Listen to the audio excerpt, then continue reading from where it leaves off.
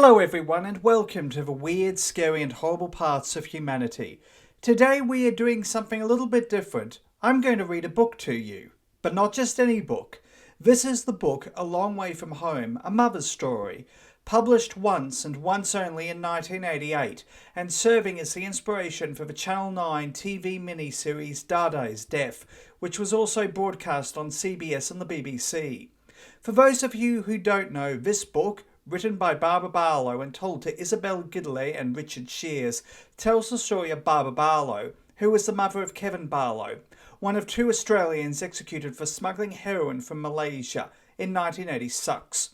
One of our first videos, and in my mind one of our best, and one that I really enjoyed making, was on the execution of Barlow in Chambers, who became ignominious in late 1980s Australia and in turn Malaysia as the first Westerners executed in Malaysia since the Second World War and the first Australians executed since Ronald Ryan in 1967, who was the last person executed in Australia. As of 2023, Kevin Barlow and Brian Jeffrey Chambers, or Jeff as he is known, would become two of only 6 Australians executed since 1967, with Barlow as a dual British citizen becoming one of 4 Brits executed since the last executions of Gayan Evans and Peter Allen in 1964. I also have a scanned copy of This Little Piggy Stayed Home, Barlow, Chambers and the Mafia by David Williams, which is very hard to get your hands on, but I am missing the last 13 pages.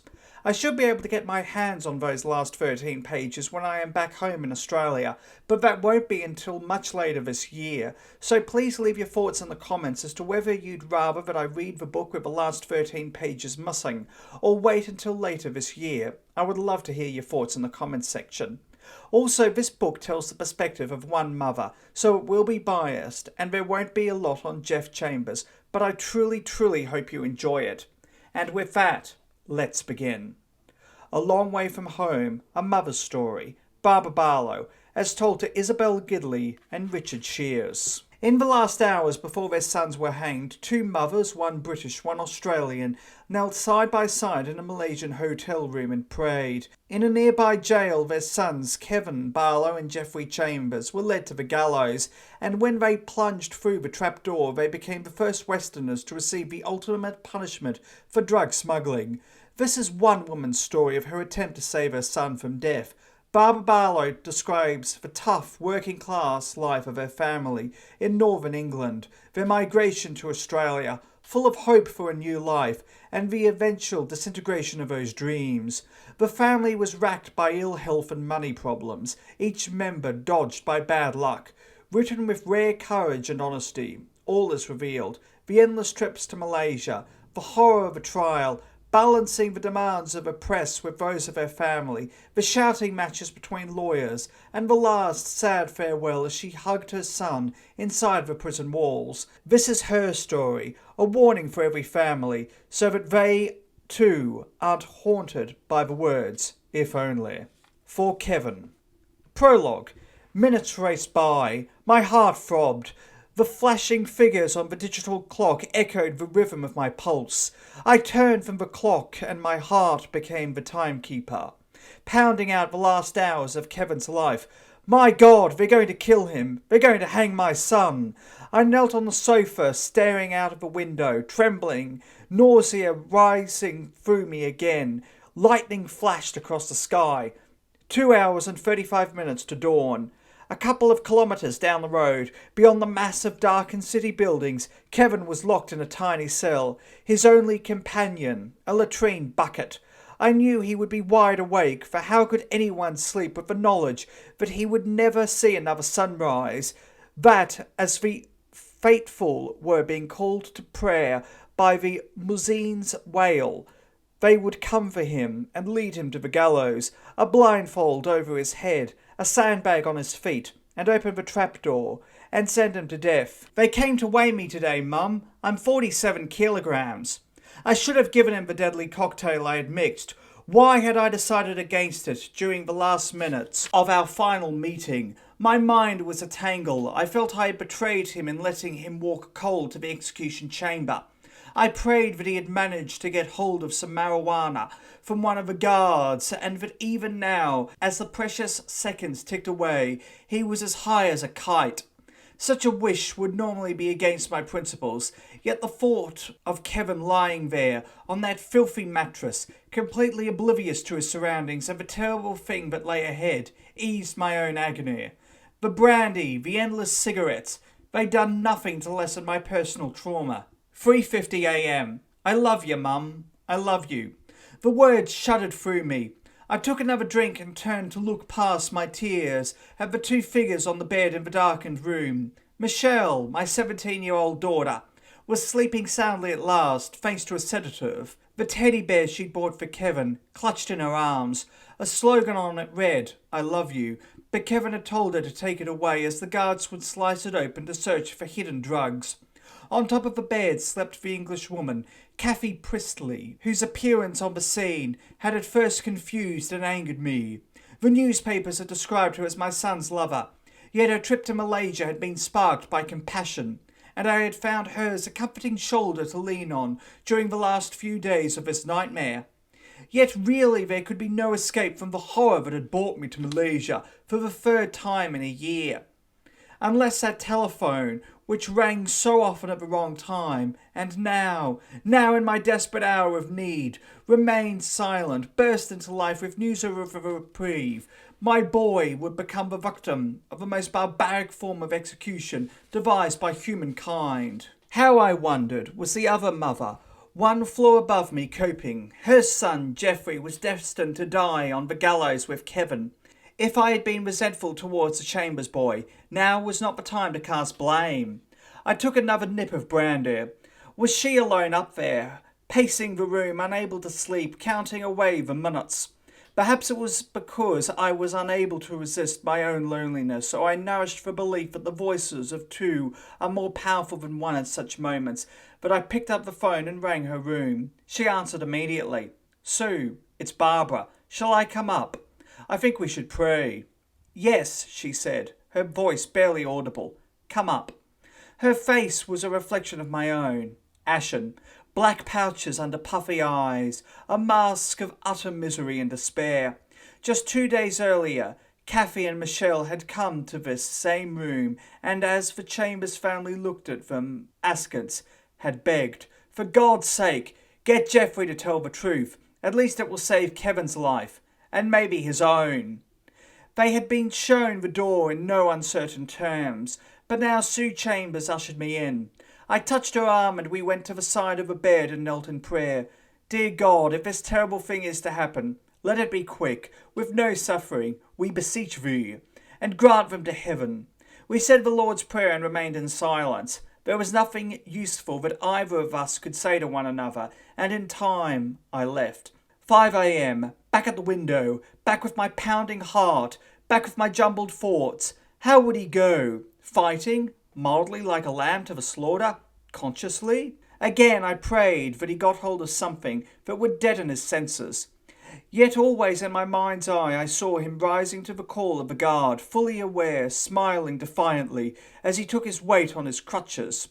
But how would he manage to use those cumbersome sticks while wearing a blindfold? How would he negotiate the corridor from death row to the execution chamber, clamber up the wooden steps to the platform, where the noose dangled from its frame? Questions filled my head. 5:40 a.m. Thunder rolled. They would be at the jail now, those friends and relatives who were holding a dawn vigil. It was not the first time that groups had gathered outside those huge steel gates, but today they were there out of respect for Kevin and Geoffrey, for they were the first Westerners to be sentenced to hang. 5:55 a.m. The sky was lightening rapidly. It promised to be a beautiful day after the night storm. There was still time for the phone to ring. The King of Malaysia, the Queen of England, the Prime Minister, some world leader somewhere, perhaps, had exerted some last-minute influence. Seconds ticked on. My heart throbbed. All my life's tears had been shed. 6 a.m. Where was he now? Still in his cell, waiting for guards who weren't going to come because the Malaysians would never dare to do it? My fingers dug into the back of the sofa as I knelt at the window, 20 stories above the city. "Kevin, be strong." Be strong.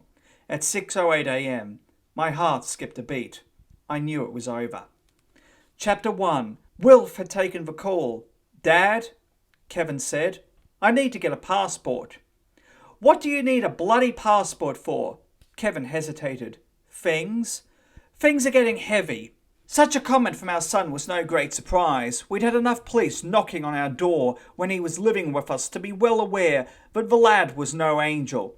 But his request now to send him his naturalisation certificate so he could get a passport signalled something sinister. Kevin, are you in trouble? Asked Wilf. No, Dad, I'm not in trouble. I just have to get away. Sarah won't patch things up, and I just want to get away, to get over it. Wilf was worried after that call. There was something in Kevin's voice that set alarm bells ringing. I was perturbed too. Kevin had told Wilf that he wanted to go to England to visit his grandmother. To me it was an unusual plan, given the urgency of his call. Wilf cracked open a bottle of beer and sat in his chair, contemplating the call. I paced the room, mulling over it. Something was wrong, terribly wrong. My intuition told me. He's running from something, I said. But I didn't want to believe it was so serious that it would send him scurrying out of the country.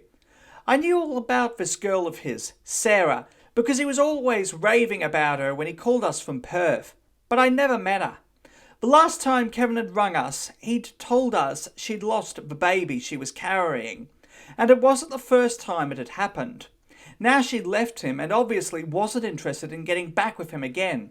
Kevin was now nearly 25 years old, and technically I could not withhold the naturalisation certificate. As British migrants, Wilf and I became Australian citizens in 1974, 3 years after our arrival, and our 4 children were included in the naturalisation documents.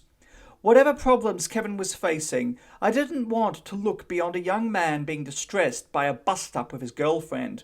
The next time he rang, I decided, I'd persuade him to come to South Australia, where he could talk it out of his system. But his next call was far more urgent than the first. Mum, it's very important you send me those documents. I've got to get away. Don't you understand? I've got to leave. He was so insistent that with great reluctance I searched out the papers and sent them to him. I just didn't want to create any bad feeling, especially as he would ultimately be able to get hold of the necessary documents through official channels anyway.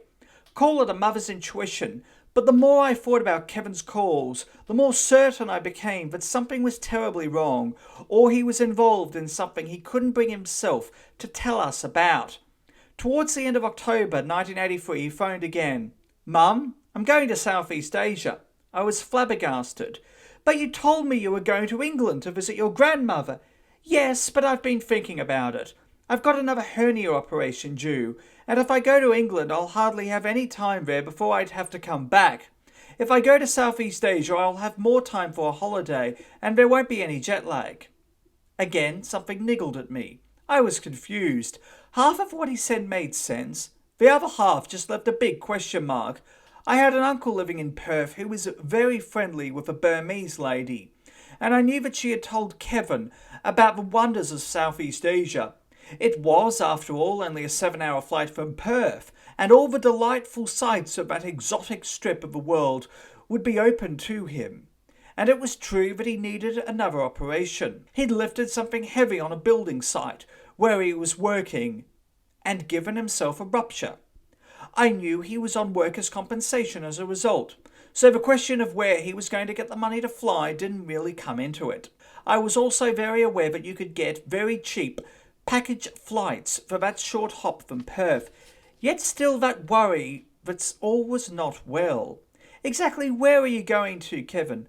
Or Singapore first, and then wherever the fancy takes me. And then suddenly it hit me. It was like someone punching me deep inside my head, causing everything to shake. Hardly before I realised it, the words tumbled out. Are you drug running? His response was immediate. Angry. Don't be bloody stupid, woman. What made me ask? Was the question prompted by his revelation 3 years earlier that he smoked marijuana from time to time? Because that's all I was thinking of now, marijuana. Nothing harder than that. Or was my question sparked by what I thought was his evasiveness, by something I had picked up in his voice? Again, I think it was a mother's intuition, because I believe that no matter how much a son or daughter will try to conceal, a mother who has nursed that child from birth and raised him or her into their teens will be able to pick up some semblance of the truth. So while I suspected there was some pressing reason for him to go abroad, I was totally convinced by his denial that he was drug running. And when I say drugs, the only substance that had been on my mind was marijuana. I knew for a fact that Kevin was totally against the hard stuff. How do I know? Because of the honesty that he had displayed to the whole family on the drugs question. On one of his visits from Perth over the Christmas of 1981, he had laid his cards on the table. "Mum, Dad," he'd said, "I know you aren't going to approve, but I want to tell you something. I smoke pot." "No, I bloody well don't approve," I'd snapped, and Wilf had said pretty much the same. But Kevin was being completely open about it, and I think what he had to say next was quite right. I'm telling you because I would rather you hear it from me than from some uninformed idiot who will give you half a tale and get it all mixed up and wrong. He told us he didn't smoke it frequently, just now and again when he was out with a crowd. The question of his pot smoking also came up when he came to visit us for our silver wedding anniversary in March 1983. Little did we know then that it was the last time we were to see him as a free man. "Are you still smoking pot?" I asked him. He smiled and nodded slowly. "Don't worry, Mum. I know how you feel about it, and I'll respect your wishes. I'll never bring it into your home. But yes, I still smoke. Sarah and I will have a joint together from time to time." Sarah. I knew little of her except she'd been Kevin's girlfriend for some time since he set off for Perth in November 1979. He had been completely smitten by her, and there was talk of marriage. But the way events were to turn out, Sarah indirectly became my son's death warrant. Kevin told me he met her when he had changed his job through a building apprenticeship scheme, and because his new workplace was further away, he had decided to move out of his flat. He moved into Diggs, and Sarah was the landlady's daughter. They got on very well, and in time they found a place of their own, and moved in together. Sarah's mother did not approve of Kevin, but we got the impression it was because of the age difference. He was then 24 and she was 18. "When you come over for the anniversary," I'd told him, "bring Sarah with you. We'd love to meet her." He promised he would, and I made arrangements to meet him. When the interstate bus arrived in Adelaide, I drove down to the terminal with my daughter Michelle and waited expectantly for Kevin to step off with Sarah. I couldn't believe my eyes. The woman accompanying him was enormous. If that's Sarah, I thought, God help you, Kevin. He quickly explained that Sarah had been unable to come, and that the lady he was with was just a travelling companion he got chatting to on the bus. Kevin's life in Perth since he had set off from Adelaide had been shrouded in mystery. We found out quite a lot from him, but there were other things that we feel we didn't know about, particularly towards the end, before he made that phone call to ask about documents to enable him to get a passport. When he first arrived in Perth, he stayed for a while with my uncle. He quickly found work as an apprentice welder and would ring us from time to time, always forgetting the 1.5 hours time difference and getting us out of bed to tell us how he was getting on. He'd moved into a flat near Kings Park, had made a new circle of friends, and played 10-pin bowls a lot. In fact, he had his own ball made to suit his hand. And he spent a lot of time at the small airport doing odd jobs in his spare time in the hope of scrounging rides, because Kevin was crazy about planes and had been since he was a little boy. He'd also go down to the pub and play pool with his mates and go to the beach because he was a good swimmer. He was always raving about the Perth beaches until he started raving about Sarah. He was obviously head over heels in love with her. When he came to the house for our wedding anniversary, he brought out a little box, opened it and revealed the most gorgeous diamond solitaire ring, an engagement ring for Sarah, he said. During that visit, the last time our son would ever be in the house, he drove around to see a few of his old mates and shared a few beers with them. We had planned a wedding anniversary party for the following Saturday, but he could not stay that long because he had a doctor's appointment in Perth on the Thursday. But shortly after midnight on the Tuesday, which was actually the date we had married, he got us out of bed and pulled a bottle of Chivas Regal from his bag. "I want to be the first to congratulate you," he announced as he filled our glasses. "I'm very proud of you, Mum and Dad." Then he added with a smile, "I just hope that my marriage to Sarah isn't going to have as much drama as yours. Yes, we'd certainly had our share of ups and downs, but it was all behind us now, or so I thought. I could never have imagined the horrors that were to come." 6 months after he returned to Perth, Kevin sent his sister a return air ticket. Michelle had turned 15 the month before, on 4 August, and he wanted to give her a birthday present she would always remember. Being off work, he had plenty of time to show around Perth and the old port of Fremantle. While they were in Fremantle, Kevin showed Michelle a plaque indicating the spot where a young boy had been hanged in the pioneering days for a misdemeanour. And it was while they were driving around that they heard a news report on the radio about some people being busted for a sizable quantity of heroin. Kevin, Michelle was to tell me, had burst out, "They deserve all the shit they get. Yes, I'm sorry for the addicts, but as for the pushers, throw the bloody book at them." Not long after Michelle came back from her holiday, Kevin rang to say that he and Sarah had broken up. She had a miscarriage, and she had then called the whole thing off. Kevin was devastated, and then we had received a call asking for his naturalisation papers. A great feeling of unease overwhelmed me as the day approached for Kevin's trip late in October. When the phone rang, my nerves jumped. "I'll send you a card, Mum, and I'll call you as soon as I get back." I couldn't shake off the terrible feeling I had. He was so definitely running from something, but it was also obvious that he was still pretty cut up about the split from Sarah. I couldn't challenge him again with drug running. He wasn't on hard drugs, and I knew how much he was opposed to anyone involved with them. But something made me put the question to him again, in a roundabout way. "Are you sure you're doing the right thing?" I asked. "Mum, I'm going to have a ball. I'm going to sort myself out. When I come back, everything will be fine. I just have to go. It's as simple as that." His first postcard arrived with a Malaysian stamp on it. The card showed a picture of a holiday resort, the Genting Hotel and Casino, with paddle boats on an artificial lake and a fun fair with a big wheel in the background. "G'day, folks," Kevin wrote in his spidery handwriting. "I came up here from Singapore, but I don't want to leave. The whole place is incredible. I'm in Kuala Lumpur at the moment, but I will be going up the coast and then back to Singapore. Suffer. Kevin." A few days later, in the early hours of Thursday, 10 November 1983, my eyes snapped open. Something was wrong. I couldn't place it.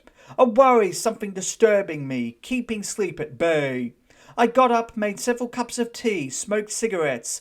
I finally dropped off at about 6 a.m. and woke with a start when the alarm clock went off at 7:25 a.m. At 7:30 a.m. the news came on the radio. 2 Australian men have been arrested at Penang Airport in Malaysia, charged with trying to smuggle heroin out of the country. One of the men is from Paddington in Sydney, and the other from Elizabeth Field in South Australia. I gasped for breath. "Oh dear God," I thought. "They've got him. They've got our Kevin." Chapter 2. I was in a blind panic. I ran into the kitchen where Wilf, Michelle and Kevin's younger brother Christopher were preparing breakfast. "Did you hear the news?" I asked. "That Elizabeth man they mentioned is Kevin." "Don't be stupid," snapped Chris. "Kevin lives in Perth and the other bloke comes from Sydney." "Yes, but Kevin comes from Elizabeth." And even though Michelle joined in their ridicule of me, reminding me of how Kevin felt about hard drugs and pushers, I just knew. I had to take Christopher into town that morning so he could see a lawyer about a motoring conviction. On the way back to the car, on the completion of business, I bought the midday paper, afraid to read the front page story, knowing what was there. The headline itself made me sick. "Seized South Australian man faces death." I sat in the car and 3 words jumped out at me. Kevin John Barlow. His middle name was spelt wrongly, but I didn't doubt the accuracy of the rest of the basic facts. He and Brian Jeffrey Chambers had been arrested at Penang Airport and were now being held in jail. What I did question was the statement that they had allegedly been found in possession of 178 grams of heroin. I didn't know about the other man, but I didn't believe for a moment that Kevin was involved in dealing with hard drugs.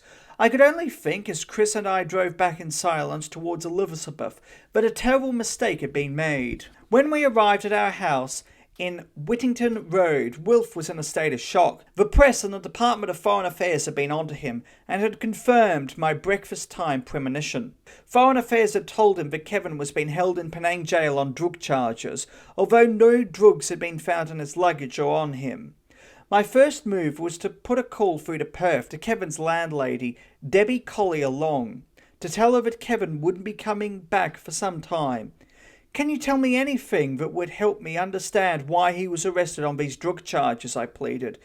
But Debbie, who had taken Kevin back in after his bust-up with Sarah, said she could tell me nothing. She didn't even know how we could contact Sarah. I was not to know it at the time, but Debbie had her reasons for playing dumb. I shall come to that later. During that terrible day, the phone rang hot. Sticky beats, wanting to know what had happened. The press, friends offering to help. I was confused, hurt, angry, not knowing what to say, what not to say. Amid the callers was a man who said he had spent time in Penang jail and wanted to warn me of the conditions my son would be facing. Jails, Ferry said, were nothing like those in Australia. Rats, cockroaches, terrible food, disease, overcrowded cells. He left me in no doubt what Kevin was facing right then. "I'd advise you to find your son a good lawyer right away," he said, and put forward a name, Kapil Singh. It hardly registered then, but Kapil Singh and I would share many desperate hours together. Our youngest son Andrew was living away from home, and we could not contact him instantly, so we called a family conference in his absence, but only heartache and misery resulted. Confused though we were about the circumstances of his imprisonment, our cold realization was that Kevin, our Kevin, would face the death penalty if found guilty. But he'll never be found guilty, I kept telling myself. Kevin is not a drug smuggler. They'll never hang an innocent man. Through our family tears, we decided that Chris and a couple of his friends should drive to Perth and try to find out more about Kevin's trip to Malaysia and sort out his affairs. The news had come through on a Thursday, which meant we had a heart-rending weekend to get through before we could continue to ask our questions through official channels. I woke that Sunday morning, my 45th birthday, and cried, "Happy bloody birthday, Mother." Some friends had insisted on us going around to their place in the hope that they could drown my despair in copious amounts of whiskey, but it just didn't work. I was haunted by questions. How had Kevin got into this mess? Could I have stopped him before going on that fateful trip? Who was this man Chambers? And the most prominent question, how soon could I get to Malaysia and be at my son's side? On the Monday after, we had got Chris and his mates on the road to Perth. I rang the Foreign Affairs Department, but they had nothing more to tell us except that Kevin was not in Penang jail but in a cell at the police station. If I wished, I could write to them through the Australian High Commission in Kuala Lumpur. It was a very difficult letter to pen. I didn't know where to start except to begin by telling him that we loved him and would do everything we could to help him. But I told him to tell the truth about the events leading up to his arrest, and that he was innocent, and he had nothing to fear. How gullible and innocent I was then, believing in justice as it meted out in Western countries. I tried several times to write to my mother in England and tell her the news, but I couldn't find a way of putting it without shocking her. I decided to leave it until after Christmas, so I wouldn't ruin her enjoyment of the festive season, but found out later that Kevin had written to her, and she had received the news on Christmas Eve. What a Christmas she had had. Each day was a fraught frustration. We could find out nothing about Kevin's ordeal, and Christopher had had no luck in finding out the background to the terrible affair in Perth. The frustration was unbearable. None of us could concentrate. We kept the radio and television going all day and night in case there was further news. But there was nothing, and in no circumstances your imagination runs amok. I saw Kevin crouched in a tiny cell with rats running over him, starving and crying for help. The days ran into 1 week, then 2, then 3, then a new crisis. Wilf had been getting edgy and speaking very abruptly to the point of being nasty, and one morning I found him in the lounge, curled up on the settee in a fetal position, a gibbering wreck, shaking, crying. "Get him home," he begged me. "Get him home." I knew instantly what was wrong. I'd seen it in Wilf before. He was having a nervous breakdown. I thanked God for my own strength. The past 5 years had been more than anyone could have expected to endure. We'd lost our business, gone bankrupt, and had a succession of illnesses that had brought me close to death's door. I had developed asthma and had been seriously ill with very high blood pressure. Exactly 12 months before Kevin's arrest, I had been rushed to hospital after suffering a stroke. But I willed myself to recovery. During all this, Wilf had had his first nervous breakdown. He had developed arthritis of the spine resulting from a fall in England while delivering coal, and was in constant pain. And this, together with the pressure of work, sent him over the edge. It was touch and go whether Wilf should be admitted to a psychiatric hospital, or whether he should remain in the family environment. I wanted him home, of course. But first, I had to assess my own strength, both physical and mental. Could I cope with a husband who had become a mere shell, as well as bear up to the knowledge that my eldest son was in a foreign jail under threat of death? Yes, I decided. I could cope. Would cope. There was no point in wallowing in self-pity, because that was going to help no one. I had to be strong, because the family needed a figurehead, a leader. It was at times like this I was fully aware that the strength of the family was really put to the test. My responsibility was to keep the family together, and I was bloody well determined, no matter what, not to let them down. 5 weeks after his arrest, we had our first letter from Kevin. I couldn't get it opened quickly enough. It was written on an aerogram, and the address of the sender was the jail, Penjara Palau Pingan, Jail Road, Penang. At the top of the main page was a blue stamp with someone's signature written in red ink, the mark of the jail censor. His first sentence told us nothing that we didn't already know, but the words, although somewhat flippant, sent a chill through me. Hi folks, this has to be the worst mess that I have ever been caught in. In fact, under Malaysian law, I could even hang. But he went on to immediately reassure me. I can honestly say that I did not traffic in heroin or any other drug. I think you know my views on heroin. The reason I am over here is a long and rather complicated one. It may also seem a little far-fetched, but it's true. I won't try to tell you all the details in this first letter. Instead, I'll give you a short debrief, as there are some very urgent things that I hope you will do for me. Anyway, whether you believe me or not, here we go. I was at the pub playing pool. I was pretty drunk, as I had just had an argument with Sarah. The bloke I was playing with asked me to go to Malaysia and pick up a package for $6,000. I said I'd think about it.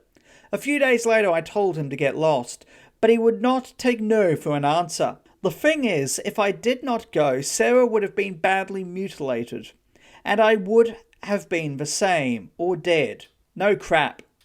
I had to agree to come here. The whole thing was a setup. The guy who came with me did all the arranging, while I stayed out of the way. He was caught with 1 pound, 450 grams of heroin at the airport as we were leaving for Kuala Lumpur. I had nothing on me, or anything like that.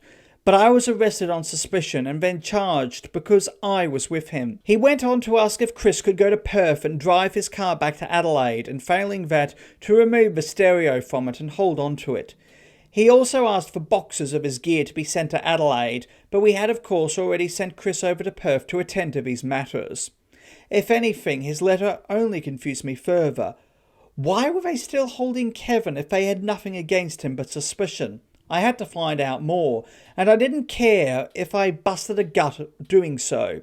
Wilf was beginning to show signs of recovery from the initial shock, and we agreed to call the Adelaide Drug Squad to see if they could help us get to the bottom of everything. They sent 2 officers up to the house. We showed them Kevin's letter, and they asked us a lot of questions about Sarah. They also took a couple of photographs of her that were in Kevin's belongings. Then they went away, and we never heard from them again.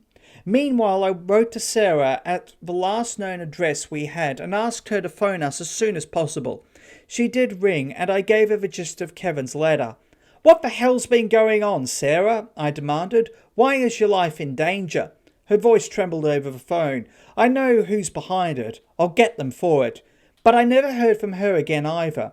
As with every step in this sordid story, I was left wondering and worrying. Who were these mysterious people she referred to? What was Kevin's connection with them? There had to be much more than he'd outlined in his letter. I was also concerned about his health. How was he coping with his medical problem during his hernia operation? Nerves had been severed and it had affected his leg, causing him a great deal of pain. He was supposed to have had corrective surgery, but his arrest put paid to that. All I could do was send him a small machine called a neuromod, which he taped to his back to stimulate the nerve ends to encourage them to grow back. Frustrated by lack of communication and no money to get to Malaysia to comfort my son, we could only sit back helplessly and await developments and pray for good news. It came in Kevin's second letter, written on 14 December, when he told us he had been speaking to lawyers and every one of them gives me a better than 80% chance of getting off. I was thrilled to hear it.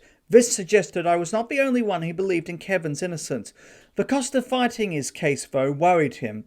The average fee for a lawyer, he pointed out, was 15,000 to 20,000 Malaysian dollars for the trial alone, not including any necessary appeals, and he begged me not to try to raise money for him, because I would put myself into too much debt.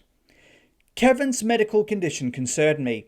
My back and groin have been giving me hell lately, especially my groin.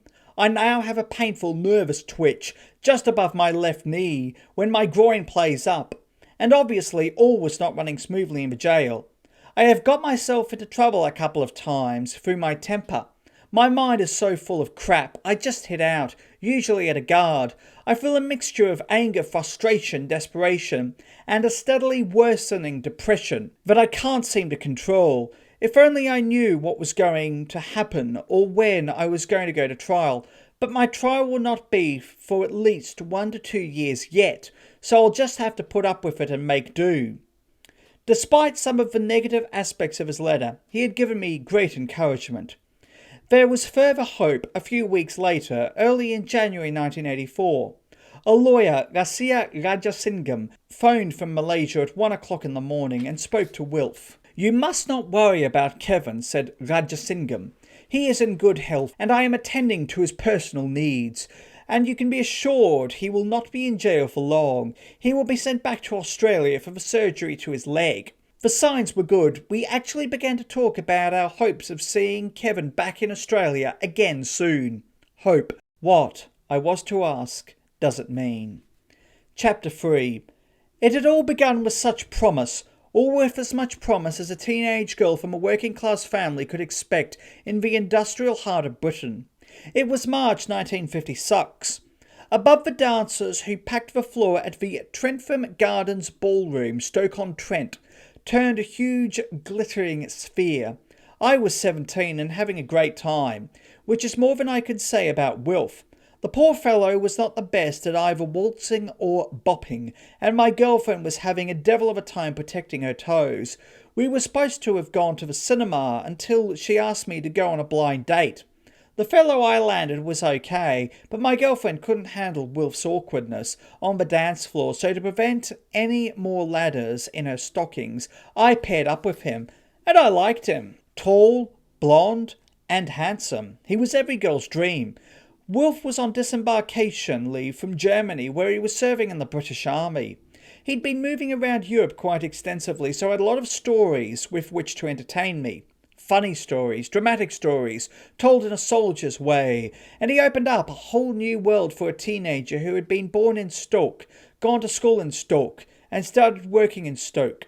Like all the girls in my company, I came from a working-class background. My father was a plumber, and with its location about halfway between Birmingham and Manchester, Stoke was surrounded by iron and steel works, but its main claim to fame was its pottery. My first job had been with the Michelin Tire Company as a clerk while studying shorthand and typing at night school. I wasn't happy with my prospects with the tire firm, so I got a job with one of the iron and steel companies, but it was Wilf who filled my mind day and night. What do they say about those things? It's just chemistry. I supposed that's what it was with Wilf and me. With apologies to his dancing, he swept me off my feet. We married on 22 March 1958 and went to live with my mother until we could get enough money together to find a roof of our own. Soon afterwards I found out I was pregnant. Wilf had changed his job and was driving a bus. Financially we should have been all right, but complications were to set in. They began with my pregnancy. My whole body swelled up like a balloon, and I was diagnosed as having toxemia. It meant that poisonous substances had got into my bloodstream, and it was decided to deliver my baby early. So Kevin John Barlow came into the world 2 months ahead of schedule on 12 October 1958. Had his arrival been normal, he might have been a Christmas baby. Looking back on it now, the first hiccup was a sign of the problems that were to beset us, but of course I could not have foreseen the future. Our second son, Christopher, was born in September 1960, followed by Andrew 2 years later in May. By now we had managed to get ourselves a council house, but with 3 young children we couldn't afford to throw our money around. As soon as Andrew was old enough to be left with a sitter, I went back to work, while Wilf was working as a motor mechanic, and once as a truck driver. I also had my share of jobs, including working as a temp and as a medical records clerk at the local Royal Infirmary. The children grew up as normal knockabout kids. Kevin became very attached to his father from as early as 3, and often travelling around with Wilf in the cab of the truck. When the M6 motorway was being cut through the Midlands and the North, Wilf was not only driving but repairing the trucks as well, and Kevin was looked upon by the other men as a sort of mascot for that section of the road. There were few, if any, luxuries, but as working-class folk under a council house roof, we weren't alone. What we did cherish was our happiness as a family unit. Our real luxuries were our holidays and weekends together, when we would borrow some camping gear, pack it on the top of the old car, and head off for the Welsh North Coast resorts of Rhyl and Llaladrynwch. We took our holiday snaps and scurried along the beaches, glad to escape for a while from the industrial smog. Kevin would toss in a line from the rocks and try his luck, or he would run through the trees gathering wood for a fire, showing off the bushcraft he'd learnt in the wolf cubs. Often on the weekend trips, the beach atmosphere carried my thoughts away to another country, Australia. My uncle had migrated in 1949 when I was 10. There had been a period when I was 13, when my father was going to follow, but through some misunderstanding he found out that the job he intended to take didn't exist, so my whole idea fell through.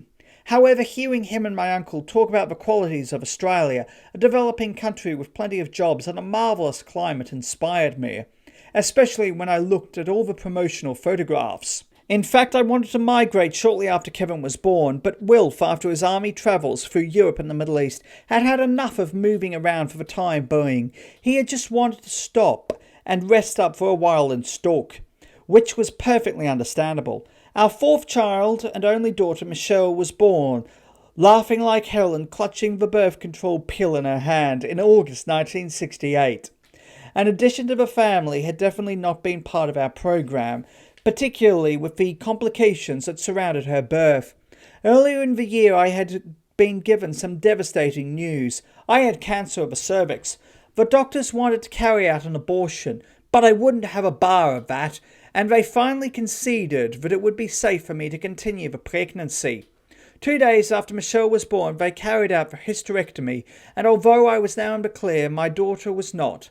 My cancer had caused problems to the unborn baby, and Michelle was born with a weak chest. But if we thought we had our difficulties then, there was much worse to come 10 months after Michelle was born. In June 1969, Andrew, who had passed his 7th birthday, was involved in a terrible accident while crossing the road on the way back from the swimming baths with Kevin, who was then 10, and Christopher, 8. His skull was crushed, the back of it was caved in, his left arm was almost torn off, and his hip was dislocated. His brain was bruised, and for the first 3 days he was on the critical list. Fortunately, there was no other damage, and he came through it. But it was going to take him a very long time to recover. Kevin was devastated. He took the blame for the accident and was very harsh on himself. Andrew had changed. There were fits of very aggressive behaviour when he would scream and yell and throw himself around, to the point where we had to fasten him down in his bedroom. Unhappily, Kevin's demeanour changed too. He grew very withdrawn and sulky and refused to talk to us.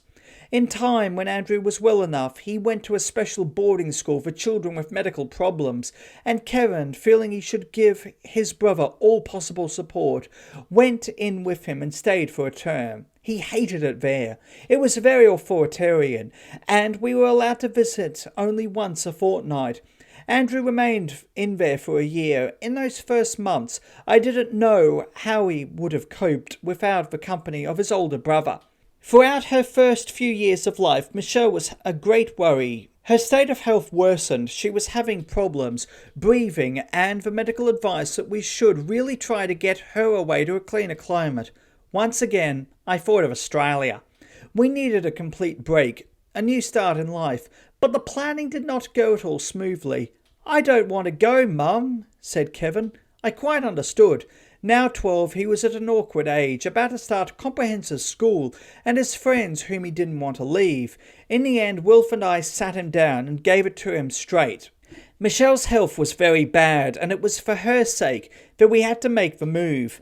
And we promised Kevin that if he didn't like Australia, we'd get his fare for him when he was 18 and he could come back to England. Wilf started making inquiries about a job in Australia and became interested in a position as a mechanic at Mount Newman Mines in the north of Western Australia. But again, Michelle's bronchial condition came into it. We were told by the Australian authorities that the area would not be a suitable environment for Michelle. Although we were regarded as good migrant material, Mount Newman was not the place for us. Nevertheless, we continued with our plans to leave England as assistant migrants, and because my uncle was living in Perth, we inquired about moving to that city. But again, we hit a snag. Perth was a popular target for migrants, and there was a 2-year waiting list for hostel accommodation. What about Sydney? Immigration officials at Australia House asked us. But I had seen films of Sydney, and it just didn't appeal to me. Wilf, in the meantime, had been told by a motor company that if he ever came to Adelaide, there would be a good job for him. However, there was another catch. The hostel situation was worse in Adelaide than Perth. It seemed our hopes of starting a new life were being shot down in flames from the start.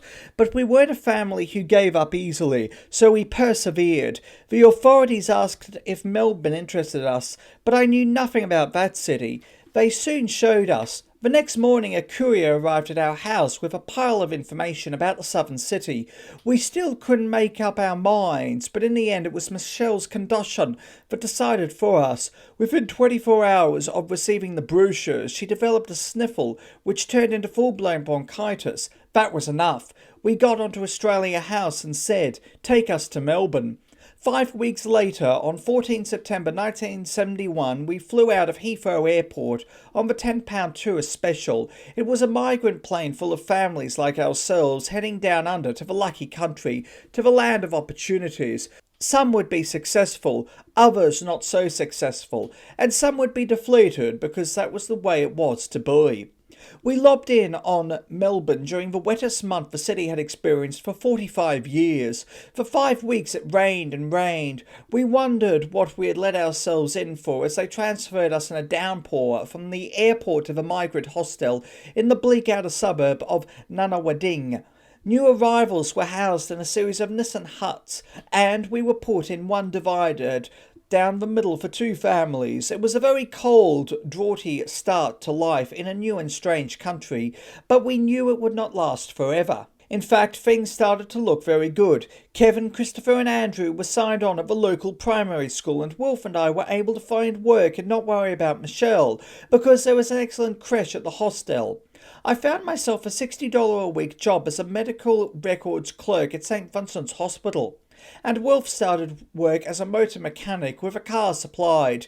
He was on $80 a week, and as we had to pay only $40 a week to the hostel for meals, laundry and so on, we worked out that we would be able to live on my wages and save all of Wilf's towards a deposit on a house of our own. And despite the draughts, that temporary accommodation wasn't really so bad when you looked at the facilities that were laid on.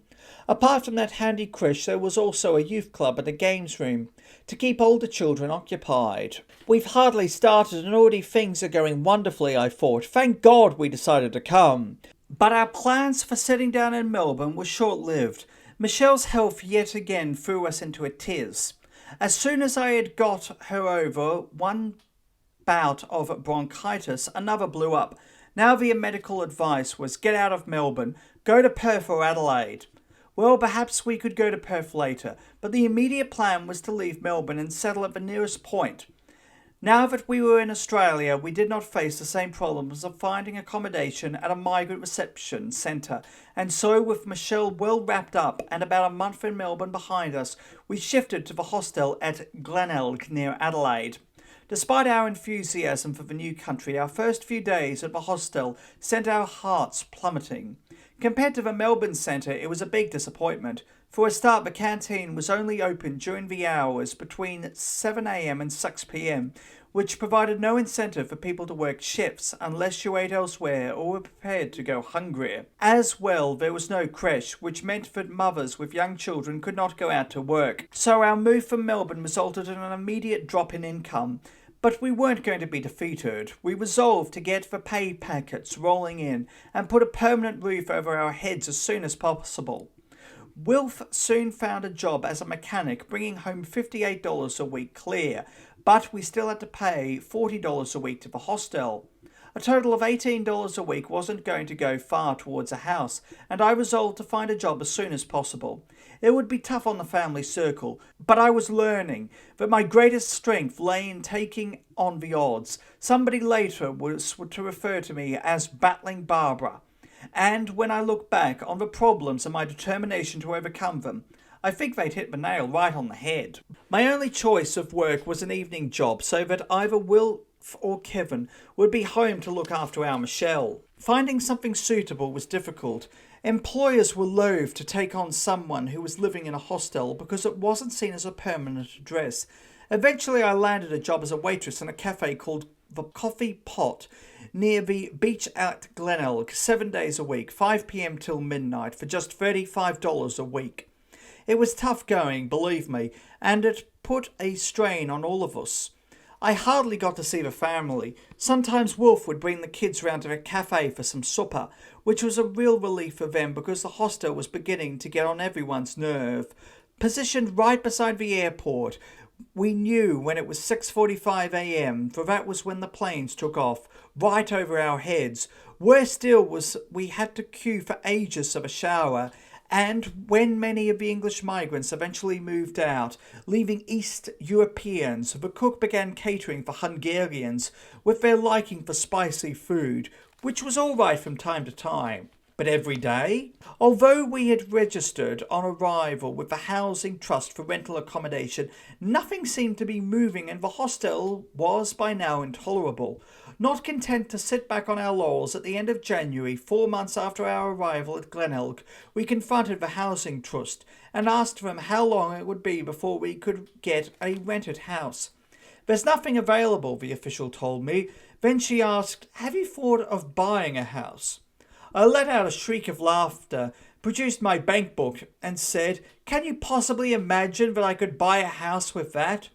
She looked at the balance, something less than $250. Certainly, she said. Through the trust you can buy a house for as little as a $100 deposit, with low repayments. I could hardly believe my ears. We had enough for a deposit? Although thrilled with the news, I knew that money would still be very tight. My job at the cafe was seasonal and would soon be ending. Then a letter arrived from the Housing Trust asking us to meet them at the corner of Neglair and Peachy Road, Elizabeth Field, north of Adelaide. When we met up, I was floored by what they had to say.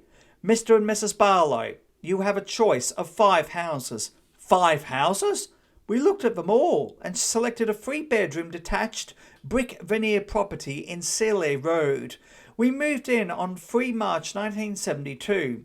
It was the day that our hometown soccer club, Stoke City, won the League Cup, the only major trophy it had ever won. It seemed like a wonderful omen. Chapter 4. The house in Searle Road was our first real Australian home, but we were surrounded by reminders of the country we had left behind. The satellite city of Elizabeth, about 30 years old, was named after the Queen, and many of the 30,000 residents were from the old country, migrants like us, whose work lay mainly at the General Motors Holden car assembly plant. The city and its own satellite areas were still spreading across a very flat landscape. But trees had been planted, pedestrian malls created, and there were good shopping complexes. The region also had some beautiful qualities. A relaxed 45-minute drive, for example, took you into the heart of the winemaking area, the Barossa Valley, and you could be in Adelaide, 37 kilometres to the south, within half an hour. Many British families, however, found it difficult to settle, being caught up in a sprawling suburban environment, and the frustration of all work and little play led to domestic rifts, heavy drinking and divorce. There was a whole street occupied by nothing but single mothers, with the resultant crawl of young men in cars. Our start in Elizabeth was not without difficulties. Although we managed to scrape together enough money for a deposit on the house, we had nothing left for furniture. Unwilling to put ourselves into debt, we swallowed our pride and went cap in hand to the charity organisation St Vincent de Paul, who supplied us with tables and chairs. We bought a second-hand fridge for $19.50, a vacuum cleaner for $15, and a washing machine which sprung a leak for $125.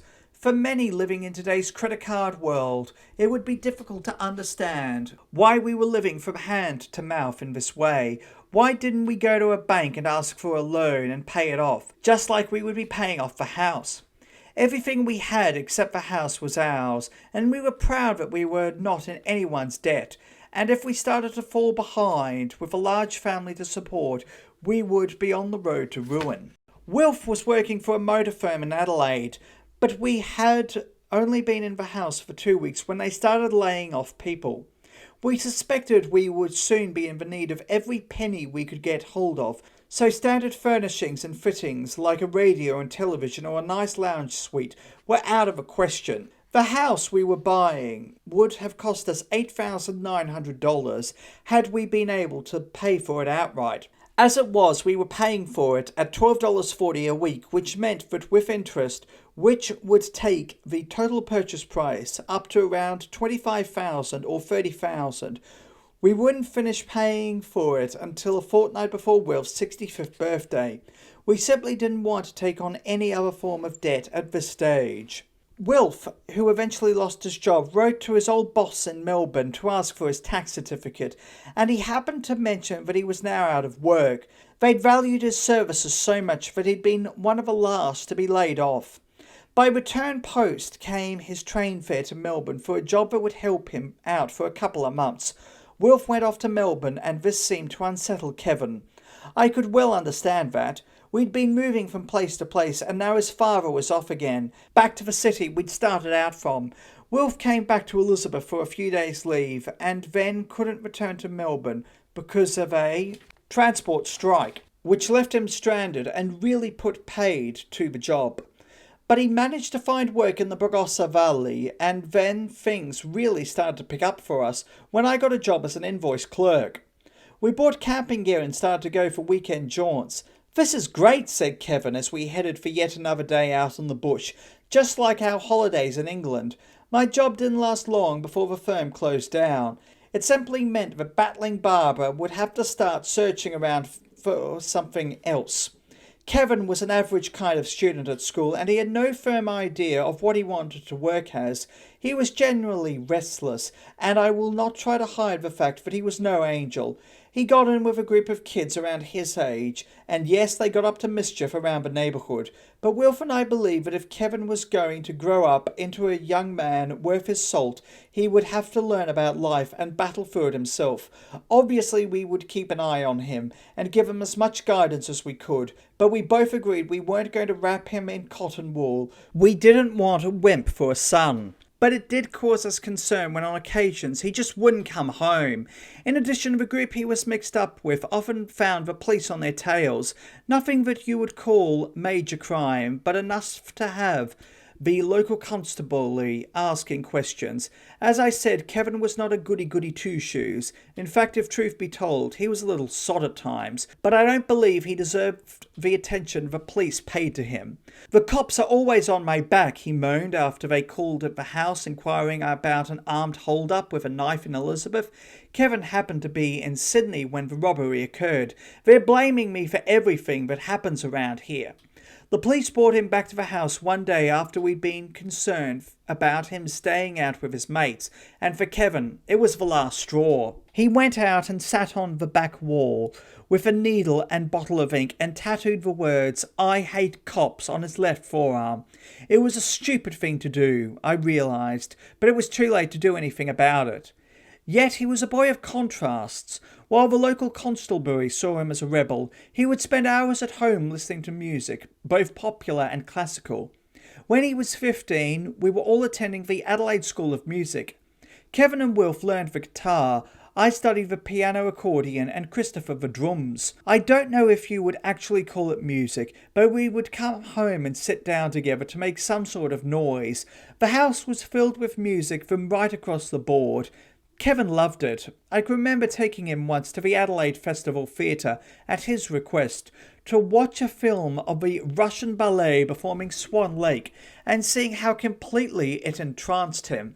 However, Kevin's interest lay outdoors. He loved fishing either in rivers or on the coast, wherever he could throw a line. But the sad thing was he couldn't eat fish himself without swelling up. He loved football and played a lot of Aussie rules after leaving school, and if I say so myself, he wasn't a bad little player. Although he would get really frustrated with me standing at the sideline, yelling at him to shift his feet. But his greatest love, I think, were planes. Ever since he was a little boy, he would pore through Aircraft magazine, and now in his mid-teens, he started making his way to the Parafield Airfield, where he would sweep out the hangars, watch the aircraft, do anything for a ride in one of the planes. Kevin was also going to the Adelaide Soaring Club at Gawler, where he would also do odd jobs in the hope of being taken up in a glider. One night, a Bentley pulled up outside the house with Kevin inside it, and the suave-looking gentleman at the wheel asked whether we would consider helping our son get a flying licence because he was a natural.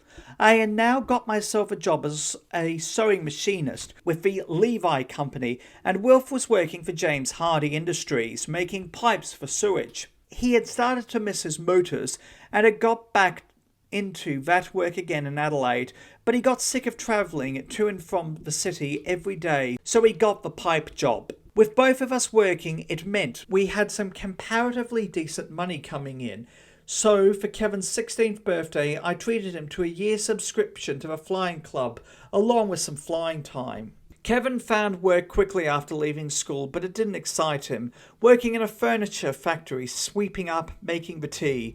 Wilf was worried about the way things were going at his workplace too. He could see the writing on the wall. The jobs were slowing down, and when the work came in, they were all fighting for it. So after Christmas 1976, Wilf decided to buy a milk round. We had decided to be free of firms that suddenly laid you off or shut down on you. At the Levi factory, I had my own share of problems. They saw me as a bit of a stirrer. I simply believed in speaking my mind, and I left no one in any doubt that I objected to paying union dues. I couldn't see what was being done for workers. There was certainly no representative on the shop floor, so I organised a petition and sent it off to the union complaining about things. But once again our luck turned sour. I injured my hand, and while on workers' compensation, Levi's took the chance to get rid of me. So I had to find yet another job. Since I'd been on compensation, this again proved difficult. But through perseverance, I eventually found work as a press operator with a firm that manufactured tumble dryers. I became a shop steward, and in that position, you get to hear things. What I heard was that the place was closing down, so I decided to get out and help Wilf with the milk run. Are some families destined to go through life crashing into brick walls, seeing all their hopes and aspirations crumble at their feet? Is there some divine being who decides that this person should be blessed, another cursed with ill luck? No matter what course they decide to follow, When I look back at the number of doors that slammed on us, the others we had to crash through to press on with our lives, I certainly wonder, and I often ask, what if? What if we'd stayed in England? What if we'd nursed Michelle through her health problems in Melbourne and stayed on there? What if I had taken that job or not taken another? They are questions which will never be answered, of course, but I do wonder. The milk round gave us all hope for a brighter future. Wolf's experience of deliveries in England had made him confident that he could make it work for us, but our position went from bad to worse. We tried like hell, but I must agree with Wolf's sentiments of the time that whenever we set out on a new path to improve our lot, life just kicked us right in the teeth for our efforts. We paid $3,000 to the milk round, with the agreement we would pay off so much a week, and we opened an account with a dairy to purchase the milk. We had a Holden station wagon which pulled a covered trailer that we nicknamed the Grey Ghost. We would load up at the dairy at midnight and go off on the rounds. As it was only a retail business, it meant no shops, just door to door around the suburbs. A percentage of the customers paid by cheque, but others would leave the money under the milk bottles. But while we had our own round to look after, we agreed to caretake another while the milk board found a buyer for it. From the start, the figures didn't work out. Quite frankly, we were sold a pup. We had to pay for the milk up front, and even though we delivered the bottles to the doorstep, it still remained our responsibility until it was taken indoors by the customers. Bottles would disappear from doorsteps before householders opened their doors, and money vanished too. The strain of it all, the constant worry of trying to get a dead business up and walking, was just too much for Wilf, and he cracked. He had his first nervous breakdown. He was to remain in hospital for 3 months, and during that time, with the 2 rounds now my responsibility, I found Kevin to be a wonderful friend and great moral support. He'd been working for a time as a fettler for the railways up north, which he loved, and although he now had a day job at a steel mill, he would come home, snatch a couple of hours' sleep, and then help me with the rounds throughout the night. But one night disaster struck. As if things weren't disastrous enough, Kevin came home with the news that there wasn't a cent to be found on any doorstep. Someone had done the entire round. We lost $500 that night, enough to sink us. I had the difficult task of breaking the news to Wilf in hospital, after which I had to contact the man from whom we'd bought the round and ask him to take it back. Because the figures could never work, we were also up to our eyes in debt with the milk board, something to the tune of $6,000. Our lives were shattered, we thought. Little did we know the horror that lay ahead. My car went back to the finance company, and although Wilf came out of hospital and went straight into a job as a mechanic at a garage, he just wasn't ready. He couldn't take the pressure, and he had to give it away after 2 or 3 months. Christopher, now 18, had moved house and was living in a flat with his girlfriend, so the only income was coming from Kevin, still at the steelworks and the dole. In desperation, I snatched at a job selling insurance, but it meant travelling all over the state for up to a fortnight at a time. It caused a great deal of family distress, so I had to surrender it. I felt like a woman punching at shadows, fighting like mad, but not scoring any points. With Wilf and I on the dole, we were just fending off the debtors. Court action was pending, and finally we decided we had no other choice but to go into voluntary bankruptcy.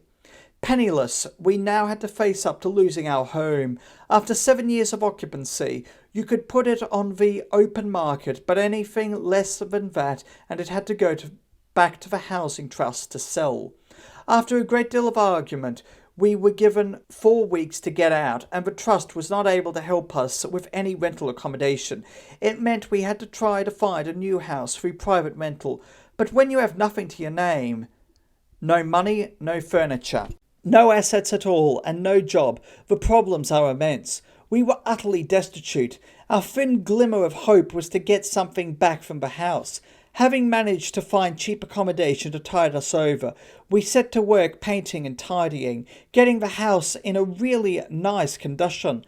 But while we were away one day, vandals got in and wrecked it. The upshot was that when the house was sold in March 1980, we were left, after legal fees were paid, with the stately sum of $135. In our rental house in Smithfield near Elizabeth, life went from bad to worse. Kevin had decided to move on, and I don't blame him, and was living with friends near Port Adelaide, leaving young Andrew, Michelle, Wilf and myself in the house. It was not what you would call a palace, and as the rain came through the roof and water built up under the floorboards, and we picked up electric shocks from the switches, Wilf and I had terrible rows. "It's your bloody fault we're in this mess," he would shout. "You let the business fall apart while I was in hospital." But I wasn't going to get involved in slanging matches. I don't think you could put the blame on anyone. We had tried to make a go of it, but circumstances went against us. I believed, however, life had to go on, and I was prepared to fight to the last to change those circumstances. But it was not a happy time, for I was aware the family was breaking up. Kevin, who would come up to see us once a week, had decided that his immediate future lay not in South Australia, but in Perth. We had been in the city 3 years earlier to help with funeral arrangements when my aunt died, and he had loved the place. So in November 1979 he went the way of all young men, west. "Don't take it the wrong way," he said just before setting off with his Afghan dog Kimber, a gift from a friend. "My moving is nothing against you lot. I just need a change of scenery." I'd always been interested in politics, and during 1980 I became involved with the Australian Democrats, hoping to organise a meeting at which the leader, Don Chipp, was going to speak. It went extremely well, and it was as a result of that my alignment with the party really began. But at our $50 a week Smithfield home, with no mains sewage, life became unbearable. We had to use pliers to turn the hot water tap off in the shower because it became too hot to handle, and we had to put a tulpan up over the bed to stop the mattress getting wet when it rained. Finally, after we bemoaned its state to the rental tribunal to try to get a reduction in our payments, the place had a condemned notice slapped on it, and we were given 4 weeks to leave. Michelle had stood up to the damp quite well. She had grown out of her health problems, but I had developed asthma. Disaster stared us in the face. Soon we would be jobless and homeless. And then friends loaned us a caravan. Another friend said we could park it in her carport. And with Andrew going off to live with friends and Christopher returning to the family, we ended up with Wilf, Christopher and me in the caravan, and Michelle living in the friend's house. And that's how it was for 2 months, and Christopher moved away to live with his girlfriend. Wilf and I stayed on in the caravan until at last the Housing Trust was able to offer us a house in Whittington Road, Elizabethfield. It was only $66 a fortnight, and suddenly the future didn't look so bad again after all. We were, of course, still out of work. Wilf did try to find jobs, but the stock answers were that he was too old, had been out of a trade too long, or was overqualified. They gave him every excuse in the book. He became very depressed over it all, so to ease his mind he began doing voluntary work, taking up positions on the local high school council and community development board and other community groups. He also worked as a voluntary bus driver, and although we were living off the dole, we were now in a manageable position. We weren't living in the lap of luxury, but we had a roof over our heads and clothes on our backs. I still retained my interest in politics, and when the state election came up, I stood as a Democrat's candidate for the seat of Elizabeth on a platform of various social issues, such as youth unemployment and better help for the aged. It was tough work in a Labour territory, pretty much a one-woman show, and as I expected, I lost my deposit. 4 days later I felt disoriented and started having dizzy spells. Wilf made me sat in the chair while he prepared dinner, and that was the last I was aware of. When I came round, I was in intensive care. Apparently I had passed out. Wilf was standing with a doctor who was shaking her head. In the morning I found I had lost the use of my left side, just as if someone had drawn a line down my middle to define which side could work and which couldn't. I had suffered a stroke and was told I would be kept in hospital for at least a month. It was a terrible shock to me. I was only 40 years old.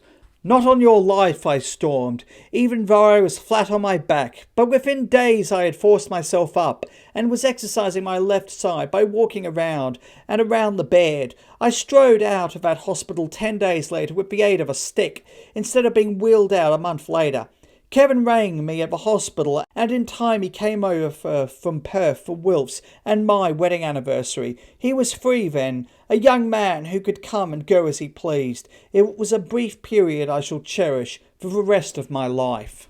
Chapter 5. Hi folks, this is my first letter to anyone in 1984. A couple of the letters I've had have come from the most unexpected places. People I've not written to have sent me letters. One of them came from a young couple that I've only met 3 times. They got my address from the guy who's looking after my car. It is fantastic the way some people, without knowing the circumstances or anything, are writing to me and offering me all sorts of help and support. I just had to stop writing this letter for a couple of hours as a solicitor came to see me. You won't believe what he just said. He said I am to be released, along with the other guy, Jeff. Apparently the High Commission in Kuala Lumpur got a message from the Foreign Affairs in Canberra to say we were to be released. Dennis, the High Commission bloke, did not know anything about it, so he rang Ranjakassam to see what he knows. As Ranjakassam knew nothing, he rang the cops and they said no way. So I have to wait and see. Geez, it's bloody frustrating. There must be some element of truth in it, though. Why else would Foreign Affairs send such a message to the High Commission? Why indeed? Why indeed had this terrible debacle begun in the first place? Because of one gigantic mix-up, I was certain, just as it was to transpire. Like the reports of Kevin's imminent release, words of encouragement to my son had somehow gone full circle through the world of officialdom and come back to him as fact. Kevin's next letter, written a fortnight after the first, portrayed a far less hopeful mood, which filled me with utter helplessness. Just lately, I have been keeping pretty much to myself. Frustration, etc., has got me into a fair bit of strife. I can't seem to talk to anyone or make myself understood. Ever since my arrest, I've been kept in a trance. I can't accept what is happening. If I try to tell people I am innocent, I get that "I've heard it all before" look. Sometimes I can see very clearly and rationally, but most of the time I'm like a zombie. I don't even know what I'm doing. It really scares me now and again. The thing that scares me most is if I'm allowed to come back to Australia and I don't snap out of it. People will think I'm round the twist. I'm beginning to think I am myself. Another thing that bothers me happens mainly at night. I often wake up at night shaking uncontrollably. My whole body starts jerking in spasms. One of the blokes I share a cell with says I've been doing some pretty weird things at night after I have gone to sleep. I used to think it was due to my groin and back because my left leg has been twitching a lot when my groin plays up. Now my whole body starts twitching and shaking. Kevin also mentioned that he had told the lawyer Ranjakassam that he had no longer wanted him to act for him because he was demanding his fees up front, $8,000. Ranjakassam, in fact, had been working for both Kevin and Jeffrey, but I had to agree with Kevin's sentiments. The family had nothing like that kind of money, which is how we became involved with the lawyer Kapil Singh, who had been recommended to me by that anonymous caller.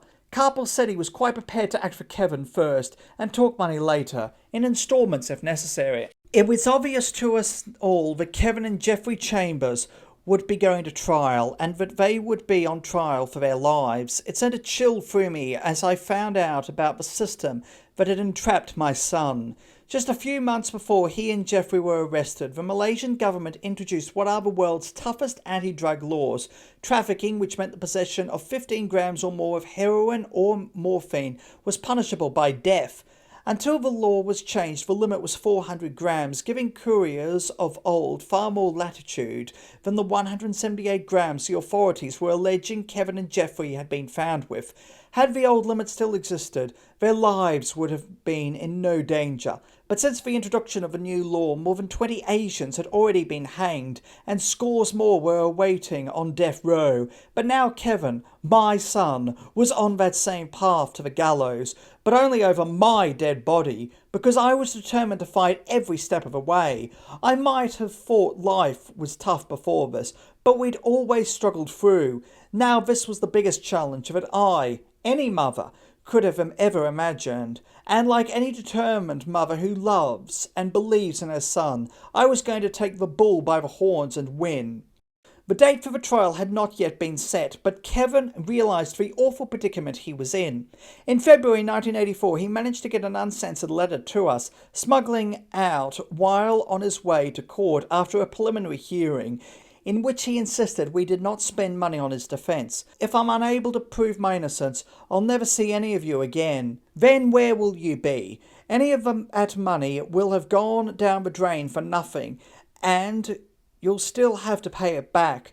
I hope you don't take offence, but I can't risk your money. And then something Kevin wrote worried me. About 5 to 6 weeks ago, I saw a Fed, Australian Federal Narcotics Officer. They are not interested in helping me or catching the bastards that forced me here. I got myself in a bit of shit by giving them only a little of the information I could have given them and trying to protect someone back home. Kevin's words suggested he had been caught up in something big. Was he involved in a drug smuggling racket? The whole affair worried me no end until I remembered his earlier letter explaining that he had been forced, through threats to himself and the girl he loved, to travel to Malaysia. The only drug Kevin was involved with, he was, to make clear in his latest letter, was pot. And although I still did not approve, it was a welcome relief to know that was all he had been taking and was still taking, and who could blame him, given the conditions? True blue, this place resembles Auschwitz, minus the ovens. In fact, they were probably better off. At least they had beds and a dunny roll.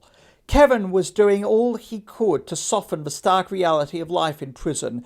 He was even making his own home brew from oranges, sugar and hot water.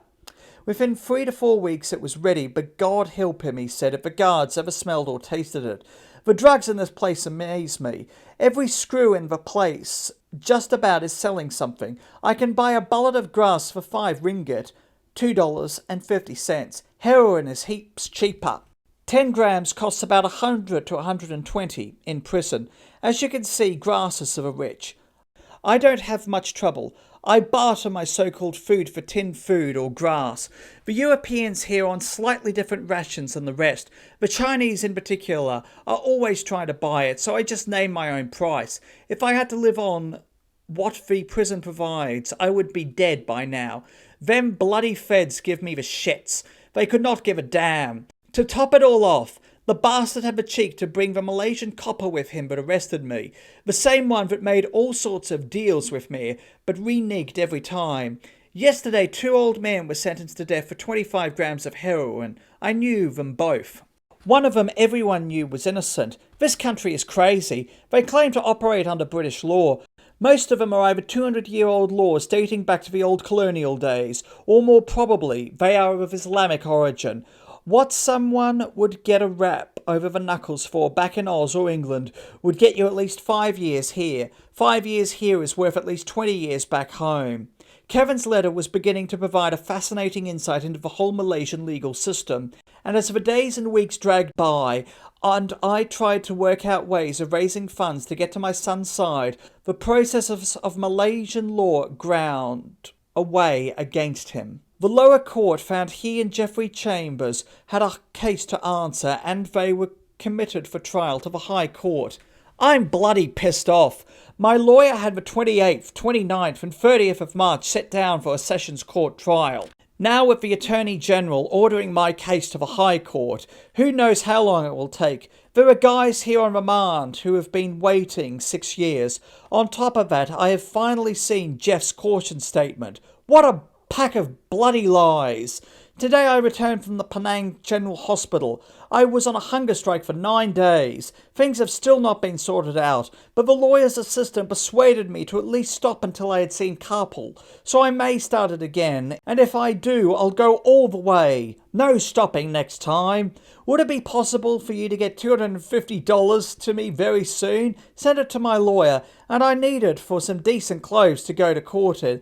I've been going in new jeans and a t-shirt, but also for things I need in prison, toilet paper, soap, toothpaste, decent food, etc. $250 should last me a fair while. I'll pay it back to you when I can, after my trial at the latest. I hope everyone will still write. Their letters will be answered eventually. Besides, it will be something to look forward to when I get out." So Kevin still believed he would be freed, which made the weeks and the months that followed all the more frustrating. Wilf and I were reduced to tears so often as we sat and waited for time to pass, because the legal system, as Kevin had made it clear, was pretty rusted up in Malaysia. We could find out little through official channels, and whenever the postman came, we ran out to meet him, hoping he would be clutching another blue aerogram from our son. Although all his letters carried the censor stamp, which meant he had to be careful what he said, Kevin kept us well informed about events for the rest of 1984, his moods rising and failing, his health uncertain. I felt for him, and again I cried for him. Georgetown, 17/3/84. You already know the bad news about court, etc. The way things are looking lately, I won't be getting a trial for a couple of years yet. I'll be right round the twist by then. The lawyer's junior partner said you were sending $50 over. Thanks heaps. I've just taken my last Valium. The Penang General Hospital say I have heart trouble, but they don't know whether it's caused by my nerves, so they gave me Valium.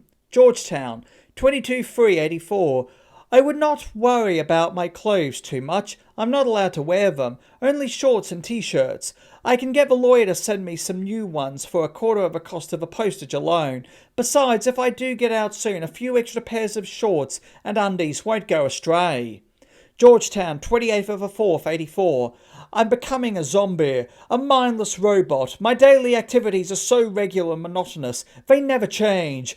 I feel like a chook in an automatic battery farm. Have you seen or heard anything from the federal narcs at all? If you have, what have they said?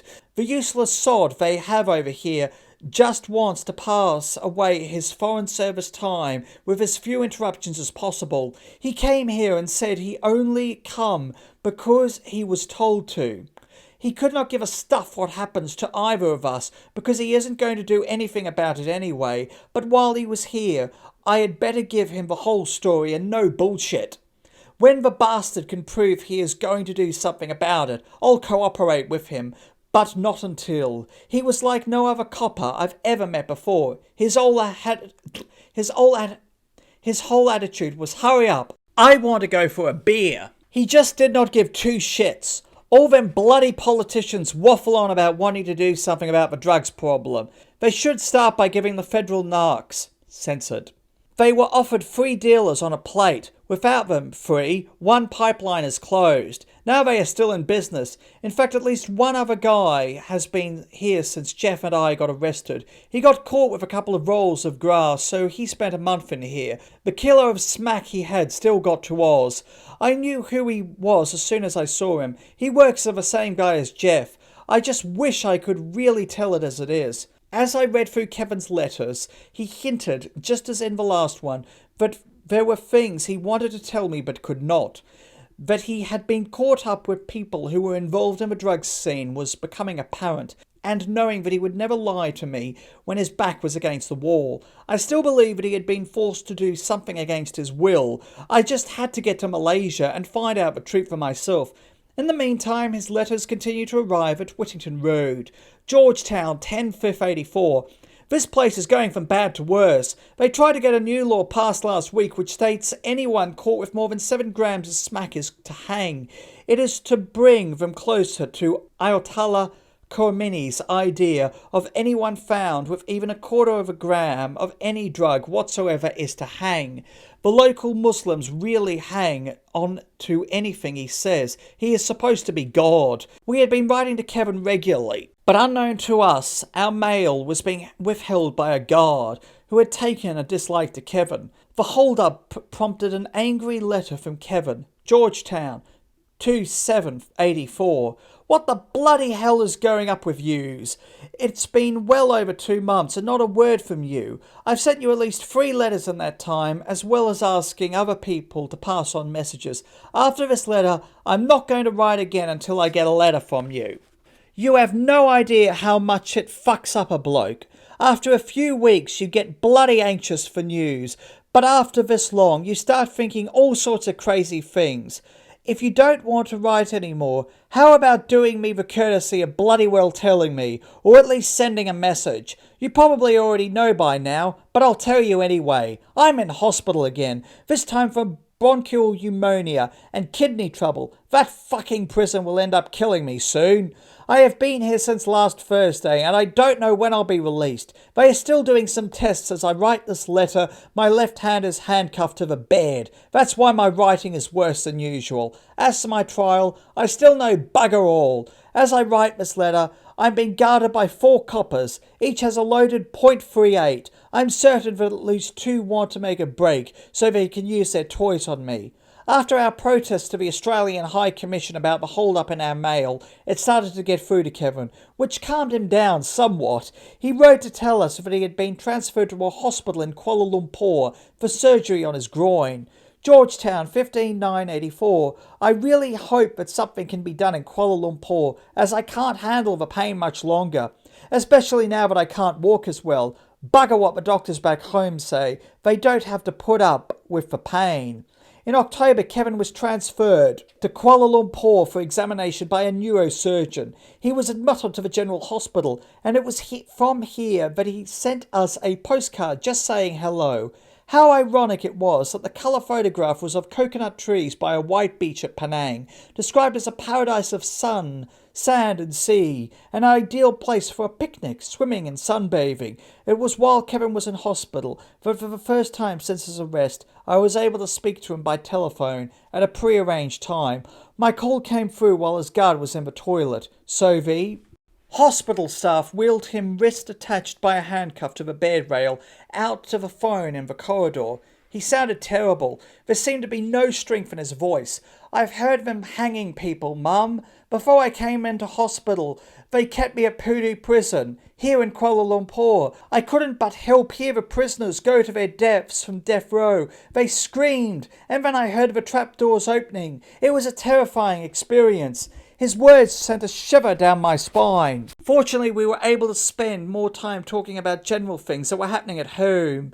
I knew he wanted to tell me more about the background of his predicament, but it was impossible over the phone. The whole family had chipped in for the cost of a phone bill, so we were all able to have a word with him, and I think it went a long way to cheering him up. But the call had left me dissatisfied. All my instincts told me that I should be up there in Malaysia. Common sense left me asking what I could possibly do to help him now that he was caught up in the Malaysian legal system, but on wealth sickness benefits money. How far would that get me towards Malaysia? Yet still I resolved to get there somehow, even if I had to go down on bended knee and beg for the cash. In the midst of all of this, while waiting for the trial date to be decided, I had come up with my own form of distraction from the dark cloud over us. I put my name forward as a candidate for the seat of Elizabeth again. I didn't expect to win the seat for the Democrats, but at least this time I got my deposit back. Kevin had warned me not to run. If you are, you're stupid, he'd written.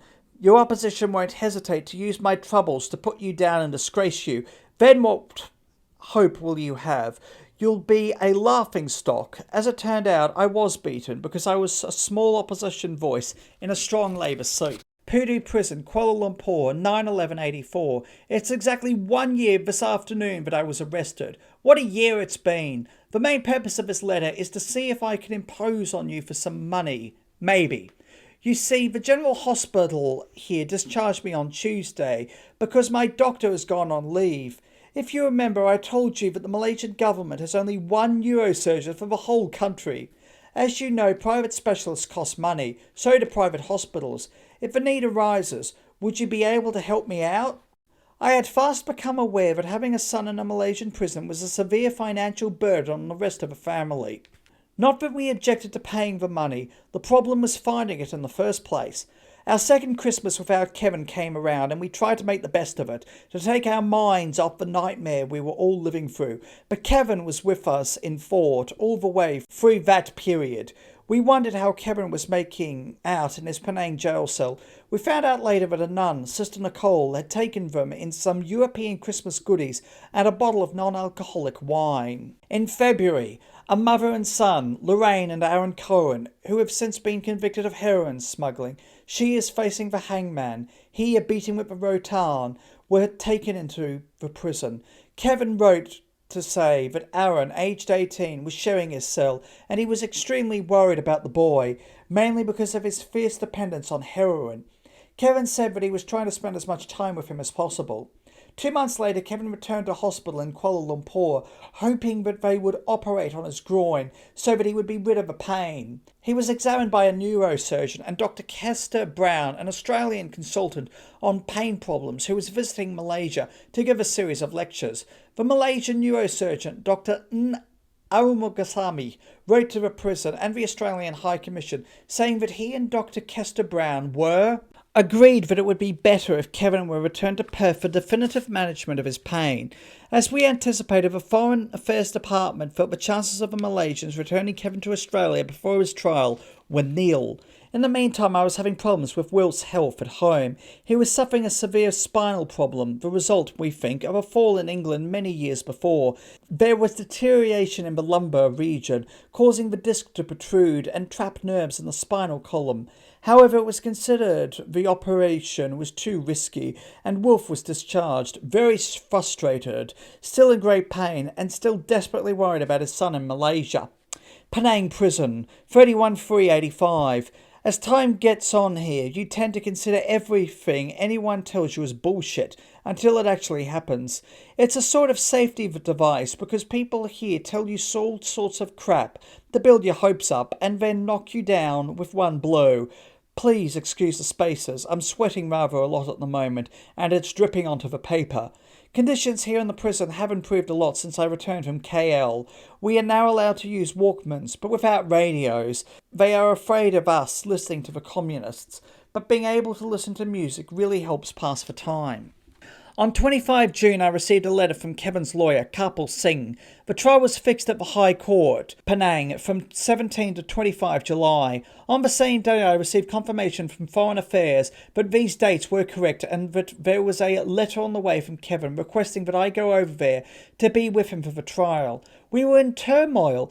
Just where were we going to get that sort of money? The fare alone was more than $1,000. I hadn't reckoned on the help of the public. The local paper, The Advertiser, ran a story about my plight, and the following day a man rang to say that he had lodged the fare at the newspaper, but over the weekend no one could find the money. 1 minute I had been up in the air and the balloon had burst, but it had obviously been a hoax caller. On the Monday, the paper sent a reporter and photographed of a house to write another story about my efforts to get to Penang. They handed me an envelope and 10 $100 notes tumbled into my lap. I wanted to laugh and cry at the same time. It had not been a hoax after all. The money had been deposited in a letterbox, which was not opened until that Monday morning. To top that off, an anonymous woman sent a bank cheque for another $1,000. Other money started coming in, and I ended up with $2,600. I had enough to fly to my son's side, to discover just what kind of case they were trying to make against him, and to find out face to face just how he had become caught up in this whole sickening ordeal. Chapter 6. Kevin hobbled into the prison administration office on crutches. He'd written in one of his letters about Auschwitz. Belsen would have been more apt, because here he was one of its survivors. His appearance shocked me. His cheekbones stood out from his grey face, his sunken eyes were ringed with black, and his t-shirt and short hung off his skeletal frame. "Oh, Kevin, Kevin, what have they done to you?" "G'day, Mum," he said cheerfully, just like the old Kevin I remembered, the boy who 2 years and 4 months earlier had pulled out that surprise bottle of Chevet Regal just after midnight and had congratulated us on our wedding anniversary. Now here he was, that same Kevin grin, but his whole appearance was out of focus from reality. It was as if I was seeing him in a bad dream that starred familiar characters, but who were distorted by disturbed thoughts. I knew he was putting on a performance greeting just for me. I walked over to him and hugged him, and he lifted an arm from one of the crutches and put it around me. "It's great to see you again, Mum," he said, "but you look exhausted." I could hardly speak. I was just choked up. As my arms held him, I felt his body trembling from head to foot. He was a physical wreck. Nothing, he said in his letters, had prepared me for this. Callous that it might sound, I thought he was halfway to the grave without having been tried. We met in a side room in the administration building of Penang Prison, and with glass all around and the door open, there was no privacy from the prison officials who sat at their desks. I also saw a lot of prisoners in the office squatting on their haunches. I was to find out that this was how they were made to wait, sometimes hours at a time before going to court, or if they were called to see an official. Kevin apologised for me having to wait before he was brought to me, and explained that he had been arguing with the prison governor, which was, he said, partly while he was trembling with anger. The officials had told him that I would only be able to see him for 10 minutes and talk through a wire screen. He just wasn't going to have that, and demanded to see the governor to explain that I had come a long way to be with him for the trial, and we had not seen each other for more than 2 years. Kevin got his way. We were allowed a contact visit. I was still desperate to know how he had ended up in this ghastly place, but now was not the time to ask that. Apart from not wanting to give him the third degree on this, our first meeting, we were also in the company of David French, the Anglican chaplain from the Royal Australian Air Force Base at Butterworth, an extremely kind man who had met me on arrival in Malaysia, and who was to prove a good friend throughout my harrowing ordeal. The former chaplain of RAAF Edinburgh, near Elizabeth. He had sometimes assisted at services at the Anglican Church in Elizabeth, and when I explained that a local boy was in Penang jail, he readily agreed to visit him. He had proved to be a tower of strength to Kevin, taking him reading materials such as aircraft magazines.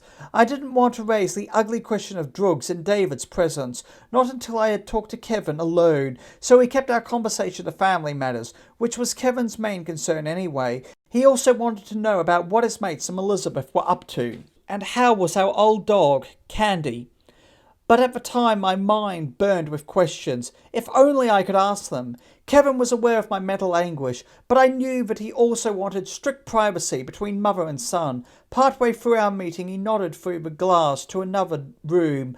A well-groomed dark-haired Westerner with dark glasses was talking to 2 young women. "Geoffrey Chambers," muttered Kevin. "Those are his sisters." Without making it obvious, I was staring at them. I kept glancing at the trio. What, I wondered, were they saying about us? Had Geoffrey Chambers told them that he was in this mess because of Kevin? Were they feeling sympathy or hatred? Although the most important questions have to wait, I found out from Kevin something about his life in prison. It was a hotbed of drugs, the very evil the authorities were supposed to be fighting. Women guards bodily secreted heroin and marijuana, then sold the drugs to inmates. Many of the prisoners were heroin addicts, and as he said that, his eyes drifted across to Geoffrey. They did not inject themselves, but took it by heating the powder up over a flame on the silver paper from a cigarette packet. As the grains danced in the heat, prisoners would chase them with their nostrils held low over the paper, then sniff them up, a technique known as chasing the dragon.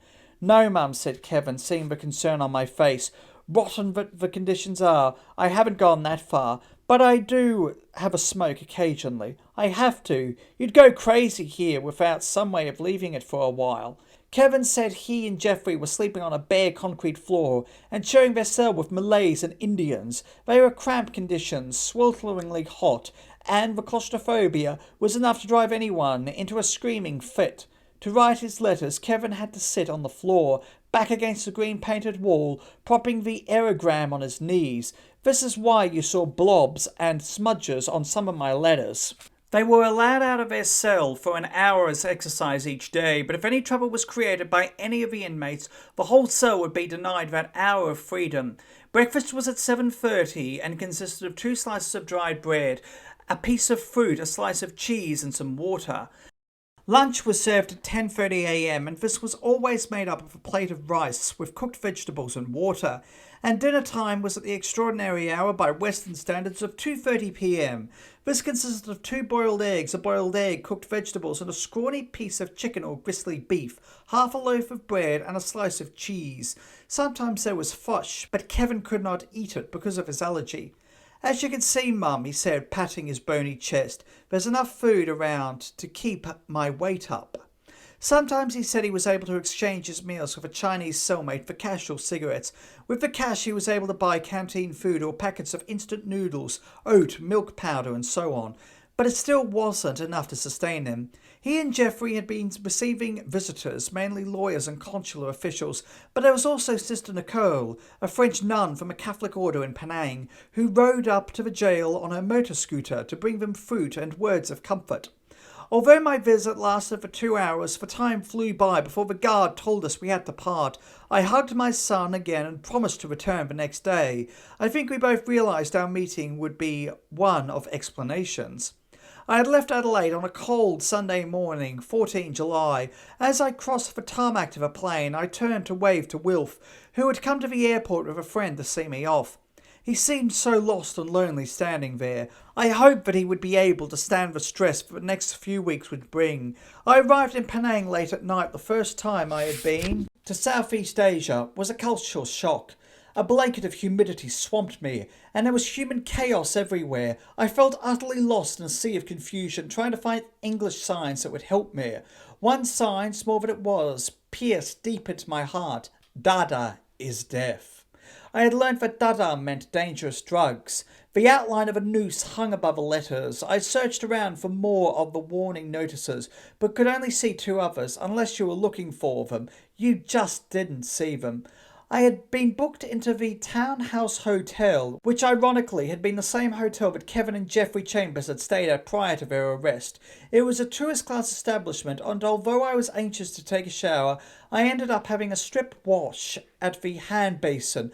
The bath was alive with enormous cockroaches. I hadn't expected to sleep well, but exhaustion overcame me. My last conscious thought that night was, "Well, Kevin, I'm here. Where the hell are you in this place?"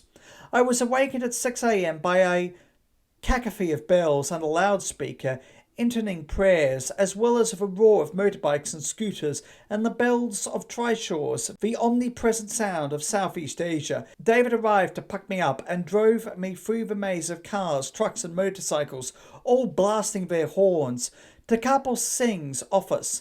It was on the 2nd floor of a building near the courthouse, and to reach it we had to walk through a newspaper editorial office, with its clattering typewriters out to the back and up some dingy wooden stairs. On the wall of his cramped office was a notice in black and gold lettering, Kapil Singh and Company, barrister at law, noble and able defender of the defenceless. Unfortunately, Kapil was not there, but he had left the necessary documents to get me into the prison for that first meeting with Kevin. Now, with that traumatic rendezvous over, I would have to wait 24 hours before I could see my son again and get to the bottom of this. David took me to the RAAF centre, where I would now be staying, and I was provided with a comfortable room. And then it was back to Kapil's office for an appointment with his assistant, Asamale. The appearance of a tall, handsome, bearded man caused us both to chuckle. That morning he had approached me at the jail and asked if I was looking for him. Not knowing who he was, I had told him I was most certainly not looking for him, and he had gone away. The mirth over, we got down to some serious talk. The trial was only a few days away, and what Asamale had to tell me filled me with depression. To be honest with you, Mrs. Barlow, the circumstantial evidence against your son does not look good.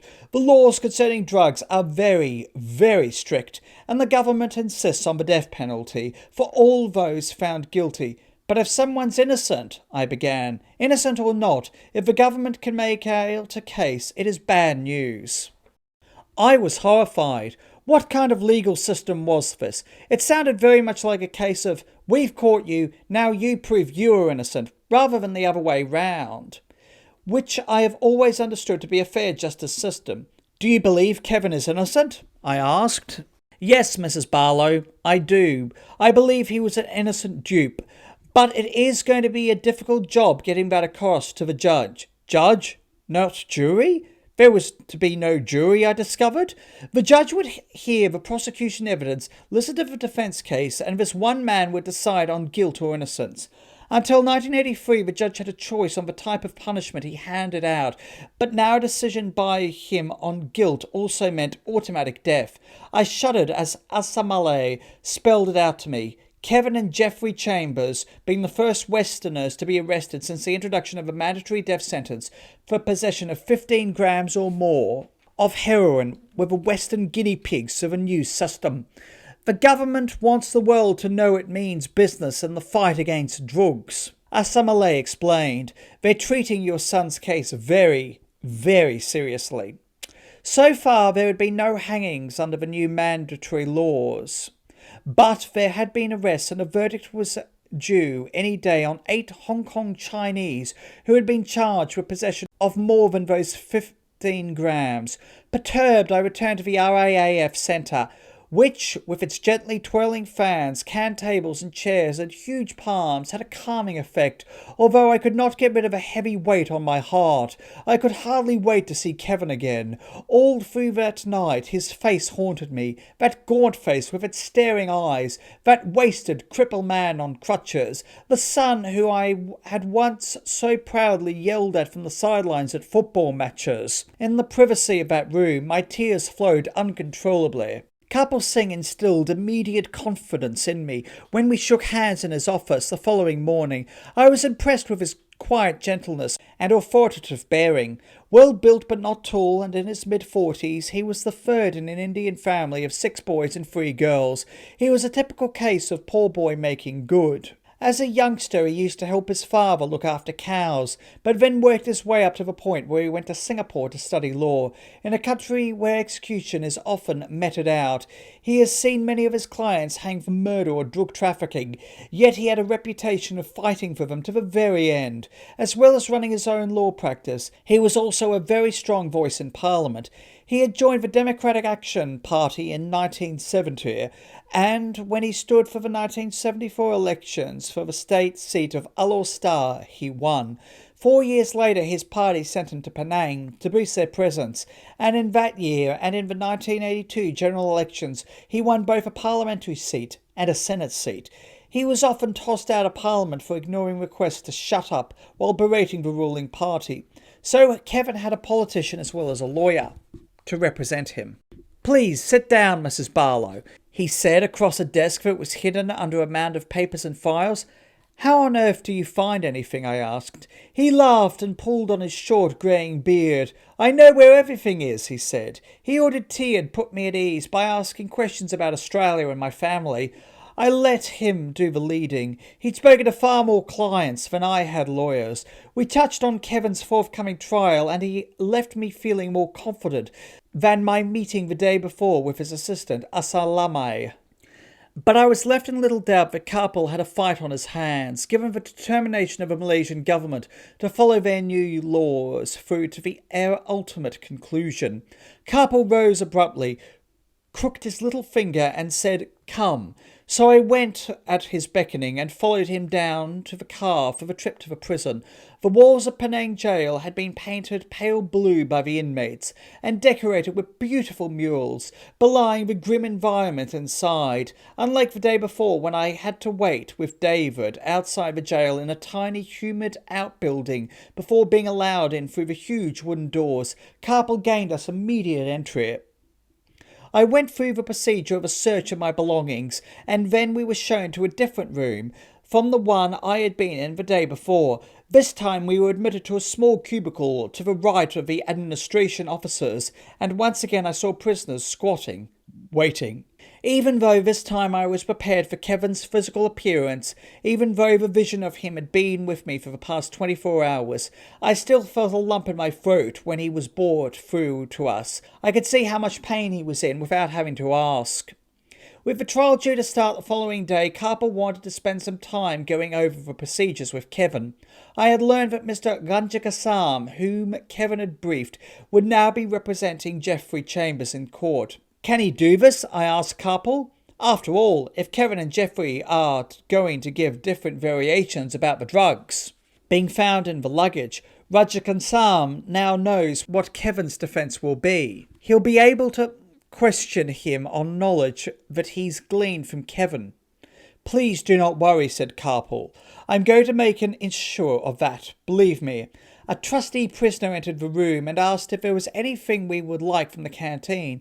We ordered tea and coffee, and Kevin asked for a large plate of mi goreng, fried noodles with meat and vegetables. He wolfed it down as though he hadn't eaten for days. I'm honoured, he said. That is what the officers eat. Shortly afterwards, Carpool excused himself, saying he had other clients to visit. Kevin and I sat looking at each other in silence. It was the first time we had been alone. The moment for my questions and his answers had arrived. Chapter 7. It's hard to know where to start, Mum. You're just going to find it all so very hard to believe. Kevin, you know that if you tell me you're telling the truth, I'll believe you. His honesty, years before when he had told me he was smoking pot, was on my mind. He took a sip of his tea. I've given you some of it in my letter, but I'll start at the beginning. I watched him closely as he wiped his brow. He would have no reason to make anything up in this intimate moment between mother and son. As you know, he began, Sarah and I split up when she had the miscarriage, and I was really devastated. Didn't know what to do. So in the end I went back to my old landlady, Debbie, Collyer-Long.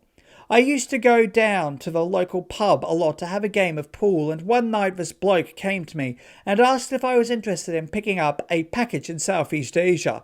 I didn't know who he was. I just wasn't interested, so I told him to get lost. You have no idea at all who he was. None at all. I didn't like him one little bit. There were a few people around that I didn't like. There was one bloke living with Debbie, and I didn't like him either. But it was through this bloke that I met Jeffrey Chambers for the first time. Jeff came around to Debbie's to see this bloke one day while I was there. Kevin said that when he went back to the pub, the man who had first approached him came up to him again, and this time he was more persistent. He started threatening me, saying I'd be done, along with Sarah, or maybe they'd just disfigure her. They were bad people. They'd do it all right, believe me. So I agreed to do the job. I was suddenly filled with anger over what I thought was utter stupidity. Why the bloody hell didn't you go to the police? I demanded. Kevin clenched his lips in a tight smile and slowly shook his head. You don't know these people, Mum. The very last thing you do is go to the police, because if they don't get you, they have mates who will. I was shocked. I knew what he was talking about. He didn't have to spell it out to me. Somehow, Kevin had got himself entangled with the underworld, and they had used emotional blackmail to get him to do their dirty work. It was like a bad gangster movie. All right, I reasoned. Perhaps you couldn't go to the police. But you still didn't have to do what they wanted. Why didn't you just come home? You don't get away from them just by leaving town, and even if I'd left, Sarah would have still been there. Don't forget, they were threatening her as well as me. Whoever they were seemed almost incidental at this point. Kevin had got caught up with them, and they had him. I had to do the job. There was no choice. It was as simple as that. There were no halfway measures. He paused, looked at his clenched hands. Look, Mum, you know how I felt about Sarah. They were going to do terrible things to her. I couldn't turn my back on her, whether she'd split from me or not. And even if they were going to carry out threats, I couldn't afford to risk it. It's as simple as that. I asked him about the package he was supposed to pick up.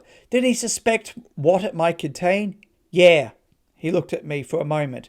They told me it would be heroin. I sighed, closed my eyes. Kevin was still talking, his voice coming at me through a long tunnel. I told them that was it. I just didn't want to know. So they repeated their threats. I didn't have any choice. Whatever I did, if I'd stayed, I was a dead man. He shrugged. I know, by coming to Malaysia, I also risked becoming a dead man. Shivers ran through me. Was this really my son telling me all this? It was horrible, just horrible. I braced myself for the rest. They gave me an air ticket and some spending money and told me to go to Kuala Lumpur first and do some sightseeing for a couple of days, then make my way up to Penang. Then I had to book into the townhouse hotel and wait to be contacted. I fought for words. Contacted by who? I don't know. Just wait for someone to get in touch. And where does this other fellow, Jeffrey Chambers, fit into all this? I wanted to know. I met up with him in a coffee bar at Changi Airport in Singapore. I was just sitting there having a coffee while waiting for my flight to Kuala Lumpur, and Jeff came up and said, "Hi, do you remember me?" Of course I remembered him, from that visit he'd made to the bloke at Debbie's house in Perth, but I had no idea at that stage that Jeff was involved with drugs, which is how it's now turned out. We just sat there talking, and then I realised I'd missed my connecting flight to Kuala Lumpur.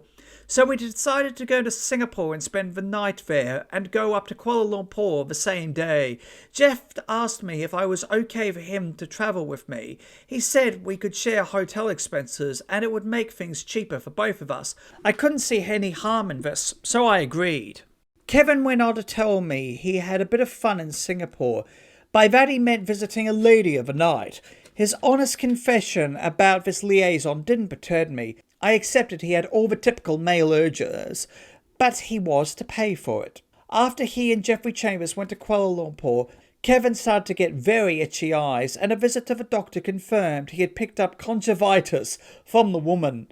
They then moved to Penang by train and booked into the townhouse hotel, sharing the same room. Kevin said he did not tell Jeffrey the purpose of his trip and the reason for booking into that hotel. The day I was to be contacted came and nothing happened. 2 more days went by and, well, I started to get a bit jittery. I didn't have any contact number to check up on what was going on, so I decided to come back to Oz. Just get out of it. Forget the whole thing. I'd done my bit and could go back to Oz with a clear conscience. I told Jeff what I decided to, and that I was going to make my travel arrangements for next morning. When I got to the travel agency, I found I could only travel first class from Penang to Kuala Lumpur for only a few extra dollars. I haven't flown first class anywhere, as you know, he laughed, so I decided to give it a try. Jeff asked me to book his return at the same time as far as Kuala Lumpur. He said he hadn't made up his mind whether to go straight back to Oz or to stop off at Bali on the way. I interrupted him to ask to make sure in my own mind that he had not picked up drugs, that no contact had been made. No, nobody came, and by now I was bloody glad to be going back to Australia because I was having a lot of trouble with my groin. It was very painful. When the pain's really bad, it makes me terrible, like somebody having the DTs. Kevin said he and Jeffrey took a taxi to the airport. Jeffrey paid the driver and the driver got the bags out of a boot. He handed Kevin the first bag, which happened to be Jeffrey's, a red suitcase that Jeffrey had bought that morning, but Kevin said he wasn't worried about which bag he carried into the terminal. They'd sort it all out when they got to the check-in desk. But while he was waiting for Jeffrey to catch up with him at the check-in desk, he was approached by a policeman who asked to see his passport. Kevin looked around for Jeffrey and saw that there were other policemen with him. They were asked to go with the officers to another part of the airport and taken into a room where they were asked to identify their luggage. They asked me to open Jeff's bag, but I couldn't do that because it had a combination lock on it, and I didn't know the number. Jeff was trying to say that the bag I was carrying was actually my bag. The police asked me why I hadn't put the bag I was carrying through the X-ray machine before I went to the baggage check-in counter. I told them I hadn't even seen the bloody machine. I just didn't know of its existence. I had no reason to doubt any of Kevin's story. In fact, I was to mix the X-ray machine myself later. He told the police he was quite willing to allow them to search his bag, the one Jeff was carrying, because he knew he had nothing to hide. It would have been a different matter if contact had been made and I had been carrying drugs. They didn't find anything in my bag, so then they decided to search me bodily, but didn't find anything on me either. Then, said Kevin, Jeffrey eventually opened up a red suitcase, Jeffrey's suitcase, and there the police had found a blue and yellow hold-all type of bag, which Jeffrey had been carrying with him since Kevin had met up with him in Singapore. Inside the hold-all were packages wrapped in Chinese newspaper, and inside the newspaper was the heroin. I shook my head at Kevin's stupidity. Weren't you curious? I asked, thinking that a nice-looking case would not attract police attention when Jeffrey bought a new suitcase an hour or two before he was going to catch a plane out of a place. Kevin shrugged. He said his holdall was scruffy and the stitching was starting to come apart, so he decided to buy himself a new suitcase. From the airport they had been taken to Penang Police Headquarters, and I knew the rest. "Why didn't you tell all this to the police?" I asked. "At least you've got to explain it at your trial." "Don't be stupid, Mum," Kevin exploded. "That would be admitting that I came into the country for drugs, and I would automatically be found guilty." He could see how my mind was ticking over. I just wanted the truth to come out, because I now knew that Kevin technically was not guilty. He may have been put under duress to come to Malaysia and pick up a package, but the contact had not been made. He had not physically picked up any drugs from anyone. He had not physically packed or hidden the drugs, and he had not knowingly tried to smuggle anything out of Malaysia. I wanted everyone to know that, but Kevin said, "Please don't repeat what I have told you. It could still go badly against Sarah. They know where she is. Don't forget. And to come out with all this now is going to mess up the trial." "But surely," I protested, "the fact that the contact didn't get in touch with you and you didn't know what Jeffrey was up to would stand in your favour." Kevin shook his head. "They don't work like that out here. The chances are that they have turned a blind eye to the people who sold Jeff the heroin, and they won't even be in court." When I left Kevin, I was trembling. I was both hurt and angry. Why wouldn't he let me tell the authorities the truth? His life was at stake. For God's sake. Calming Carpal, invited me to his home for lunch with him and his beautiful, charming wife, Gurmit. He had also invited along Mary Pavone, wife of Robert Pavone, a young Australian who was waiting his appeal against a 20-year sentence and lashes of the Gatan. Mary had spent a lot of time in Penang to be near her husband. Talking to someone else who had a loved one in prison helped me a great deal. Nevertheless, my conversation with Kevin had unnerved me. He was walking on a tightrope between guilt and innocence. I now knew what Asal Malay, Karpal's assistant, had meant when he warned me. It was going to be a tough case to fight. Kevin was facing trial in a foreign court for an offence that carried the death penalty. If he could present his defence as he had relayed it to me, to a British or Australian court, I knew he would be found not guilty. The most he could be found guilty of was being utterly stupid. But this was Malaysia, a long way from home. And Kevin had made me promise to say nothing to anyone. All the fighting on his behalf would be done by Karpal Singh within the boundaries of the court. I had to keep quiet. I had to let the legal system run its course. I booked a call to Wilf and Elizabeth to tell him that I had visited Kevin. He asked me to tell him that they were all keeping their fingers crossed for him at home.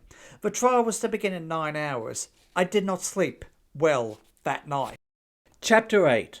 For all the deaths from illegal drugs, my son was not responsible for one. For all the hopeless addicts, my son could not be blamed for hooking one. For all the millions of tons of heroin exported around the world, my son was not responsible for a single speck. Yet for the countless numbers of couriers who had made their ways in and out of Malaysia over the years, they grabbed the one man who had never been to their country before and who was leaving to his knowledge without a gram of heroin on him.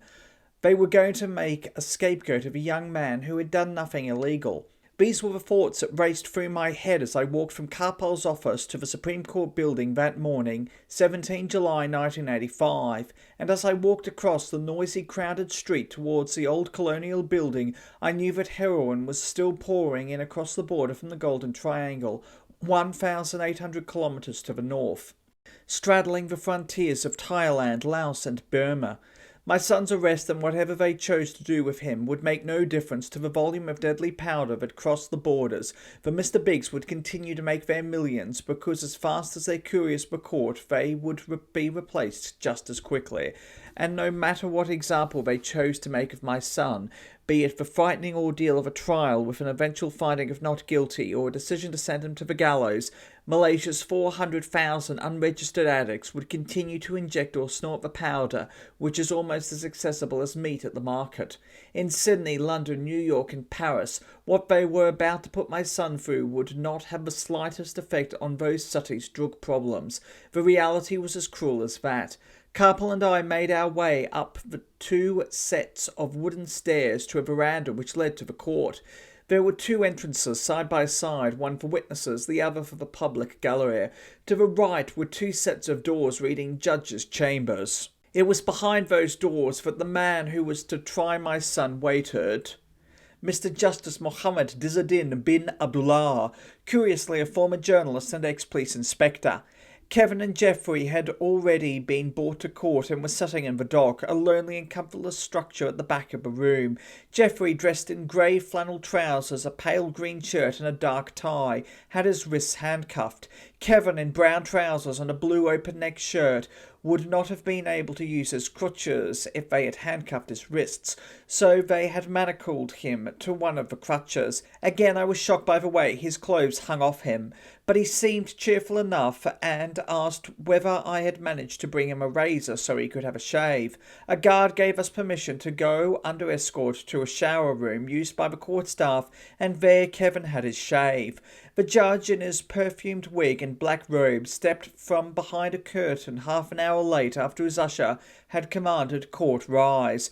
My eyes remained on Mr. Justice Dizzaddin, a well-built man with a neatly trimmed moustache and a pair of half-glasses perched on his nose. So this was the man who would be asked to decide whether my son was a heroin trafficker, to whose shoulders rested the choice of continuing a young man's life, two young men's lives, or ending it all on the gallows. As I had to be a witness for Kevin to testify about the ownership of his old bag, I was allowed to remain in court only for the opening address by the judge, and to hear the pleas, both of which, of course, were not guilty. I was relieved to hear the judge say that the proceedings would be held under the British system of justice. In that case, I thought, as I went over to take my seat in the crowded corridor, Kevin had nothing to fear. As I sat sweltering in the humidity, the prosecution began its case by calling its witnesses. As the case proceeded, I became increasingly alarmed to notice that people were leaving the public gallery and telling the people in the corridor, whom I learned were witnesses, what was going on. Was this the way the British justice was to be conducted? My understanding was that witnesses were kept in separate rooms and not allowed to discuss the proceedings with others. One of those who came in and out of a court was a short, tubby man wearing a police uniform. I thought he was there to keep order until I realised he was passing instructions to the people who were waiting to give evidence. My alarm turned to utter astonishment when I heard the policeman himself being called in to give evidence. It turned out that he was the arresting officer, Assistant Superintendent Abu Shahir, the man who had booked Kevin and Jeffrey, and there he was, briefing everyone what to tell the court. Although I was not present, I learned afterwards what he had told the judge. While he was attached to the anti-narcotic task force based at the international airport, he was on duty at about 4 p.m. on 9 November 1983 when he saw a taxi pull up and two male Caucasians get out. Jeffrey Chambers, carrying a brown duffel bag and brown shoulder bag, went to the x-ray machine, while Kevin, carrying a maroon suitcase and a transistor radio, proceeded to the first-class counter. In what he described as a routine check, he went up to Chambers, who had now arrived at the check-in counter, identified himself and asked him to produce his passport. After noting that Chambers was an Australian, he handed back the passport, and it was then he asked Kevin for his passport. At that point of time, he appeared to be shivering and was looking at accused number 1, Chambers, said Assistant Superintendent Shahir. I returned his passport. I requested both of them to follow me to the checking room on the mezzanine floor of the airport. The policeman said that in the checking room he asked Chambers to open his bags, but he did not do so. However, Kevin stepped forward to open the bags carried by Chambers. A search of them revealed nothing incriminating. Subsequently, Chambers opened the maroon suitcase which Kevin had been carrying. Inside was a blue soft layered bag. In this bag, the policeman found 3 packages, 2 of them wrapped in Chinese newspapers, the other in a light pink plastic bag. From the first package, he recovered 17 individual packs believed to contain heroin. In the second package, he found 13 packs. In the third, 11 packs. I was, of course, still sitting outside while this evidence was being given. At one stage, there was a roar of laughter from inside the court, and shortly afterwards, Shahir came out of the court looking very embarrassed and angry. It transpired that he had been asked to identify the luggage the two men had when they were arrested, and had stated that a briefcase on the table in the courtroom had been in Geoffrey Chambers' suitcase. The briefcase, in fact, belonged to a police inspector. So much of the credibility of Shaki Rahman's evidence, which he tried to pass off as a genuine mistake. During the lunch break, I was allowed back into court to speak to Kevin. I asked what arrangements had been made for his meal. He laughed. "Mum, if you can't find me something, I won't eat again until tomorrow morning. When I get back to jail, the final meal will be over, and I won't eat again until the morning." I hurried outside to one of the mobile food stalls erected along the street and took us back some chicken and rice and soft drink. Geoffrey's sisters had come prepared, bringing him sandwiches and fruit. We had to eat with our fingers on the paper it was wrapped up in. Fish and chips in England I could handle, but this was far more difficult. Kevin, of course, was used to it, and it provided him with some comic relief to watch me struggling.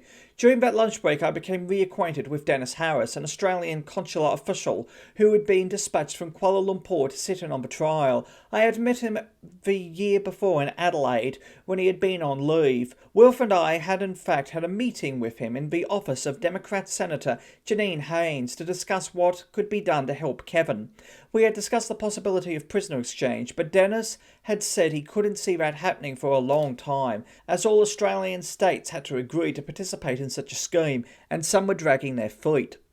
During the afternoon court session, it became quite clear how Geoffrey's defence lawyer, Mr. Ranjasangam, was going to play it. He was out to prove that the maroon suitcase belonged to Kevin, not Geoffrey.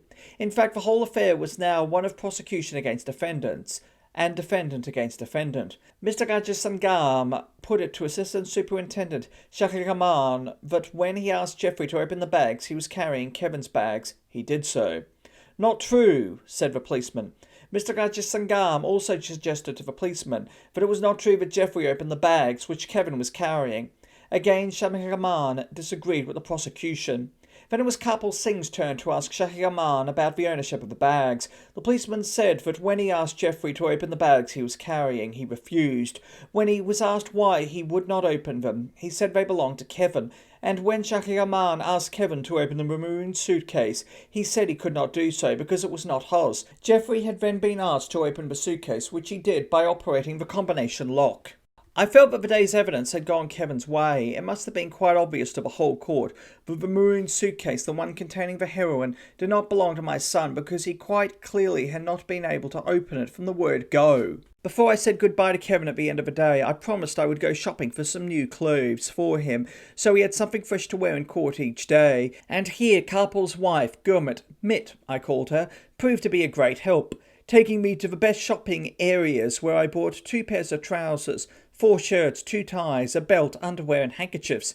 It was extraordinary that I was able to purchase all of that for about $30. Karpal, when I met up with him at his office the following morning, was very confident about the previous day's evidence. The prosecution has to prove a case before the trial can proceed, he said, and so far they have come up with no evidence of trafficking by your son. You know, Mrs. Barlow, I do not think there will be a case to answer against Kevin. I was jubilant. The court had been booked for the following week, but now it was already beginning to look that Kevin would not be in the dock.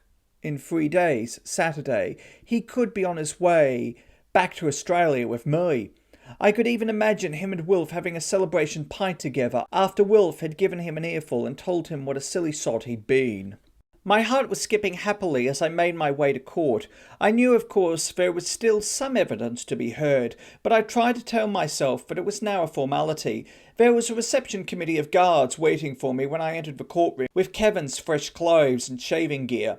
Everything had to be thoroughly searched before he was allowed to go up to the shower room, again to change and freshen up. As I sat outside in the corridor once more and watched with some consternation as waiting witnesses were briefed about the proceedings, Mr. Ranjasangam again tried to prove that the bags Geoffrey was carrying were his own, but Assistant Superintendent Shaki Rahman held his ground and denied that. During the morning break, I complained to Karpal about the comings and goings of witnesses, and he promised to do something about it. I also expressed my concern that Mr. Ranjasangam was still defending Geoffrey. Karpal assured me that that would be raised too, although my feeling was that it should have been brought up at the start of the case. However, Karpal was the lawyer, and he did, in fact, get something done about the movement of witnesses. The judge told them that they had to either remain in the court after their evidence or leave the building together.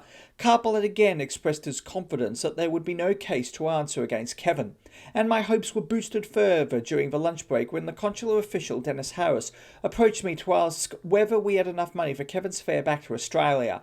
When I pointed out that we did not, he said the consulate would loan us the money and we could make arrangements to pay it back when we got home. These were all positive signs. Everything pointed to Kevin being able to fly out of Malaysia on Saturday. It was almost like an advanced celebration drink. When I produced a can wrapped in newspaper from my bag during the lunch break, I flipped back the ring and stuck a straw in it. "Don't unwrap it," I whispered to Kevin. "Just wrap your laughing gear around it." Bemused, Kevin took a long pull through the straw. "You crafty old sod," he exclaimed as the cool Fosters I had bought the night before and kept in the freezer of a fridge at the RAAF centre trickled down his throat. It was his first taste of Australian beer in nearly 2 years. This afternoon's evidence went even further in Kevin's favour. Under cross-examination by Carpel, the investigating officer, Inspector Charles Luban, said that 2 days after the arrests he had called for 2 men to his office and asked them to sort out their personal possessions. Jeffrey had opened the suitcase and acknowledged it as his, but the inspector had noticed that Kevin had taken some books, magazines, socks and underpants from the suitcase. That caused no concern for me. Clothing often got mixed up when 2 people travelled together, and I was to learn, as they had both ended up with conjunctivitis, they had decided to put their contaminated clothes in the one suitcase. Mr. Rajasangam for Jeffrey objected to Inspector Labayon's testimony, saying it should not be admissible because the 2 men had not been cautioned that what they said in the office might be used against them in court. Mr. Carpel argued that the remarks should not be expunged because Jeffrey, by words and conduct, had acknowledged ownership of a suitcase. Justice Dadah said he would deliberate the evidence overnight and give his decision on whether the inspector's statement should be allowed to stand. If he allowed it, my son, of course, would have to be freed because it had been acknowledged that the offending suitcase was not his. Although Kevin was very happy the way the evidence had run, he expressed his concern about Jeffrey. "You know, Mum," he said, as I stood at the side of the dock at the end of the day, "I know that people will say he deserves what he gets, but I'm going to feel bloody terrible walking away from here and leaving Jeff to die. You're being very gracious towards a man who has caused you and your whole family so much trouble. He's taken years off our lives." "I know all about that," Kevin replied, "but he needs help, Mum. He's a shocking addict, and to be honest, I think he did this to pay for his habits. You know, this is his 11th trip, here for the same purpose. That evening I telephoned Wolf to give him the good news about the way the evidence was running in Kevin's favour. 'That's wonderful, Barb,' he said. 'When's the lad coming home?' I laughed. 'It's not over yet. The judge still has to make his decisions, but it is looking good.' 'Oh yes, Wilf, it is looking bloody marvellous.' He laughed. The first time he had laughed since, well, I couldn't remember. 'By the way, Barb, I've been approached by one of the TV stations. They want to fly me there to be with the 2 of you. Don't accept it. If things continue to run the way they are and it's found there's no case to answer, we'll pass each other at 40,000 feet. The following day, Friday 19 July, began with more good news. The judge ruled that the acknowledgement of ownership of a suitcase by Jeffrey was admissible evidence, so that question was now cleared up once and for all. The offending suitcase had been legally accepted as Jeffrey's. The prosecution closed its case and the 2 defence lawyers made their submissions to try to convince the judge that the hearing should not proceed because no case had been made against their clients. It was a bizarre situation with each lawyer arguing his representative client had no knowledge of the heroin and that it was the other accused who was responsible. The fact that Kevin was shivering when approached by the police officer to produce his passport, Mr. Rajasangam told the court, indicated that he had knowledge of what he was carrying. Now Mr. Rajasangam was happy to admit that Jeffrey had owned up to the fact that the maroon suitcase was his. If Chambers had known that the drugs were in the bag, he would not have admitted thus. And there had been evidence to show that Kevin had been allowed to use Chambers' suitcase to keep his personal belongings. Then Carpel went to his feet, and the first thing he did was refute the claim that Kevin's trembling was a pointer to his guilt. Kevin himself had told me in one of his letters how his condition brought on trembling. Anyone confronted by a police officer would naturally be upset, even an innocent person, said Carpel. The crucial aspect the court had to consider, he said, was whether Kevin had both custody and control of the drugs when he was found with the suitcase. The actual custody was with Chambers, Carpel said. Merely carrying your friend's bag does not make you responsible for what is in it. Kevin and I and Jeffrey and his sisters were not allowed to remain in court for the lunch break. It was Friday, the Muslim holy day, and the guards wanted the courtroom for their prayers. So the 5 of us were escorted to a tiny cell to sit and wait out the prayer session. Because the guards wanted to pray, it meant we all had to be locked into the cell. I tried to make friendly conversation with Jeffrey's sisters, Catherine and Bettina, but they really didn't want to know me. Jeffrey, on the other hand, exchanged a few pleasantries and managed to raise a smile with Kevin and I, as we discussed the judge's usher, who we all agreed was the dead spit of Michael Jackson. If anything, there was something of an end-of-term feeling about that hour in the cell for Kevin and me. On top of the court evidence, Carpel had given an excellent summing up. Just 24 hours and we could well be on the plane flying home. After lunch I was allowed into court for the judge's announcement on whether the case should proceed. I kept my eyes firmly focused on Mr. Justice Mohammed Dazzadeen Abdullah as he made his ruling on the prosecution case. Having considered the prosecution evidence, I am satisfied that the prosecution has made a prima facie case against both accused, which, if unrebutted, would warrant a conviction. His face swam before my eyes. I couldn't believe what I was hearing. The case had to continue. Kevin and Jeffrey would now have to put forward their defence in detail, but the way I saw it, the way the system was working, meant that they had to do more than put up a defence. They had to come up with proof of their innocence, a complete reversal of the British way of justice. He's not going home tomorrow. He's not going home tomorrow. The words went round and round in my head. I was utterly devastated. Kevin had lost the first round, which meant the battle ahead would be tougher and more bitter.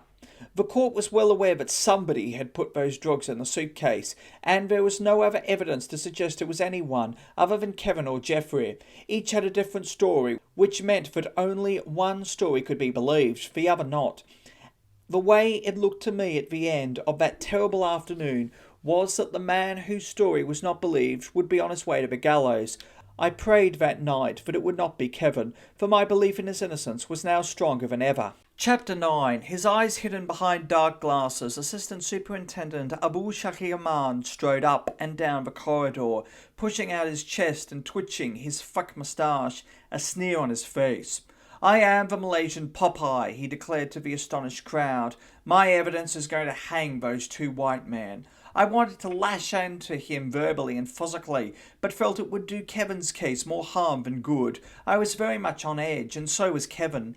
As he left court the day before, he had thrown one of his crutches at an Asian photographer who had insisted on taking his picture after he asked her not to. The paper used the picture of Kevin threatening her. And now, as I sat outside yet again, things started to go wrong for Kevin inside the courtroom. The changing fortunes of life that I was so familiar with were swinging again. Mr. Rajasingam for Jeffrey asked Abu Shahriman about something Kevin was supposed to have said after their apprehension. Replied the policeman, accused number 2, Kevin, offered me a bribe upon recovery of the heroin to settle the matter. There was an uproar in court. It was the first anyone had heard of a bribe. Kevin told me later he was stunned by the claim. I wouldn't have been that stupid, Mum, he said. Under cross-examination by both lawyers, Shahriman admitted that bribery was a serious offence, but he had disregarded the matter as he was pursuing a greater crime. It was now, and very blatantly I felt, that Carpel brought up the matter of Mr. Rajasingam representing Jeffrey when he had started out by acting for Kevin as well. He did not get far. The prosecution lawyer, the judge, and Mr. Rajasingam considered that these were just delaying tactics by Carpel. Mr. Rajasingam said he had been aware a conflict of interest would arise, but he gave the court an assurance that he had not breached any laws. He was allowed to press on and asked Shahriman what Kevin had actually said. The policeman replied, he said, I am willing to pay if this matter is settled. This, protested Carpel, was completely inadmissible as evidence. If it was true, then it was a serious offence, yet nothing had been done about it. The judge decided to think about the point and give his decision on it on the Monday morning. At last I was called to give a character reference for Kevin, but I never even got to open my mouth. The judge felt that I, as Kevin's mother, was obviously going to give him a good reference and my evidence would serve no useful purpose. But having been called, I could now sit in the court to hear the rest of the evidence, Geoffrey Chambers' evidence, and I wished I did not have to sit through it. It hurt me, because I knew that every word he spoke was, in reality, a word against my son. Geoffrey gave his age as 28, and he said he was a building contractor from North Fremantle, Western Australia.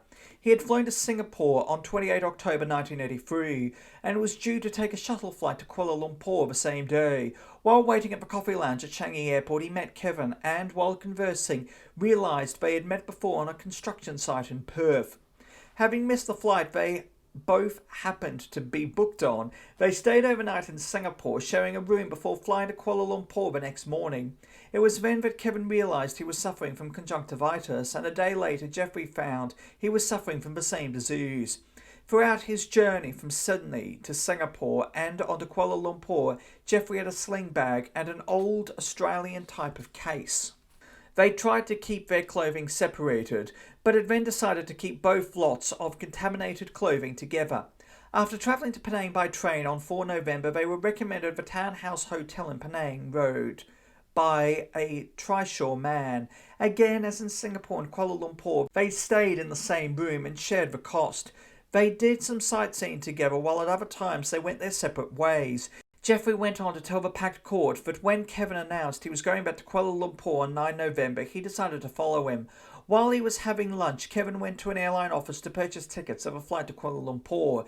Geoffrey finished his lunch and went to a shop to buy a suitcase, the maroon suitcase, which was identified to the court. Back in the hotel room where he met up with Kevin, Geoffrey said he took his belongings from his old case and put them inside the maroon suitcase. He set aside the clothes he was to wear for his trip and went to have a shower.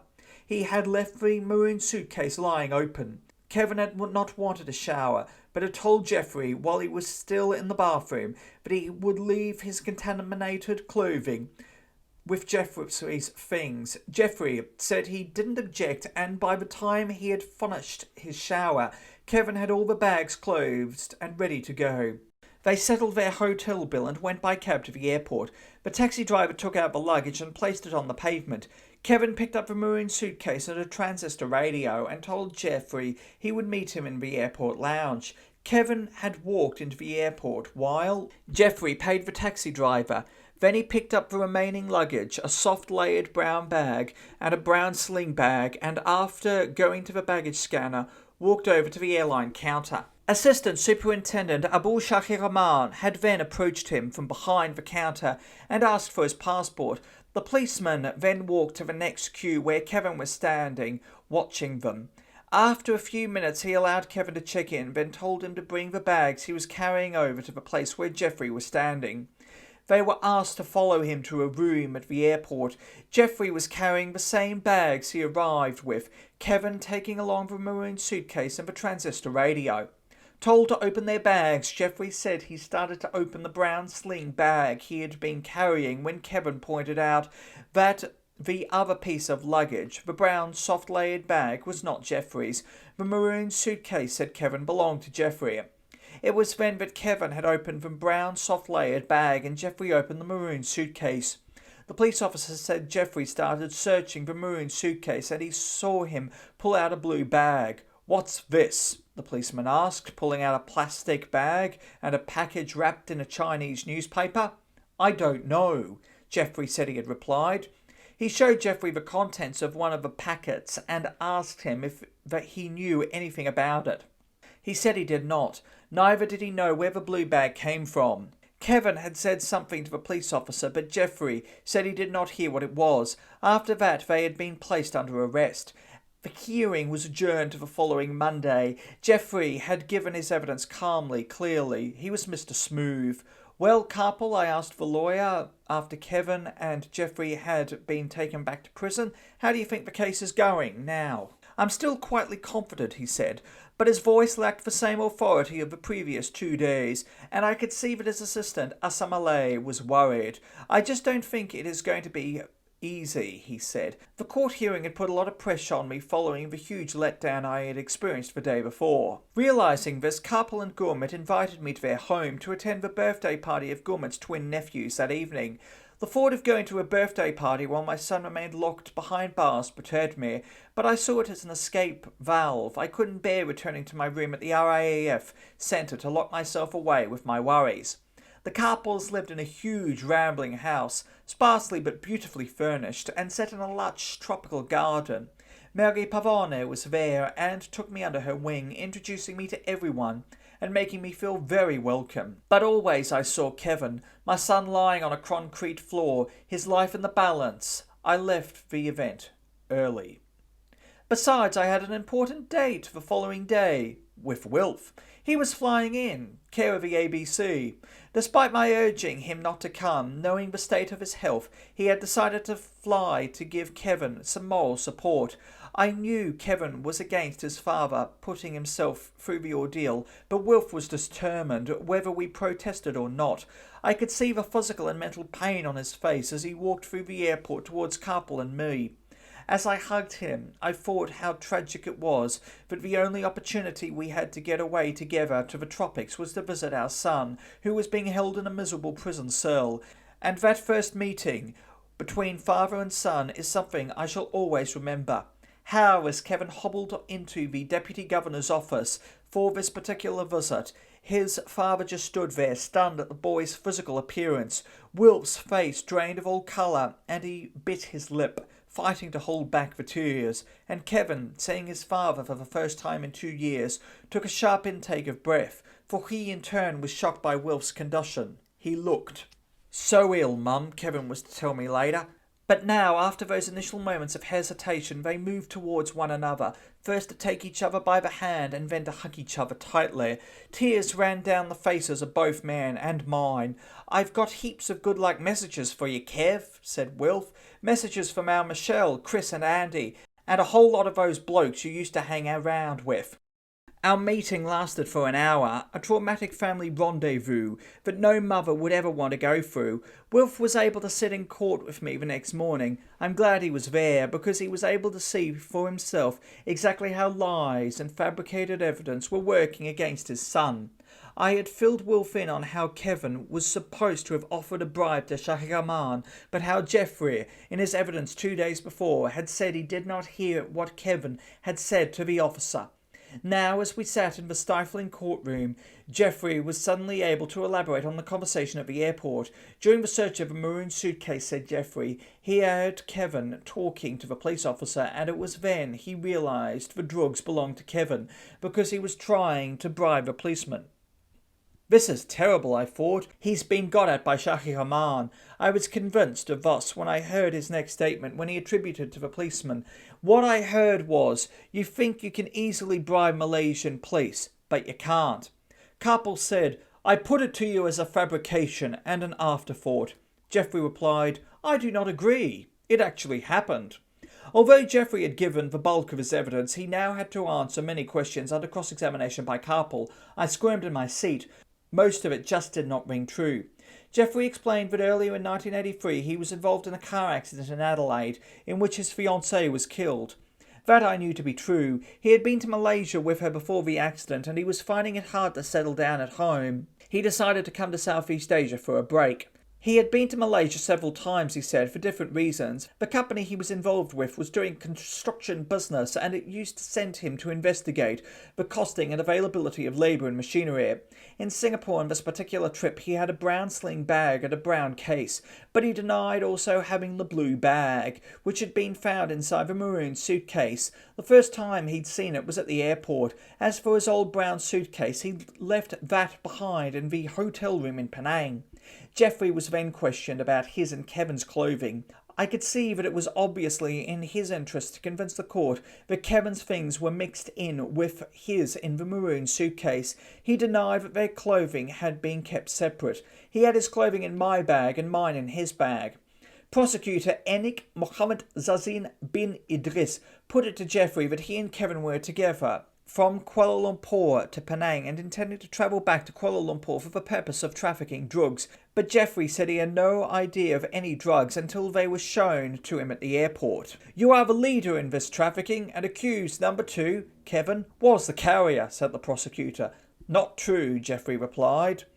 It was at this point that the prosecutor came up with the most extraordinary suggestion. That Jeffrey and Kevin were lovers. Against the roar of laughter in court, the prosecutor agreed to withdraw the question, under protest from Karpel. Jeffrey's evidence was over. The next person to take the witness stand would be Kevin. Jeffrey had been very much at ease, giving his evidence, and providing the answers clearly and without hesitation. Had he impressed the court? Did they believe his story? Because if they did, it would be bad for Kevin. Chapter 10. Karpel didn't say it directly to my face, but I soon heard about the comment he made to Australian journalists. One of these 2 men will die, one or the other. It is inevitable, but sad.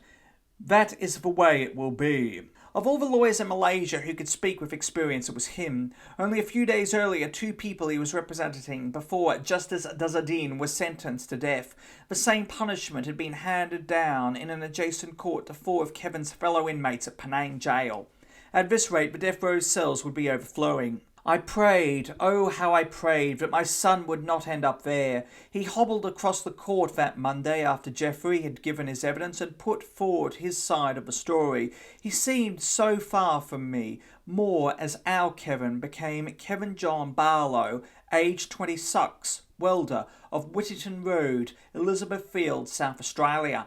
He said he remembered meeting Jeffrey once in Australia but couldn't recall where, and had then met up with him again at Singapore airport. They knew each other's faces and had struck up a conversation. His travel story matched Jeffrey's, but he also remembered Jeffrey carrying a blue bag, the one Jeffrey denied ever seeing until the suitcase had been opened. He had never seen Jeffrey with an old suitcase. Between 1 p.m. and 2 p.m. on 9 November, he met up with Jeffrey at a coffee shop, and Jeffrey had the new maroon suitcase with him. I knew where he purchased it. We went on last-minute shopping in the morning, and he showed me the shop where he was going to buy it, said Kevin. From the coffee shop, they returned to the Townhouse Hotel. It was about 2 p.m, and they were not required to be at the airport until 4:30 p.m. First, said Kevin, Jeffrey had his shower, and then he had his. During the time he was having his shower, I did not put anything in the maroon suitcase or have anything to do with it. Neither, said Kevin, did he at any time say anything about putting or having put any of their contaminated clothes in the suitcase. On arrival at the airport, Jeffrey said he would pay the fare. The taxi driver gave Kevin the maroon suitcase and he walked into the airport carrying it and his transistor. After being apprehended by the police officer and following him to a room, he said, I cannot remember shivering. As for shaking, this happens to me all the time due to my groin injury. Yes, said Kevin. He had heard evidence of Assistant Superintendent Shakagaman about the bribe. It is a complete fabrication. And so, said Kevin emphatically, was the conversation between him and the policeman as relayed by Jeffrey. In essence, the whole case seemed to me to hinge on just who packed the suitcase and put the drugs in it. And why, I wondered as I sat in court, would Kevin, who had never been on a drug run before, pack them into another man's suitcase and then be so stupid as to carry that bag into the airport and try to check it in? If he knew what was in it, why would he risk putting it through an unfamiliar airport? The more the case proceeded, the more convinced I was that Kevin had been used, and other people's lies could hang him. Mr. Gajasangam was due to cross-examine Kevin, but Karpel was on his feet in a flash to protest once again about the opposing lawyer's conflict of interest. Having once acted for Kevin, said Karpel, Mr. Gajasangam was now in a position to use information he had received to cross-examine my son. Although I appreciated that this was a good time to raise the matter, I could not understand why Karpel had not pushed this idea at the very beginning of the trial. It was almost as if the idea had come to him now as an afterthought. In an excited outburst, Karpel pointed out that because Mr. Gajasangam had earlier represented both men, Kevin had now obviously been betrayed. In what was to result in a shouting match between the two lawyers, Carpel produced a photostat copy of a letter outlining Kevin's medical condition and a photostat of the reply. The evidence, however, was disputed because original copies could only be accepted, and these were in the hands of Mr. Gajasangam. It was then that Carpel called for Mr. Gajasangam to be subpoenaed so the original letters could be produced. Carpel also wanted to question Mr. Gajasangam in the witness box on instructions he may have taken from Kevin while acting for him. To use information fed to him by Kevin amounted to a trial and a breach of professional etiquette. Mr. Gajasangam hit back by denying any conflict of interest, saying he had received no written instruction from Kevin. Carpel's subpoena application, he said, was very sad and was an attempt to throw every spanner in the works possible. I could see the judge was becoming very perturbed by Carpel's outbursts. He interrupted the arguing lawyers to say he was going to adjourn the case of the day until Carpel was cool and sober enough to respect the court. I hoped all this was not going to reflect badly on Kevin. In a British, Australian or American court it would not, of course, but this was Malaysia, and they played this potentially deadly legal game by their rules. Carpel lost the argument. The following morning, the judge turned down his application to subpoena Mr. Gajasangam. The refusal signalled a bad day for Kevin, who found himself under intense questioning by Jeffrey's lawyer. Didn't he agree that if Jeffrey had the blue bag all along, there was no need for him to purchase the maroon suitcase? Why, I wondered, was Gajasangam pursuing the question of the suitcase? Surely it had been proved that Jeffrey had purchased it and that he owned it. I cannot speak for him, said Kevin, and he went on to deny that he had told Jeffrey that he had placed some of his clothing in the maroon suitcase. When he was questioned about his shivering at the airport, he explained, I am tensed up during this trial. I have had a couple of spasms, but at the airport I cannot remember if I was shivering. If what the police officer said was correct, then I was suffering from fits of spasms due to my injury. I put it to you, Mr. Gajasangam, that you were prepared to open any other bag except the suitcase because you knew it contained drugs. It is not true. It seemed that the day was not meant to be ours. Partway through the evidence, the judge asked for relatives of the two accused men to stand up and identify themselves. Wilf was not in court because he was not up to the strain of it all. So I stood, along with Jeffrey's sisters. The judge then told us that he had heard a Radio Australia broadcast aired over Radio RAAF that morning, which said a relative of one of the accused had sent a telegram to the Western Australian Premier Brian Burke and Prime Minister Bob Hawke. The telegram requested them to interfere in the case, and according to what the judge had heard, Mr. Burke had said the death penalty was not justified for any offence and was a reflection of the brutality of society. It is very disturbing if any of you have sent the telegram, said the judge. The men are still on trial and have not been sentenced yet. I was stunned. I knew nothing about it. The Chambers girls also denied knowledge. The judge said that in fact the trial would not be affected, but nevertheless the affair had left me shaking.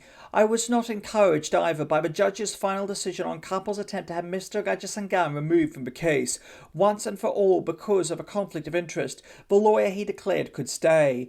As if one refusal was not bad enough, the judge also prevented Carpel from questioning Assistant Superintendent Shakir Rahman about a finding of guilt against him at a district magistrate's court in 1980, when he had been bound over for assault on a taxi driver. Carpel had not got very far, but Kevin got his knife into the police officer, who claimed an attempt had been made to bribe him. You like beating up taxi drivers, do ya? Kevin asked during a break. Yes, grinned Shakir Rahman, tapping his shoulder epaulets, and I got promoted for it. It seems we're up against it all the way, I told Wilf that evening at the RAAF Centre. The system seems to be against us. We're being knocked back every time we try to take a step forward. I didn't want to dwell on it. Why cause Wilf any more mental torment? It was enough to know that his eldest son was on trial for his life. Wednesday, 24 July came around. The trial was edging towards its finale, like the last scene in a horror movie, something you can no longer bear to watch, but you keep on doing so because you have to know how it ends. At lunchtime after the final submission, the judge adjourned the case, declaring that he would give his judgment on Friday, the 26th. 1.5 days. 1.5 days to wait for a decision that might put my son on death row. I had heard all about that grim cell block in Penang jail, and I shuddered at the thought of Kevin being condemned to it. Set aside from the other buildings, it is a lime green coloured, 2-storey structure containing just 7 cells, one for each man. In their final hours on earth, the condemned are given all the comforts that a prison can offer, even a mattress and a view out through the bars, reveals flower gardens and manicured lawns. But no, it was beyond comprehension to think that Kevin, who had travelled with Wilf and me from Stoke to Melbourne to Adelaide to Elizabeth, who had sat with me years before watching Swan Lake, who had strummed the guitar when I played the accordion, and who had fought with the old dog Candy, should end his travels in a condemned cell. 1.5 days. How slowly the minutes began to tick by. We just didn't know what to do except wander around, playing for time. Wilf's spine was giving him hell, but I was certain that was brought on by the mental torture. Thursday finally came around. Now there were only 24 hours to go. Again we wandered around Georgetown, trying to relax. But what was the judge doing all this time? Had he already decided and was out somewhere enjoying himself? Or was he locked away in his chambers, poring over every word? Despite the oppressive heat, cold shudders ran down my back, like the strokes of a finger of death, reminding me why I was in Penang. I was to find out later that the judge was conducting himself in a most unusual manner. While we were worrying ourselves suck, he took the incredible step of calling an Australian journalist into his chambers because he wanted to discuss the way the case was being reported in Australia. He was then quoted as saying, "I have carefully noted down nearly all the statements of the witnesses. If there is an appeal, I don't want anyone to be able to say there is no record of the statements. I'll be relying on my own handwritten notes to make my decision.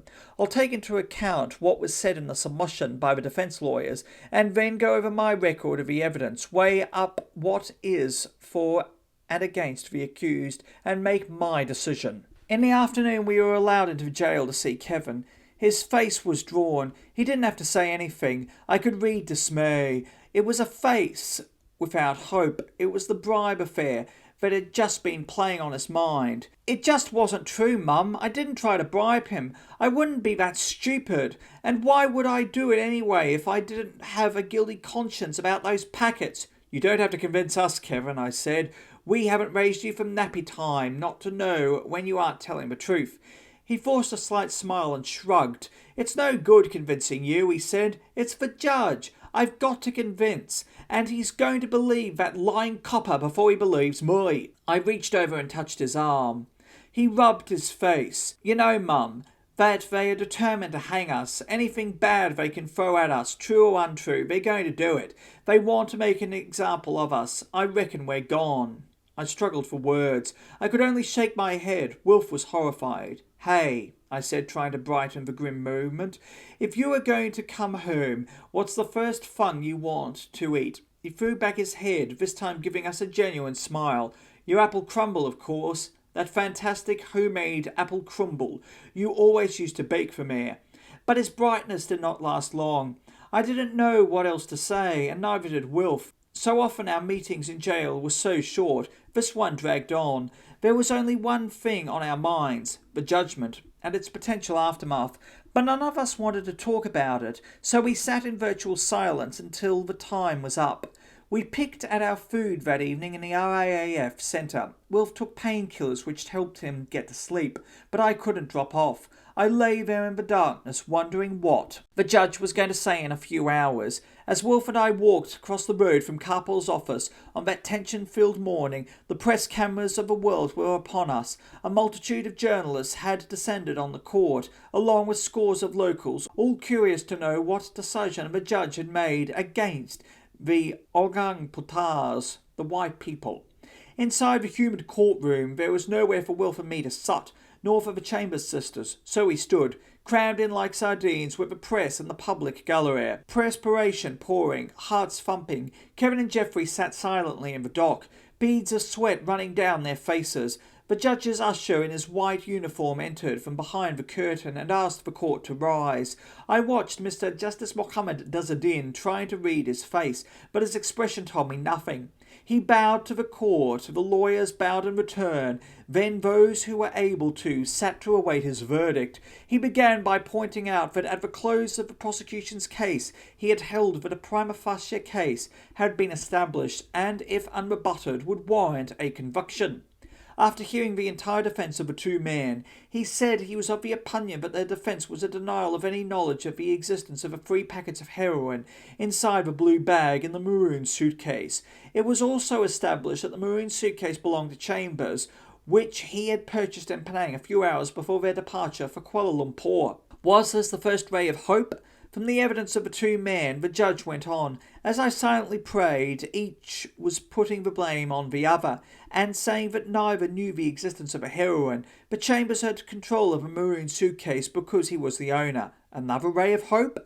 In the case of Kevin, the judge continued, it was established that he was in possession of a suitcase. For the circumstances of the case, I find as a fact at the material time that Barlow had knowledge of a heroin inside the suitcase, and his conduct at the airport serves to strengthen the case against him. No, you're wrong, you've got it wrong. I felt myself reeling as the judge continued his findings. I am satisfied that the two accused were working together in trafficking the drugs. Their story of a chance meeting, culminating in their arrest at the airport, in my opinion, is too much of a coincidence. I felt for Wilf's arm. It was rigid, like a stone. The judge hadn't finished, although I knew what was coming. Kevin and Geoffrey, he said, had failed to rebut the presumption under Section 37D of the Dangerous Drugs Act, which read, any person who is found to have had in custody or under his control anything whatsoever containing any dangerous drug shall, until the contrary is proved, be deemed to have been in possession of such drug, and shall, until the contrary is proved, be deemed to have known the nature of such drug. The prosecution, Mr. Justice Dadah, had proved their case beyond all reasonable doubt. I find the defendants guilty as charged. He's gone. I've lost my son. There was pandemonium in court as journalists fought their way to the telephones to get the news out. I felt like a tiny, helpless figure at the centre of a raging storm, but it was not over yet. Carpel was on his feet, urging the judge to bind Kevin over under the Criminal Procedure Code. He asked for the judge to postpone any sentence to give him time to subpoena 3 witnesses to testify to Kevin's health. This will enable their evidence to be placed in the court records in the event of an appeal, he said. Then he had his say about the death penalty, describing it as barbaric and saying he agreed with the sentiments expressed by the Western Australian Premier, Brian Burke.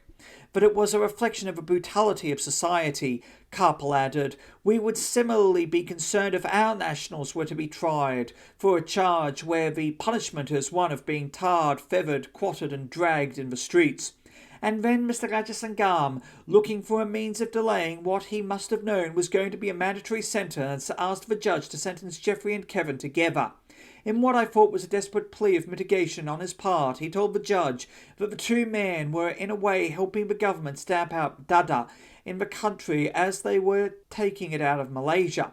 By taking the heroin out of Malaysia, they are doing a service to the country, as it would not corrupt the minds of the young people here.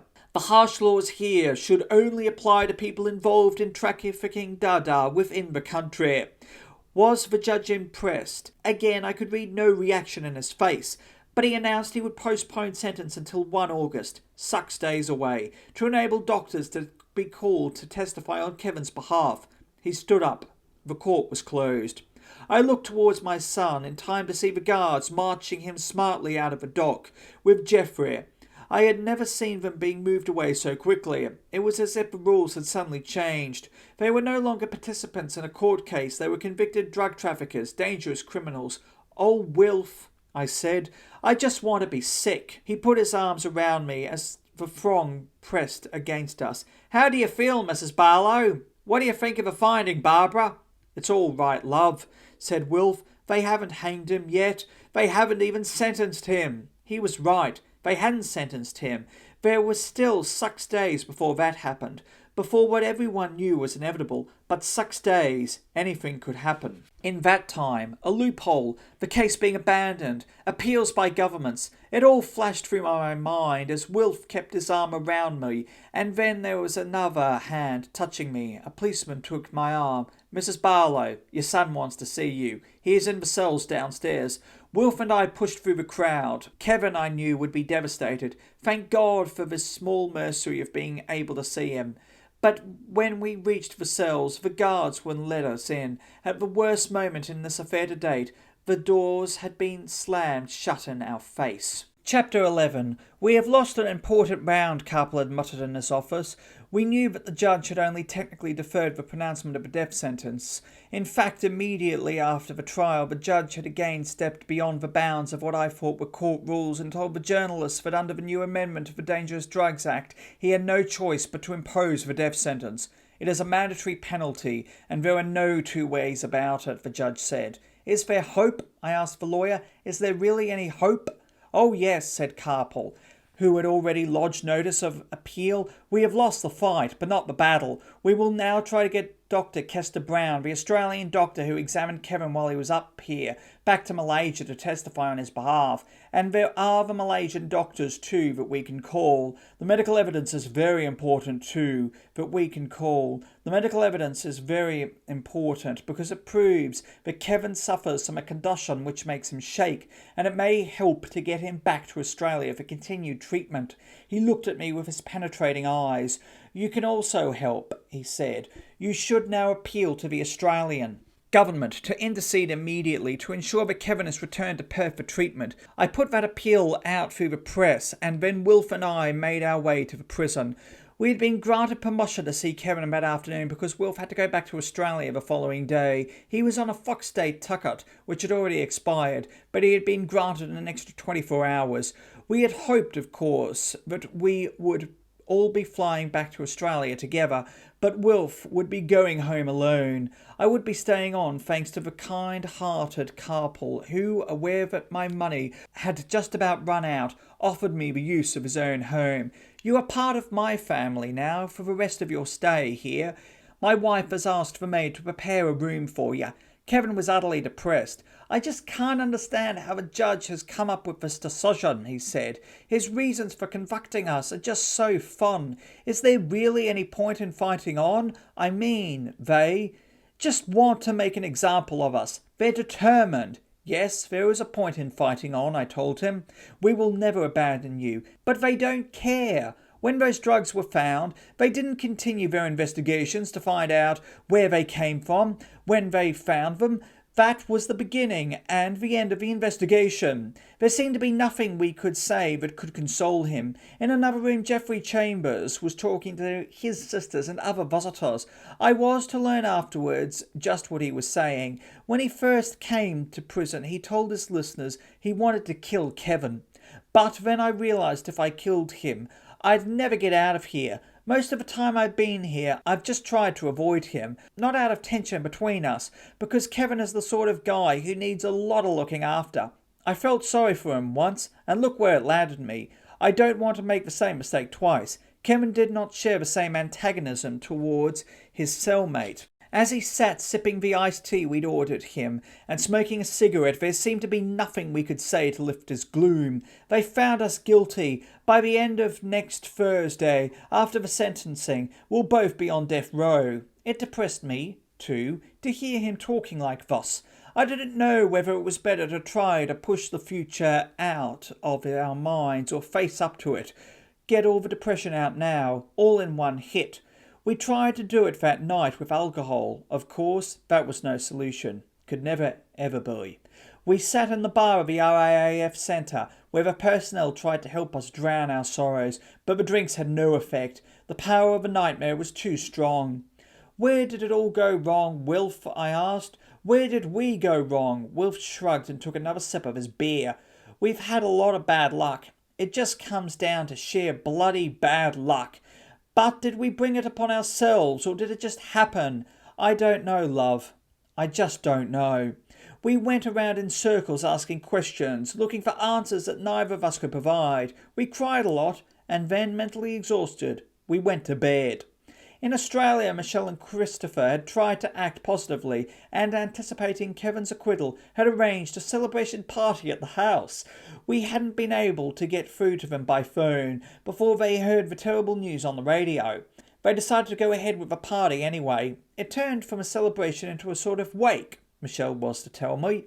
Although I went to the jail with Wilf on his last day in Malaysia, I left him and Kevin alone for a while. Kevin said there were things he wanted to discuss with his father.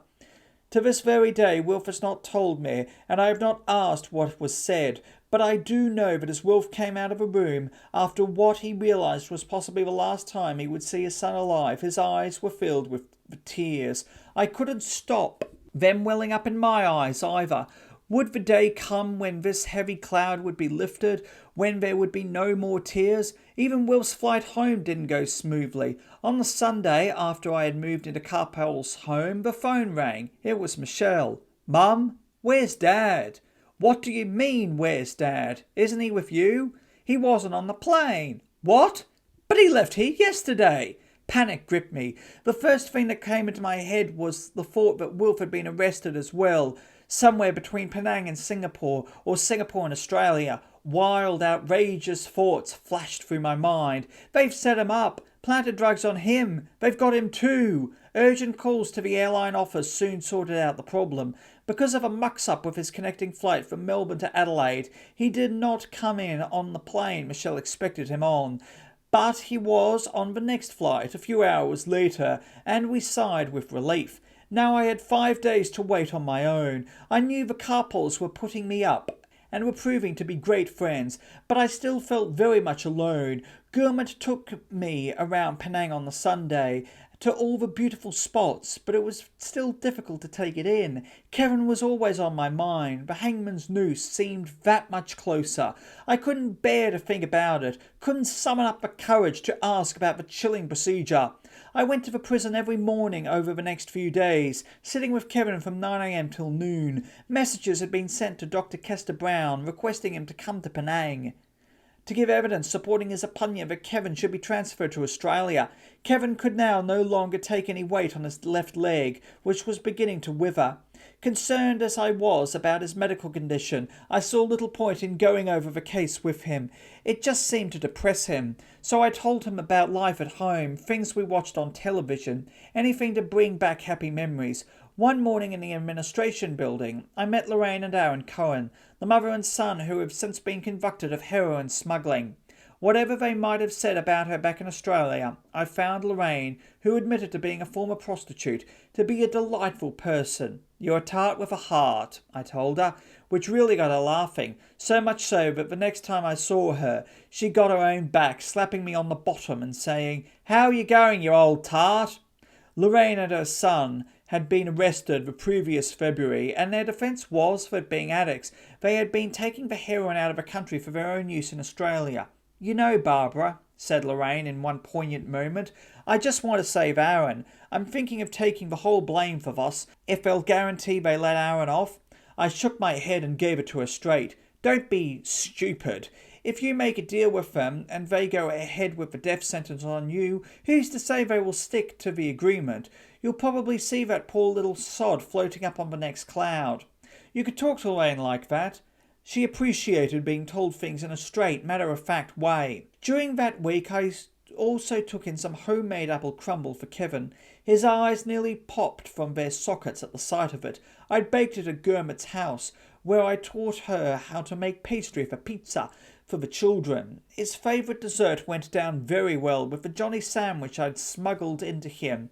This was what looked like an unopened bottle of Coca-Cola, which in fact had been opened and laced with a generous swig of whiskey. If the guards had found out, they'd have been held to pay, but we'd been getting away with it for a while, ever since Wilf had shown me how to unscrew the cola bottle and replace the top without giving anything away. I'd also taken into Kevin a card he could sign for Michelle's birthday, and on his behalf I'd purchased a chain so that he could wear a silver ingot he'd bought for her a few years earlier. It cheered him up considerably to know that even from inside the walls of a jail he could still buy his sister a birthday present. Going out to hunt for the chain had also helped Murray. It got me out into the crowded marketplace, where I became lost among a sea of jostling flesh. The days ground on towards 1 August. I wanted it to come around quickly, but at the same time I didn't, because I feared the worst. I wanted to get it over with so we could start the next round, but at the same time I knew the judge was going to utter the words I just didn't want to hear. The death sentence was mandatory, the judge had said. Did I really have to go and hear him pronounce it? Yes, of course I did. Kevin needed me there, and I was going to ride through this thing with him, taking the same knocks until it reached a conclusion one way or the other. I had to force myself to walk across the road on the morning of the sentencing, force myself to run the gauntlet of the cameras pointing at a mother on her way to hear her son being condemned to the hangman. Court rise, the call to the usher signalled. The appearance of the judge, a routine I was now very familiar with. I glanced around the packed court. Was Dr. Kester Brown here? Would he put in a last-minute appearance? I was to find out later that it was impossible for him to get to Malaysia. As it was, Datuk Dr. N. Agamusanmir, the head of the Kuala Lumpur General Hospital's neurosurgery department, was called to the witness stand to testify about Kevin's condition. I knew as he stood there, talking about the pain Kevin was suffering and describing how his complaint may cause him to shudder, that the evidence was not going to sway the judge. It would only be of use later, at an appeal, if it came to that, because all the time I hoped and prayed that the judge would say that there was a loophole that permitted him to send Kevin back to Australia. Of course, I felt terrible for Geoffrey Chambers too, but could not see what hopes he had. Unlike Kevin, he was in reasonably good health, given the circumstances of their detention. Dr. Awamakasami told the court that he had received copies of letters from 2 Australian doctors who were of the opinion that it was better for Kevin to go back to Australia for corrective surgery to ease the pain in his groin. He had also examined Kevin with Dr. Kester Brown, and pointing out that he respected the opinions of the Australian doctors, Dr. Awamakasami said it would be better for Kevin to be sent home. Karpel rose to put in one last powerful plea to Judge Dadah. It was, he pointed out, the first time 2 Caucasians had been charged under the 1983 amendment of the Dangerous Drugs Act. The death penalty does not exist in most civilized countries, and when the case goes before the Pardons Board, the question asked is whether enough publicity on the amendment was made known to foreigners. I agreed with his sentiments, although I was perturbed by his presumption that this stage of the fight had been lost, through his reference to the Pardons Board. Appealing to that body was a last desperate resort. It was true that not enough publicity had been given about the death sentence. Even though immigration cards warned about the death sentence, it was not stated that hanging was mandatory. Malaysian embassies abroad, said Karpel, had not given due attention to the death penalty in Malaysia for trafficking in Dadah. 8 Hong Kong nationals, Karpel reminded the judge, had been sentenced to death in the same court recently. In an astonishing comment, Mr. Justice Dadah quipped, "That's why they've dubbed me as the hanging judge overseas." I couldn't believe my ears. Was this the time and place for a man in his position to make such a remark while my son waited in the dock on tenterhooks? Karpel was quick to take a stab at him. "Your lordship has brought it upon yourself, and should not aggravate the situation by hanging more." Now the judge tried to put Karpel in his place by remarking that he hoped the lawyer had made his comments in a lighter vein. "Of course this is a lighter vein, but I hope your lordship will not improve on your record." The judge was unmoved. He said he had recorded the medical evidence given by Dr. Awamakasami, but added, "Unfortunately, despite such evidence, the present law makes it plain that this court has no discretion to impose a lighter sentence. The amendments to the Dangerous Drugs Act," he said, "which came into force on 14 April 1983, clearly stated that any person found guilty of trafficking should be punished on conviction with death." I was beginning to tremble. My throat was parched. I make no distinction with regard to the nationality, colour or race of the offender, be he a national or a foreigner. In the present case, the offence was committed in Malaysia. It is unfortunate that the two accused are Australian. The question whether or not the sentence is hard, severe, brutal or repulsive is not a concern of this court. In the present case, I had no alternative but to impose the only sentence known to law, that is, death against accused 1 and accused 2. Again, there were wild scenes in court with reporters and officials dashing in all directions. Again, I hardly noticed. Kevin was slumped against the back of a dock, his face a greyish yellow, under the beginnings of a beard and a moustache he had started growing. I pushed my way over to him and brought his hand up to grasp mine. To his right, Geoffrey Chambers stared into space. "Kevin," I said. I could hardly hear my voice. "Kevin, I'm sorry." "It's okay, Mum," he said, and took a cigarette. My whole body floated out of court that day, detached, defeated. I wanted to leave this terrible country with its barbaric customs, wanted to flee right then to the other side of the world. But my son was here, and before I left, because I couldn't remain in Malaysia while the next legal process ground on, I had to see him again, and he was going to want to see me. I was fully aware that when they took him back to the jail, he would not be returned to the main cell block, but instead would be moved to, I could hardly bear to think about it, death row. But it was the whole family who were now on death row. Wilf, Michelle, Christopher, Andrew, Moe. We all shared the fear, felt his pain. They let me into the prison that afternoon.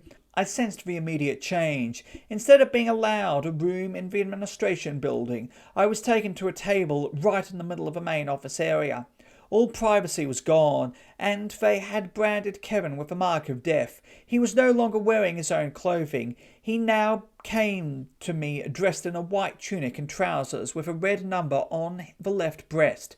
Kevin John Barlow had now become death row inmate P154835. He was also handcuffed to one of his crutches, unlike previously, when his hands had been free. At another table I saw Geoffrey Chambers handcuffed to a guard, talking to his weeping sisters. "Have you contacted Dad to tell him the news?" Kevin asked. I could see that he was trying to make it easier for me by keeping his voice cheerful. "You know, Mum, I love my dad very much. When I saw him, he looked terrible. I don't like to see him in so much pain, but you must tell him that if he's thinking of coming back, he must not do so until he's had his operation.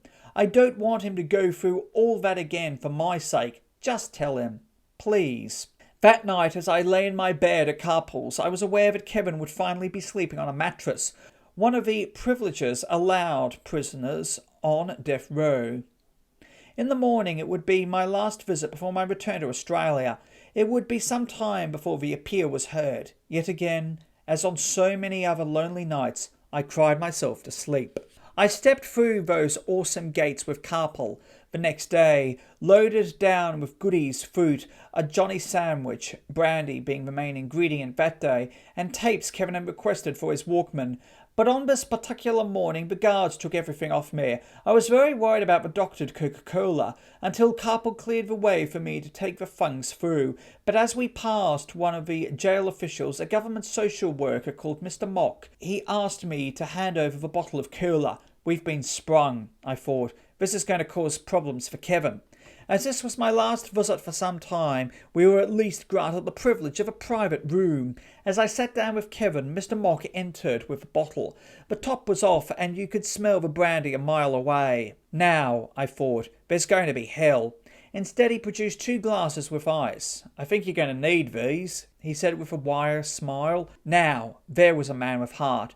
Lorraine and some of the other prisoners popped into the room to say goodbye to me and to wish Kevin all the luck in the world. Yes, I thought, he's going to need it, every inch of it. He was allowed to have his hand free from the manacles for a moment while he wrote on Michelle's birthday card, and then a guard handcuffed him to the crutch again. I thought how ludicrous it was. Even a fit man couldn't have broken out of a prison from where we were, let alone a cripple. I could hardly find the words to ask the question, but I wanted to know. "What," I said, "are your new quarters like?" "We're not in the official death row block yet," he said. "The place is too full, so they've put us in a special cell until death row has emptied out a butt. He didn't have to explain what he meant. I had learned that 52 people were currently on death row in Malaysian jails and that the Deputy Home Minister, Radzi Sheikh Ahmad, had declared, "We plan to hang a person every week." When I gave Kevin a goodbye hug, I thought it was the hardest thing I had ever done. There was still a lot of fighting to do, which meant there was still hope. But how do you really cope with the knowledge that your son is on death row? That afternoon, Karpel, in agreement with his assistant, Asa Malay, laid the cards on the table and put forward a special request. "We have a long fight ahead of us. We are going to need all the help we can get. Although I still remain confident that we can save Kevin, we need support. We want you to find the best criminal lawyer available in Australia to take on this case. Appeal to your local MP for help. Appeal to your government. We need everybody on our side, for the sake of your son's life." The flight back to Australia was heart-wrenching. I felt as though I had left half of me behind. Even as the jet swallowed up the miles, I resolved to get back to Malaysia at the first opportunity. Chapter 12. If they hanged him, I thought, it would be legalised murder, but I resolved that would never happen. Battling Barbara was about to come out of her corner fighting. The man we found to represent us was Frank Galbley, a snow-haired Melbourne-based lawyer who had resounding victories in crime cases throughout his lengthy career. When I spoke to him by phone, he said it was imperative that he read through the transcripts of the trial in order to assess the line of appeal. Even then, I think he was aware that the transcripts would not be as detailed as they are in Australia, but at least they would be a guide. When I first arrived back in Elizabeth, I was utterly exhausted by the ordeal. I just wanted to crawl into a hole somewhere and hide from the world, but that was not going to help Kevin, and I resolved to start a massive campaign, petitioning just about every relevant official, as well as people in the street, in an attempt to save my son's life. In Britain, my brother, Mr. Bill Austin of Stoke-on-Trent, along with my mother and sister-in-law, decided that they weren't going to take things lying down, and agreed to do all they could to help. Bill even travelled down to London to appear on a breakfast-time national TV show. As I walked through Elizabeth, people recognising my face would stop and ask me about the case, and I told them all that time would allow, because one more pair of ears meant that the message of the injustice I believed had been dealt in Malaysia would be passed on to other listeners. In my mind, I wanted to rally the support of the whole nation, and certainly the publicity in England brought about a response. I had a phone call from the British newspaper, the News of the World. Would I be prepared to accept their offer to fly back to Malaysia, visit Kevin again, and give the newspaper all rights to the story? It was too good an offer to refuse. In the meantime, another British newspaper got a man into the jail with Karpel's help, and had an interview with Kevin in which he reflected our own feelings. Who's got the right to end someone else's life? It is murder, whatever package you want to put it in. If anybody's going to do it, it's the bloke upstairs. But even as Kevin spoke, Malaysia's Deputy Prime Minister, Mr. Musa Hitam, was making it clear that as far as his government was concerned, ignorance of the law was no reason for visitors to escape the death penalty. No foreign visitor, he said, could complain because sufficient publicity about the anti-narcotics law was given both before and after visitors arrived in the country. The Malaysian government, he said, spelling out bad news for Kevin, was serious in its efforts to fight the drug menace, which was adversely affecting society, particularly young people, and the development of the nation. I was happy that British newspapers were taking an interest in the case. The more publicity, the better. I felt because the world would see just what a terrible plight my son had been unjustly subjected to. Now, the News of the World had wanted to get on it, and on 28 August, less than a month after my arrival home, I flew to Malaysia once more. The News of the World journalist had not been able to obtain immediate permission to get into the prison, so I went alone. Kevin had no forewarning I had returned, and he seemed instantly unnerved when he saw me. He thought that something terrible had happened in Australia to one of the family members, and I could only pass the news on to him face to face. I brought him in some tapes he had requested during my earlier visit to Malaysia.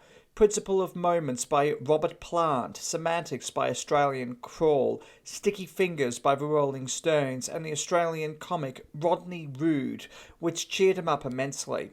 But it did nothing to remove the deep feeling of gloom which came from him.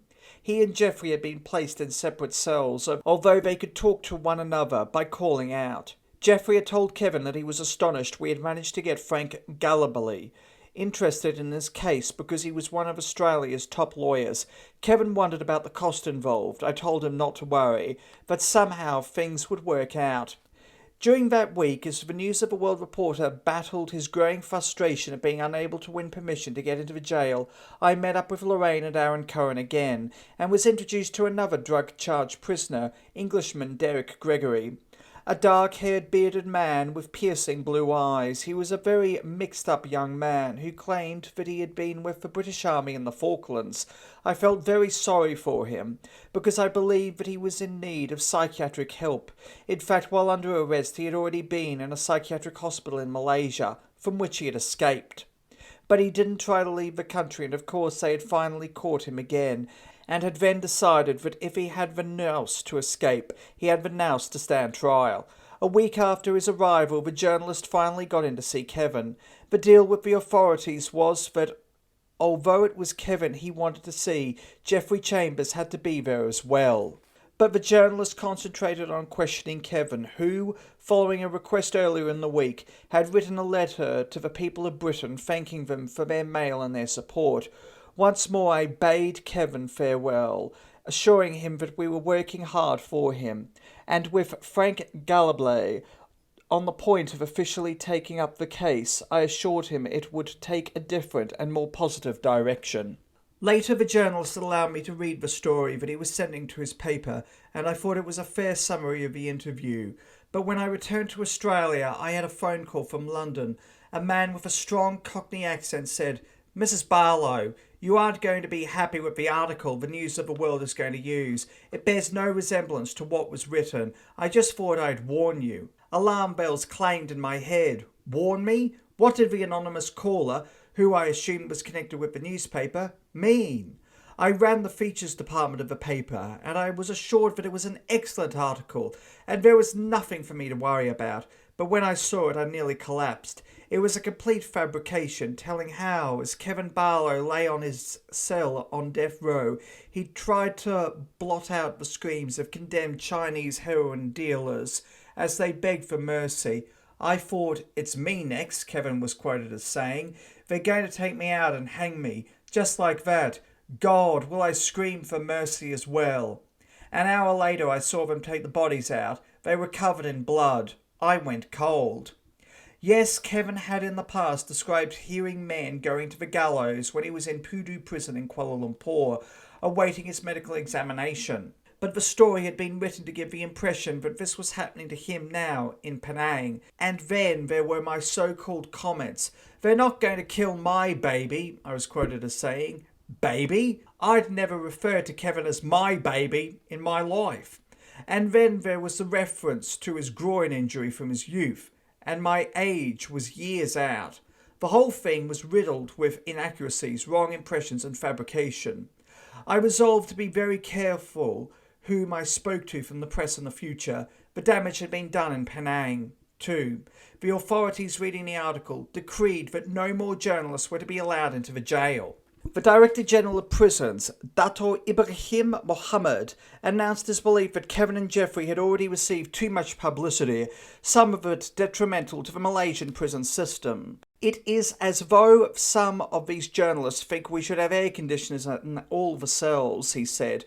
We do the best we can given our resources, so it meant that anyone who wanted to write a sober piece about Kevin and his plight would have to give up any thoughts of speaking to him personally inside the jail.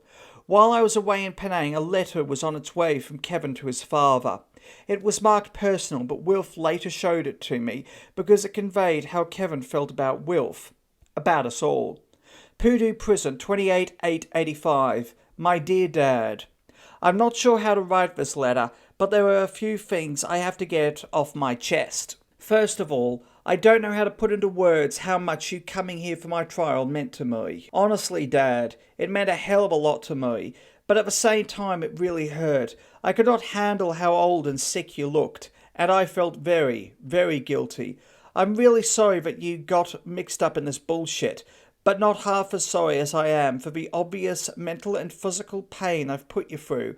Dad, I may not show it a lot of the time, but I do love you, and if there was any way I could ease the pain and torture you are obviously going through, I would do anything. If I seemed a little abrupt while you were over here, it was because I was trying to hide my true feelings. I was scared of saying too much in case I broke down. Please believe me, Dad. You mean more to me than I could ever hope to put into words. The day you left, I asked you to stay at home when my appeal comes up. Believe me, I was not having a go at you, but I would like someone I can trust to stay with the others, especially Michelle and Andy. Andy worries the hell out of me. I really want him to write. Why won't he? It hurts me, Dad. The old lady will do her own thing, regardless of what I want or say, so there is not much point trying to make her understand. Please, Dad, look after Andy for me, and take good care of yourself. I couldn't handle it if something should happen to any of you. Fuck this. I'm getting too maudlin. I hope you understand what I'm trying to say. I'll get lost before I really get stupid. For God's sake, look after yourself, please. All my love, Kevin. It was 3 months of the date of the sentencing before the transcripts of the trial arrived in Australia. Eager to read them, Frank Gallibaldi, insisting that a man's life was at stake, obtained special permission to go into the Melbourne Mail Exchange to pick up a package out of normal hours. I'd already been given some encouragement from him. On the face of it, there was a lot of room for appeal. Our hopes were raised further by the news in early September that Robert Pavone, whose wife had helped me so much with emotional support while in Penang, had won his appeal against a life sentence and 8 strokes of the rattan. I was innocent before God, and it has been proven true now, Robert was quoted as saying after his conviction had been lifted. I am so glad that my family and wife gave me all the support. I likened Robin's case to the nightmare Kevin and my family were going through. Robert had been arrested at Penang and found guilty of trafficking 402 grams of heroin, but in the appeal court, Justice V.C. George said there were missing links to the chain of evidence presented by the prosecution in the lower court. Robert's family had obviously been a tower of strength to him, as I hope we were proving to be in Kevin's case. The only difference in Kevin's situation was that Robert had been arrested 8 months before the fatal amendment to the Dangerous Drugs Act. Kevin 7 months after. On 18 November, Will and I caught the overnight train to Melbourne to talk to Frank Gallibaldi. He had already proved to be a great help, setting up a fund for donations to help pay for Wilf's and my travelling expenses to be with Kevin for the appeal court hearing. 2 cabarets had also been organised in the Elizabeth area, live bands and other entertainment to help with the appeal fund, but the $5 tickets had not been selling well. Genuinely, I felt that the public were opposed to the idea of helping a man who had been portrayed and convicted as a drug trafficker. I was going to do my utmost to re-educate them. Mr. Gallibaldi ushered us into his salubrious office, anger all over his face. I wondered at first if something I had said publicly recently had upset him, but I quickly found out the reason for his wrath. Picking up a transcript, he flipped through the pages and then flung it across his enormous desk, declaring, "There's not enough in that to swing a bloody cat." He sat us down in his black leather lounge chairs and said, "There is a little more I have to go into, but my first step was to determine whether there are legal grounds for challenging the verdict of guilt.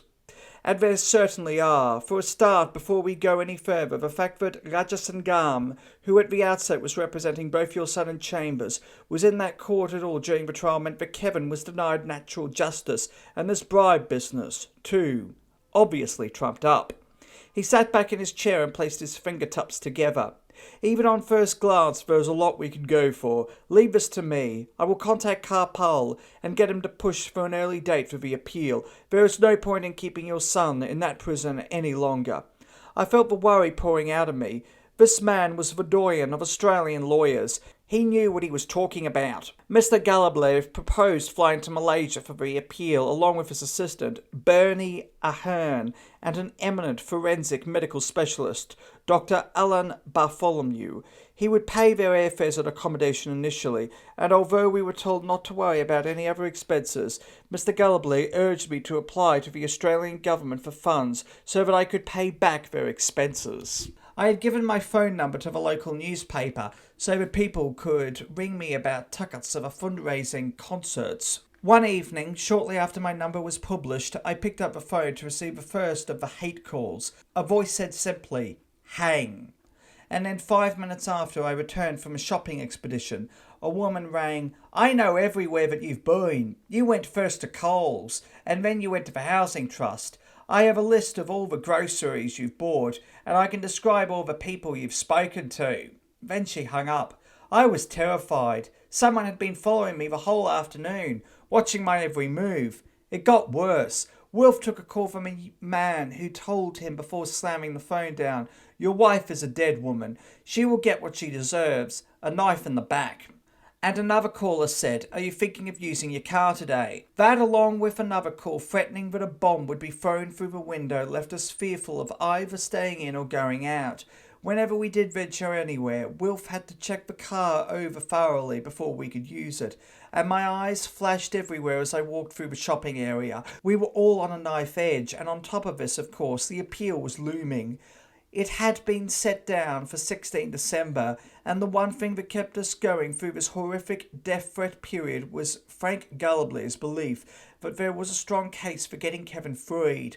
Not that it was all good news. Mr. Gallabley had asked his 32-year-old lawyer's son, Francis, to visit Kevin to discuss aspects of the case, and although Francis said on his return that he believed Kevin had legitimate grounds for appeal, he held grave fears that there will be a miscarriage of justice and he will hang for political expediency. He was concerned, he said, that just 2 days before he arrived in Penang, the deputy leader of the governing party in Malaysia told a political forum that as soon as the appeal is dismissed, we will hang them. Under Malaysian law, when copies of a written judgment of a trial judge have been received by the defence lawyers, they have just 10 days to submit their grounds of appeal to the Supreme Court. Frank Galbally burned the midnight oil. So did Kapil Singh. And between them they came up with what they believed were excellent reasons for freeing my son and allowing him to return to Australia. I just hoped and prayed they were right. Chapter 13. When Frank Galbally flew out of Australia on 11 December 1985, it signalled the start of a period in my life that I have tried so often to erase in my memory, but it keeps coming back to haunt me. Once again, the following weeks were to turn out like a horror film, a film that is on a constant replay with its sinister plot flashing before me again and again and again.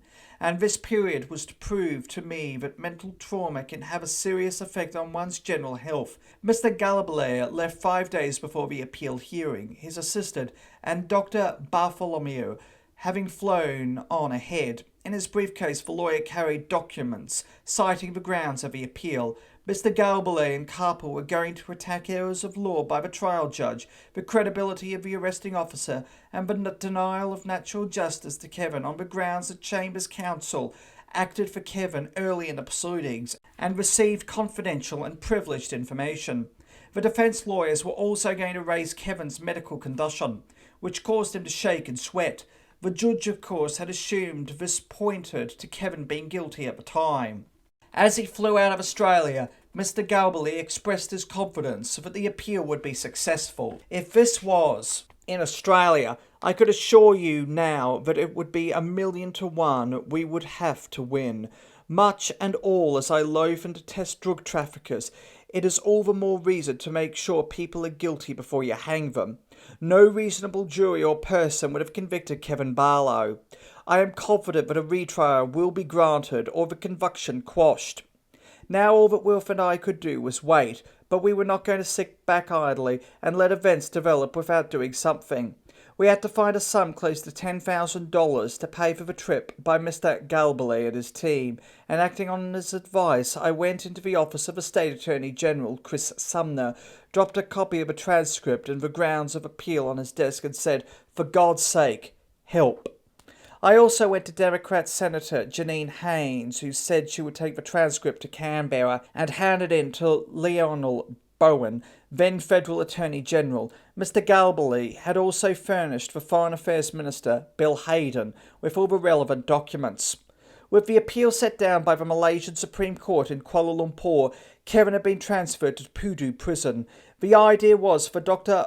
Bartholomew to examine Kevin before the appeal court hearing began, but as I was to learn without much surprise, he quickly ran up against a wall of problems. He got into the jail for an hour on the Thursday, 12 December, but as he could not examine Kevin that day under such short notice, an arrangement was made for him to examine him mentally and physically the following day in the prison hospital at about 10 a.m. Dr. Bartholomew confirmed the arrangement early the following morning, then made his way to the prison at about 10:05 a.m. They kept waiting for half an hour before an official approached him and said he needed an authority from the prison director or the minister.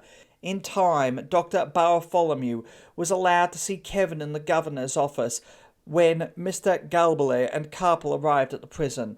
But again, there was no opportunity to examine him because no higher authority could be contacted in order to give permission for the examination. Before leaving the jail, Mr. Galbally asked Karpel to make an immediate application to the High Court or to the judge of the Supreme Court for an order allowing the doctor to examine Kevin and to apply to the appeal court to add the results to the grounds of the appeal. Karpel agreed to do this, but nothing happened over the weekend.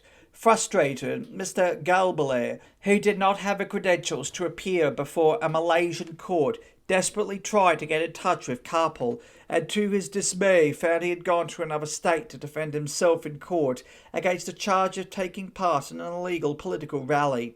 The appeal was due to start the following day. Time was running out fast. Mr. Galbally finally got through to Karpel in Kuala Lumpur by phone at 9:30 p.m, and Karpel told him but he was now too tired to meet him, as Mr. Galbally was to tell it later. I told him a man's life was hanging on the appeal tomorrow, and that he had to see me. The two lawyers eventually arranged to meet at the court an hour before the hearing, so they could go through the evidence. It was also vital that Dr. Bartholomew examine Kevin, so his findings could be presented to the appeal court, but on the morning of the hearing there was no Karpel.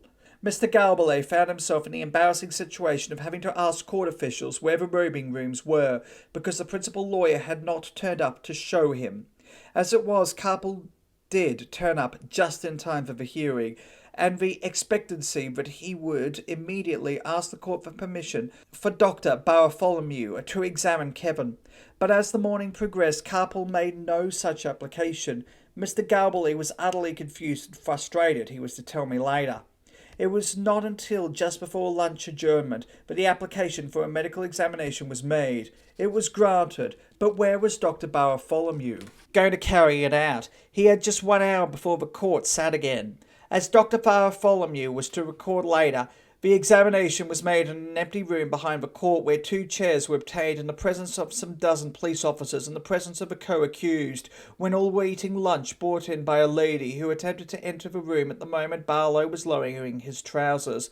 There was no couch or bed, so that part of the attempted examination took place with the accused man, the prisoner, lying on the floor. It is not possible to claim much for an examination carried out under such circumstances. On the first day, the case went very badly for the defence. Karpel simply would not introduce to the court the findings Dr. Bartholomew had come up with during that difficult examination. It is impossible to put new evidence before an appeals court under Malaysian law. Karpel snapped at Mr. Galbally on one occasion as the Australian lawyer pressed him. Mr. Galbally continued to push the argument strongly as the court tried to struggle on with its proceedings. The Melbourne barrister was told by Karpel that it was too late for the medical report to be put before the judges. Yes, Mr. Galbally was to tell me later. The only reason he was objecting to the new medical evidence was because he hadn't called for medical evidence during the trial when he should have. If it's too late, Mr. Galbally told Carpel during the hearing, it's not Barlow's fault, and isn't my fault. It's your bloody system's fault. Carpel immediately retorted, "Don't you insult our legal system here. That is contempt." Carpel was so incensed by what he saw as an interference by Mr. Galbally that he said he intended reporting him for contempt of court. Hearing all about this at home in Elizabeth on the radio and television, I was shocked and dismayed. My son's life was at stake, and all Carpel seemed to be concerned about was getting involved in a racial slanging match. I couldn't understand what had happened to him. He just didn't seem the gentle, caring man I had grown to respect. If truth be known, I actually wondered whether he had been got at, whether he had been ordered by a higher authority to toe the line and let the case run through to its fateful conclusion. The way I saw it now was that by perpetrating this hateful war between himself and Mr. Galbally, he was helping to put the noose around my son's neck, the very person he was supposed to be saving. I rang the Carpel home in Penang and spoke to Gurmit, asking her what the hell was going on. She referred me to Carpel, of course, but I couldn't track him down anywhere. But I spoke to Mr. Galbally, and he was furious. "My hands are tired as long as you have Carpel Singh representing your son," he said across the crackling phone line. "I want you to do something that will remedy the situation." "I'll do anything," I said. "I want you to send telegrams to Kevin and be requesting that Carpel Singh be taken off the case, and that I be given permission to take over." It was a drastic step. Mr. Galbally wanted me to sack Carpel, but I was frantic, ready to do whatever I was asked, so I dictated telegrams by phone. It was a major mistake, because even as they were arriving the following morning, Mr. Galbally was being put through the humiliation of having to apologise to the court, and Kevin just became dismayed at the feuding over the way his defence should be conducted. "It's worse than a bloody soap opera," he muttered from the dock while shaking his head in disbelief. "Just dreadful." Carpel had gone ahead with his threat to report Mr. Galbally by asking the court at the outset of that second day's hearing to punish him for scandalous contempt. Carpel told the court that when he explained to Mr. Galbally that it was impossible to put forward new medical evidence under Malaysian law, the Melbourne Advocate had replied that the blame lay with "your bloody system." Carpel said he had responded, "Don't you insult our system, Mr. Galbally. If you are not happy with the system, go back to Australia." It was then that the court called on Mr. Galbally to explain his comments. The Melbourne lawyer attacked his Malaysian colleague's preparation for the appeal and his apparent refusal to meet to discuss the common client's interests. When pushed by the bench, the barrister agreed and made comments, something to the effect of those outlined by Carpel.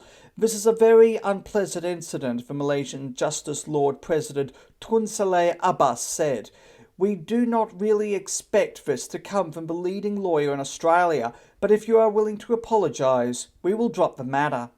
Mr. Galbally said he was willing to apologise to the court for any misinterpretation of the words used, but as most were to agree later, the infighting would have done nothing to improve Kevin's chances. The prosecution continued to argue that the guilt of both applicants had been proved beyond all reasonable doubt and that there had been no miscarriage of justice. Carpel, in his summing up, said that in deciding the fate of Kevin and Jeffrey, the court must decide who was guilty, and he insisted that his client Kevin was not guilty. I thought the public brawling between the two lawyers was over. I was badly mistaken. When I turned on my television that evening, I was astonished to see Carpel, who had obviously ignored the telegrams telling him he was off the case, verbally tear Mr. Galbally apart.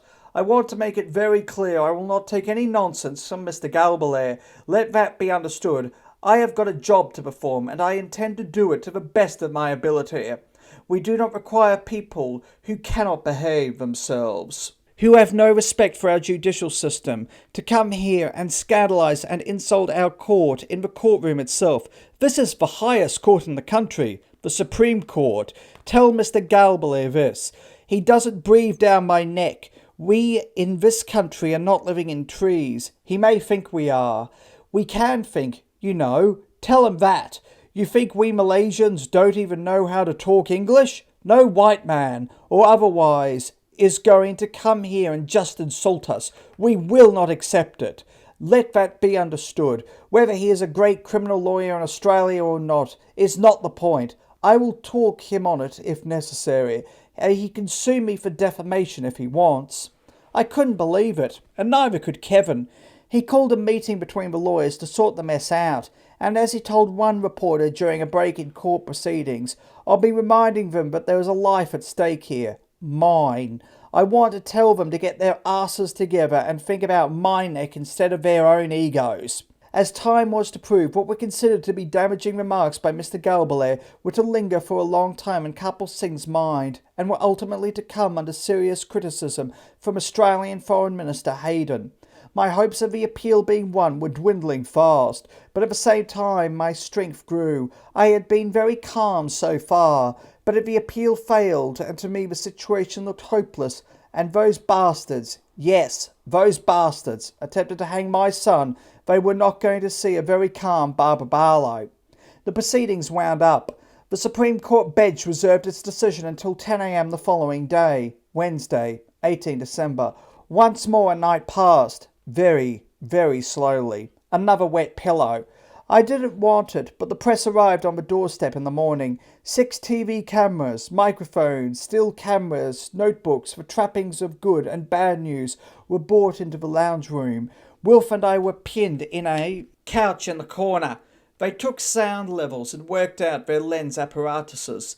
Sometime during the day, the phone was going to ring, and Rick Burnett, a journalist on the Advertiser, was going to give me the result of the appeal as relayed to his newspaper's organisation from their man on the spot in Kuala Lumpur. The phone rang all morning, of course, with people wanting to know if there had been a result or to wish us luck. At 2 p.m. I took the receiver. It was Rick Burnett. "Barbara," he said, "I'm delighted to tell you that the appeal has been successful. A new trial has been ordered, and the 2 of them are to be returned to Penang prison." "Oh, Rick," I gasped. "That's wonderful." My heart went through the ceiling. The TV lights were on me, catching every second of my joy. "Thank God," I cried. He was saved. Kevin was saved. The doorway to his freedom had been opened. The Malaysians couldn't do it because they knew he was innocent, and a retrial was their way of saving face. But ultimately my son would now be freed.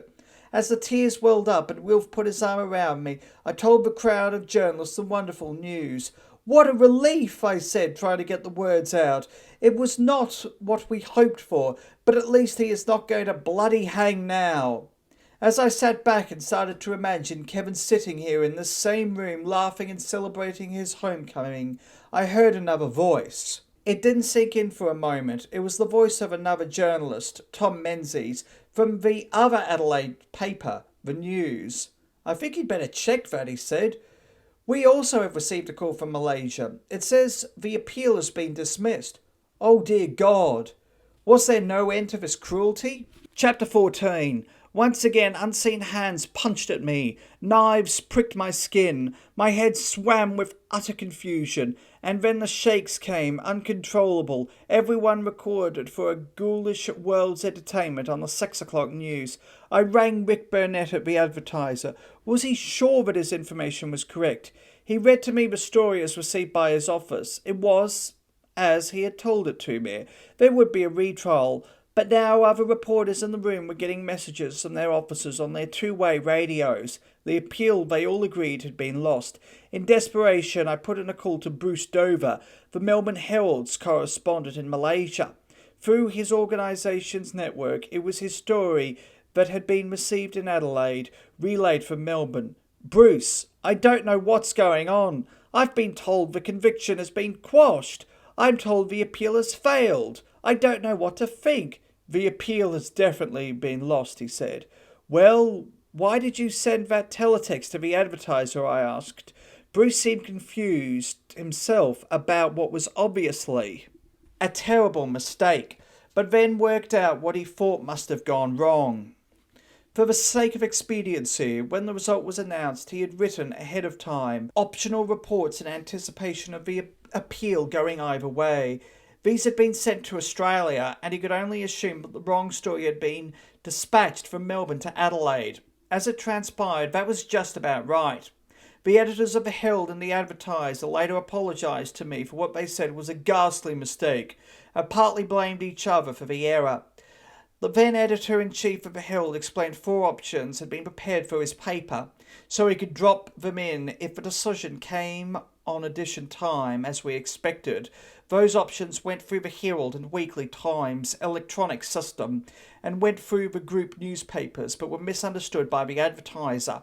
The editor said the advertiser had told him it received one of the 4 options, but the appeal had been upheld, but did not receive a forewarning note that the copy was to be held, subject to the verdict being delivered.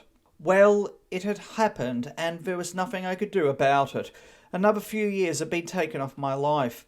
And once again I wondered about the ethics of a press who, either deliberately or sloppily, were making my life hell. To be fair, many of the journalists I met were terrific people and very helpful, but generally I felt that Wilf and I had really become public property.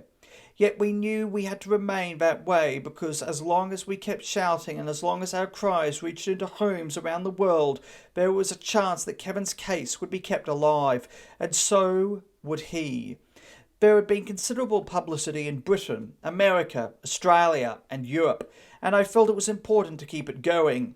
I was now fully aware that only a plea to the Pardons Board could save Kevin. Point by point, the appeal judges had dismissed the case presented by Carpel and Mr. Galbalair, looking at the evidence of the defence to strengthen the case of a prosecution rather than distracting from it, said the judges. We find nothing in this appeal on which there could be any justification for us to interfere with the learned judge's findings. We therefore affirm his finding and uphold the conviction and sentence of both applicants, and both the appeals are dismissed. If only I could have been there, been with Kevin as he slumped down in his chair on hearing the dismissal.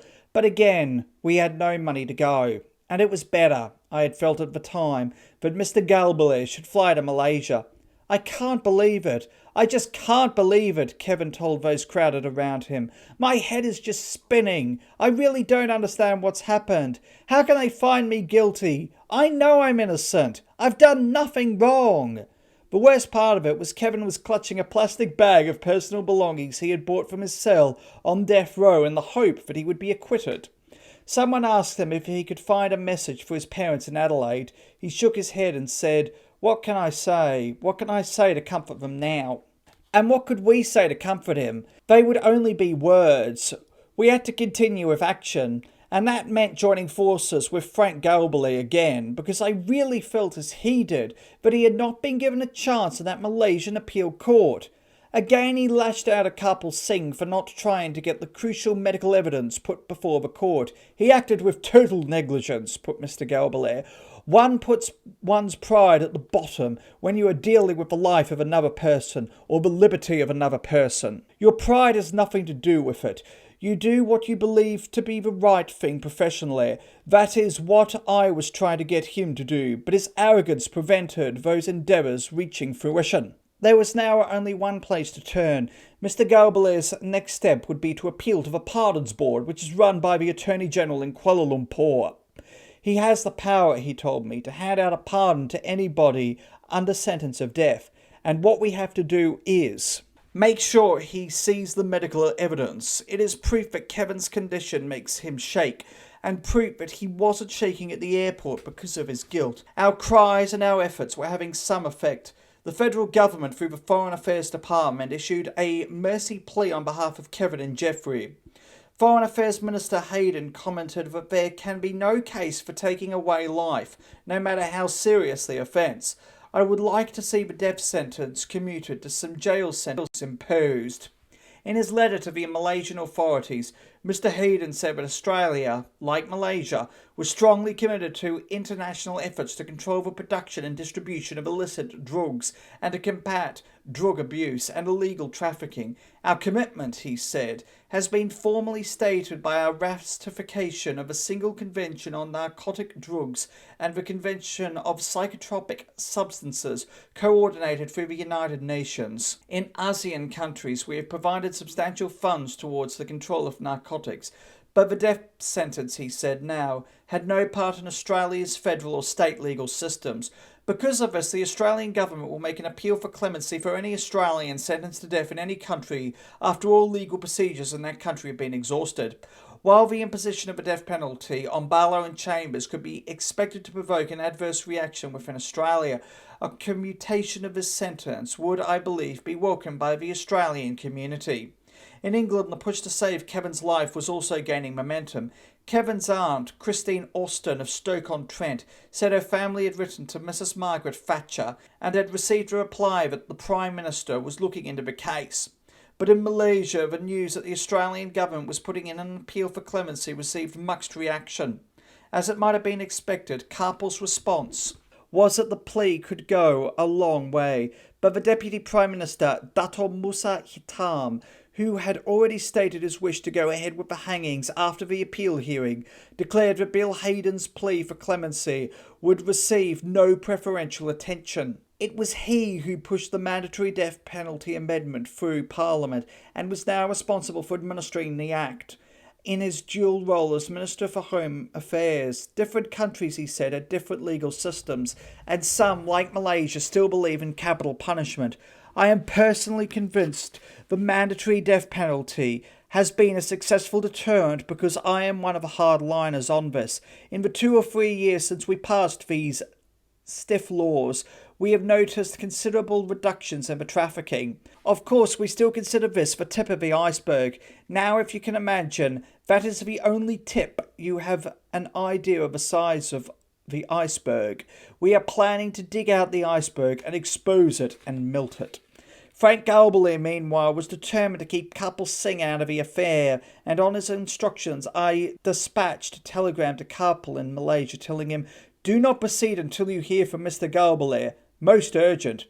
Mr. Galbally had sent his own telegram telling Kapil not to tamper further. Mr. Galbally was concerned that Kapil had taken the case in a wrong direction and had effectively signed Kevin's death warrant. His anger was increased by Kapil's announcement that he was going to make an appeal to the Pardons Board based on the medical evidence he had earlier refused to present on Kevin's behalf. If he thought it was not worthwhile putting before the trial in the appellant court, why is he doing it now? Because it's related to a vital factor in Barlow's defence, and that's why I say Barlow should never have been convicted, said Mr. Galbally. Meanwhile, the Melbourne barrister had called for a written report from Dr. Barbara Barlow to present to the Pardons Board to prove Kevin's medical condition. The consultant explained that when he examined Kevin under those difficult circumstances in Kuala Lumpur, his left leg wobbled or shook or shivered until he either fell or obtained some support. Dr. Bartholomew's report added, "He also has an intermittent tremor of his right leg, which he says quite simply is due to nerves. In other words, the prisoner clearly distinguishes between nerves, anxiety, and a medical condition. He was not, in my view, trying to put it on or put it over me." It would seem to him, he concluded, that the shivering noted at the time of his arrest was much more likely to have a medical basis as opposed to being indicative of a recognition of his alleged guilt. Despite the efforts I was making to help, I was aware that second-hand reports that Kevin felt I had bodged the whole case by bringing Frank Galbally into it.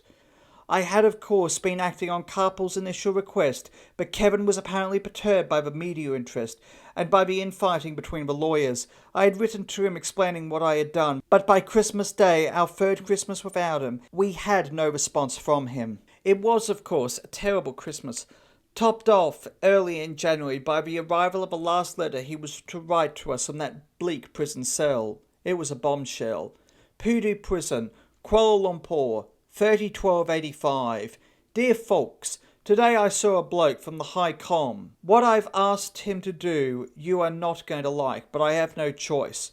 While you were here I asked you to please stay away from the media, or at least stop and think first. Obviously you couldn't give two shits of my feelings, so I've instructed FA to forward no further information about myself to either of you. Please don't try to make a fuss about this, because you will only cause yourself the same sort of severe embarrassment that you have caused me.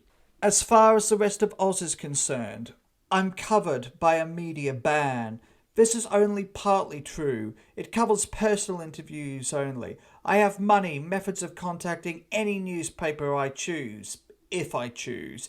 If you want to make a fuss, I shall not hesitate to write to all the major dailies and tell them my exact reason for doing what I have. The choice is yours. Also, if words get back to me that you have answered any questions whatsoever with anything but a no comment, I shall do the same as if you make a fuss with FA. This is a pretty drastic method of shutting you up, so please don't make me use it. And don't for 1 minute think I'm bluffing. I most certainly am not. Try me if you don't believe me. I'm not going to go into the trouble and embarrassment your stupidity has caused me, but believe me, I just wish I could crawl into a hole and hide. Thanks heaps. Kevin. What had gone wrong? Was he being punished for something I had said or done, such as sacking Carpool, although I had had no response from the lawyer to my telegram? It certainly seemed that way. I could only think that Kevin had been hurt by the schmozzle between Carpool and Mr. Galbalair, and then I noticed the stamp on the envelope and the franking mark.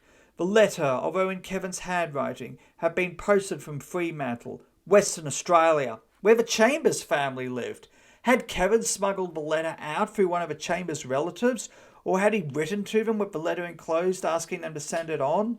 It turned out that Geoffrey's mother, Mrs. Sue Chambers, a schoolteacher, had gone up to Malaysia and had taken in Christmas lunch for both her son and Kevin, because I had prayed he would be coming home for Christmas, and even if I had sent it, the chances were that the guards would have helped themselves. But his letter horrified me. Should I not have tried to help him? Should I have just sat back and let events run their course? No, I told myself.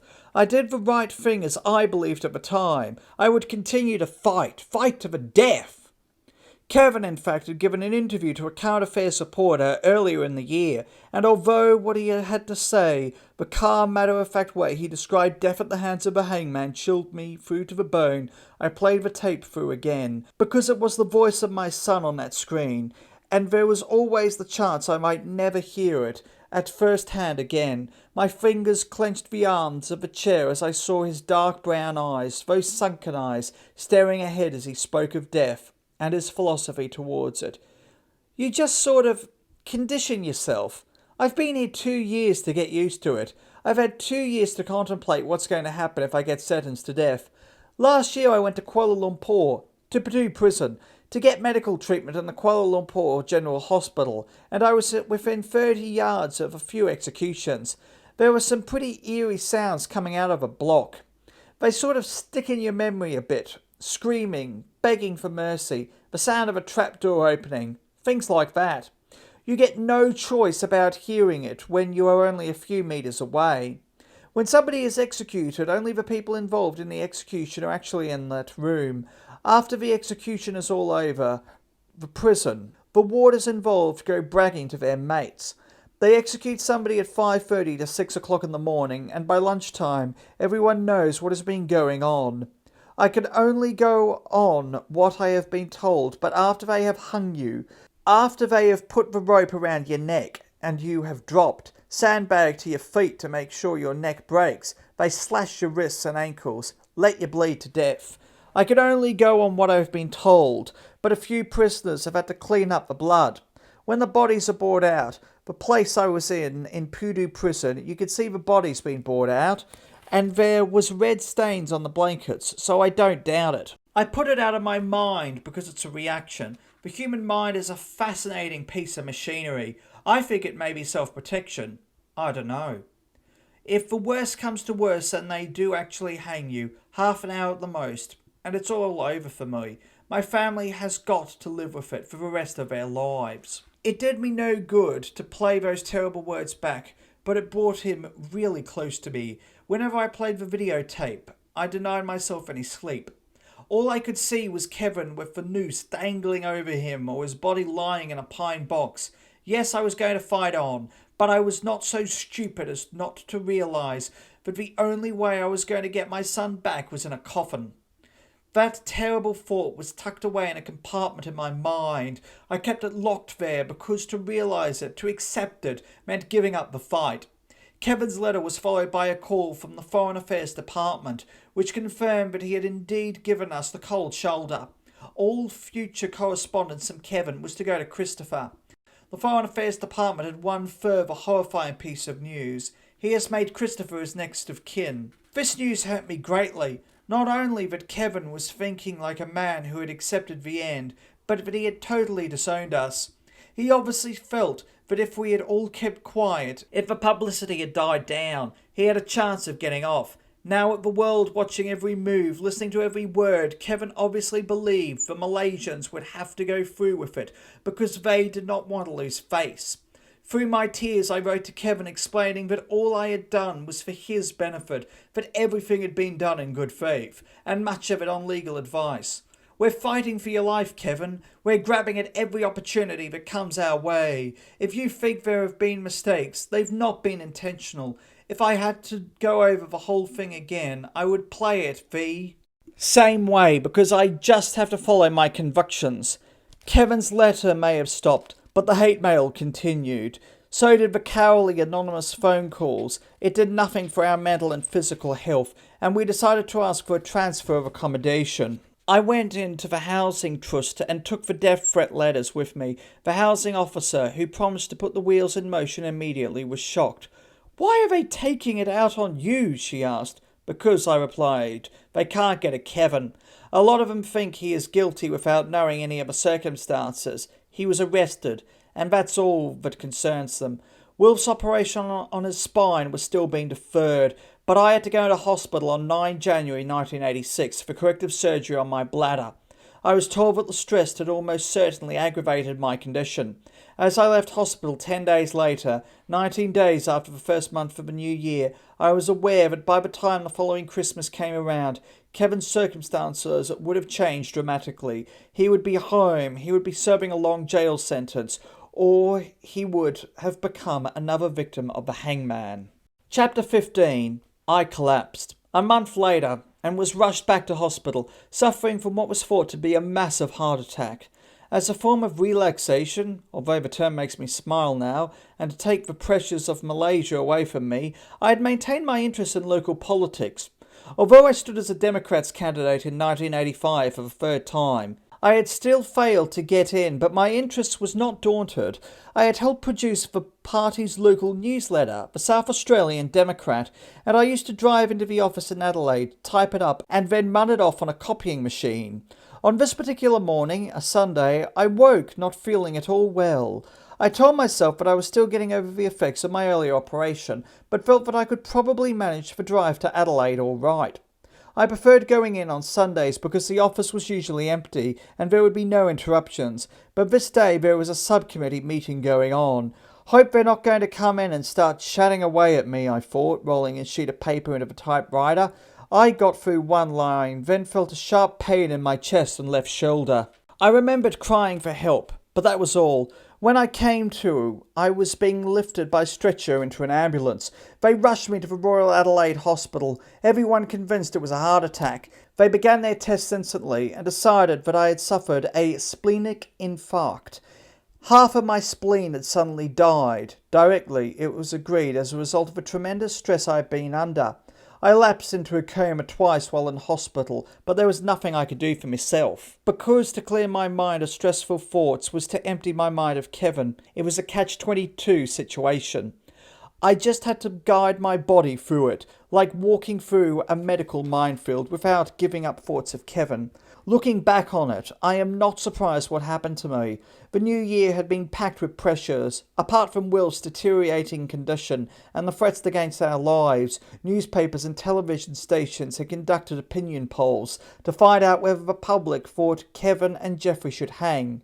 Yes, said the majority, hang them. What would they think if it were their sons wasting away in a bleak cell in a foreign jail? Would they jump on the bandwagon of popular opinion then? Mr. Galbally had been in constant touch and kept trying to reassure me that things were still hopeful.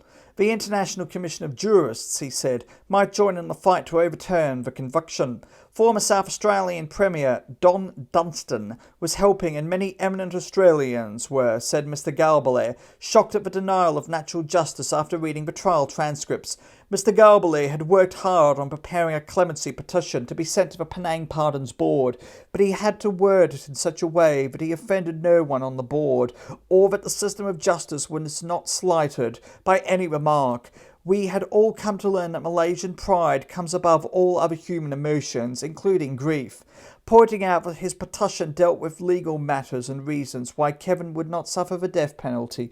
Mr. Galbally said in the document that his concerns about a miscarriage of justice were not an adverse reflection upon the legal process of criminal justice in Malaysia, but rather on the professional competence of a representative of the humble petitioner, Kevin. The basic grounds of the petition were that Mr. Gunjason Garm started out representing both men, then switched to Kevin's opponent, Jeffrey. Important medical evidence was wrongly admitted. The trial judge had commented that the investigation and prosecution had not been conducted at their best, and the case against Kevin had not been proved beyond reasonable doubt, because there were no photographs taken of the drugs. A police officer's briefcase had been presented in error as an exhibit, and there was an inexplicable failure to fingerprint plastic bags containing the drugs. One other important factor was that the trial judge had formed the opinion that Assistant Superintendent Shaki Rahman was a witness of truth whose credibility had not been shaken. But this conclusion was difficult to understand, said Mr. Garbally in his petition, considering the fact that the trial judge did not give Kapil Singh the opportunity to test fully the policeman's credibility. Apart from what he considered were legal reasons for giving Kevin a pardon, Mr. Galbally said there were also compelling humanitarian reasons in justice and in mercy why Kevin's death sentence should be commuted to a term of imprisonment. It was, the lawyer pointed out, Kevin's first journey out of Australia, while Jeffrey had travelled to Malaysia, according to the evidence, on 5 previous occasions, and if Kevin was guilty of the offence as charged, he was not a prime mover nor the principal actor in the crime. His position at worst appeared to be that of a minor role compared to Jeffrey's. I still believe in Kevin's absolute innocence, although I was now prepared to accept that he might have gone to Malaysia to collect a packet, albeit under duress, and of course, to his knowledge, he did not pick up that packet. Call him stupid for not going to the police, whatever he might have thought about the people who persuaded him to go. I could only agree with Mr. Galbally's point that Kevin had been suffering from a serious debilitating physical condition and was therefore likely to have been much more easily talked into wrongdoing than a normal, healthy person.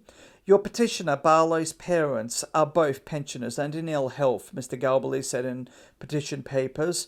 If their son were to be executed, their life expectancy would be shortened, if not suddenly terminated, because of this most harrowing experience. Well, lying in my hospital bed, I was just living, proof of that comment.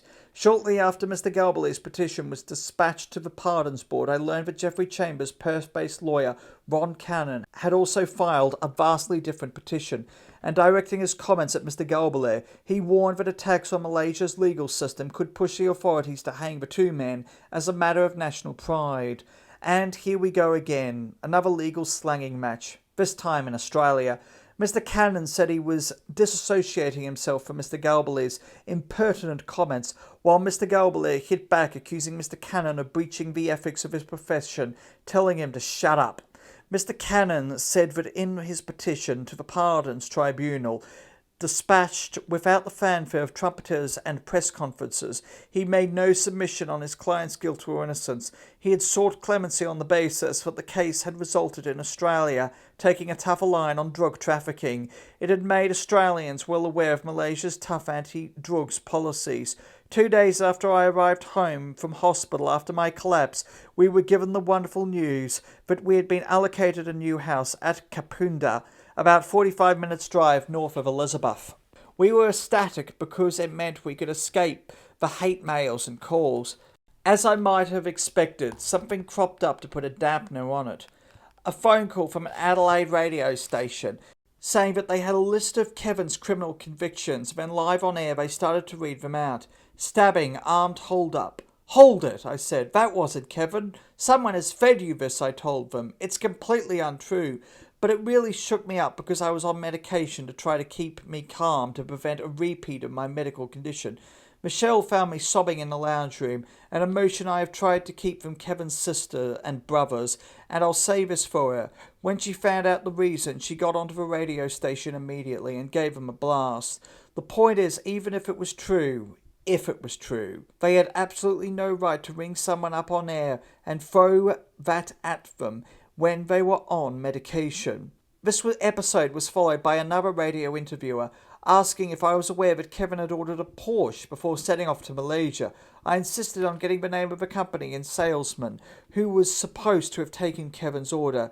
Then I got on the phone, and the first thing I found out was that the salesman did not exist. A check of all the Porsche agencies showed that at no time during 1983 had a car been ordered by either Kevin or Jeffrey. These basic checks, which the radio interviewer could have made through a few simple phone calls or got his researcher to do, would have saved him the embarrassment of having to say it on air later. It seems my reliable sources are not as reliable as I thought, but the really big guns were aimed at us from another radio personality, Darren Hunch, the king of Melbourne radio. We had received some marvellous news, but he tried to turn it into bad. The federal government had agreed to make a special grant of between $10,000 and $20,000 to meet the out-of-pocket costs for Kevin's legal representation by Mr. Galbally at the appeal hearing. I think it's outrageous, said Hunch. The taxpayers should now have to foot the bill for a convicted heroin trafficker. To add to the injury of his comments, he also claimed during a fiery confrontation on television with Mr. Galbally that Kevin had confessed his guilt to a person whom Hinch was not prepared to name. The claim resulted in Mr. Galbally calling Hinch scum and said that his claim was without substance. It was outrageous and poisonous and designed to mislead the public. After the TV clash, Hinch said he had the utmost faith in his source. He got it first hand from Barlow. I wouldn't go with it unless he'd got it first hand. I know a bit more, but I can't say any more at this stage. I've just got to protect a source, very carefully too. I now know that this source is an Australian journalist who had interviewed Kevin in the past. Kevin had always maintained his innocence to everyone he spoke to, and he assured me that it was the only person that he had ever talked to about his reasons for travelling to Malaysia. The government grant was attacked from another quarter, a support group for victims of drug abuse. The Relatives Against the Intake of Narcotics group, based in Melbourne, said the office had been inundated with calls from people expressing anger and disbelief at the government's decision.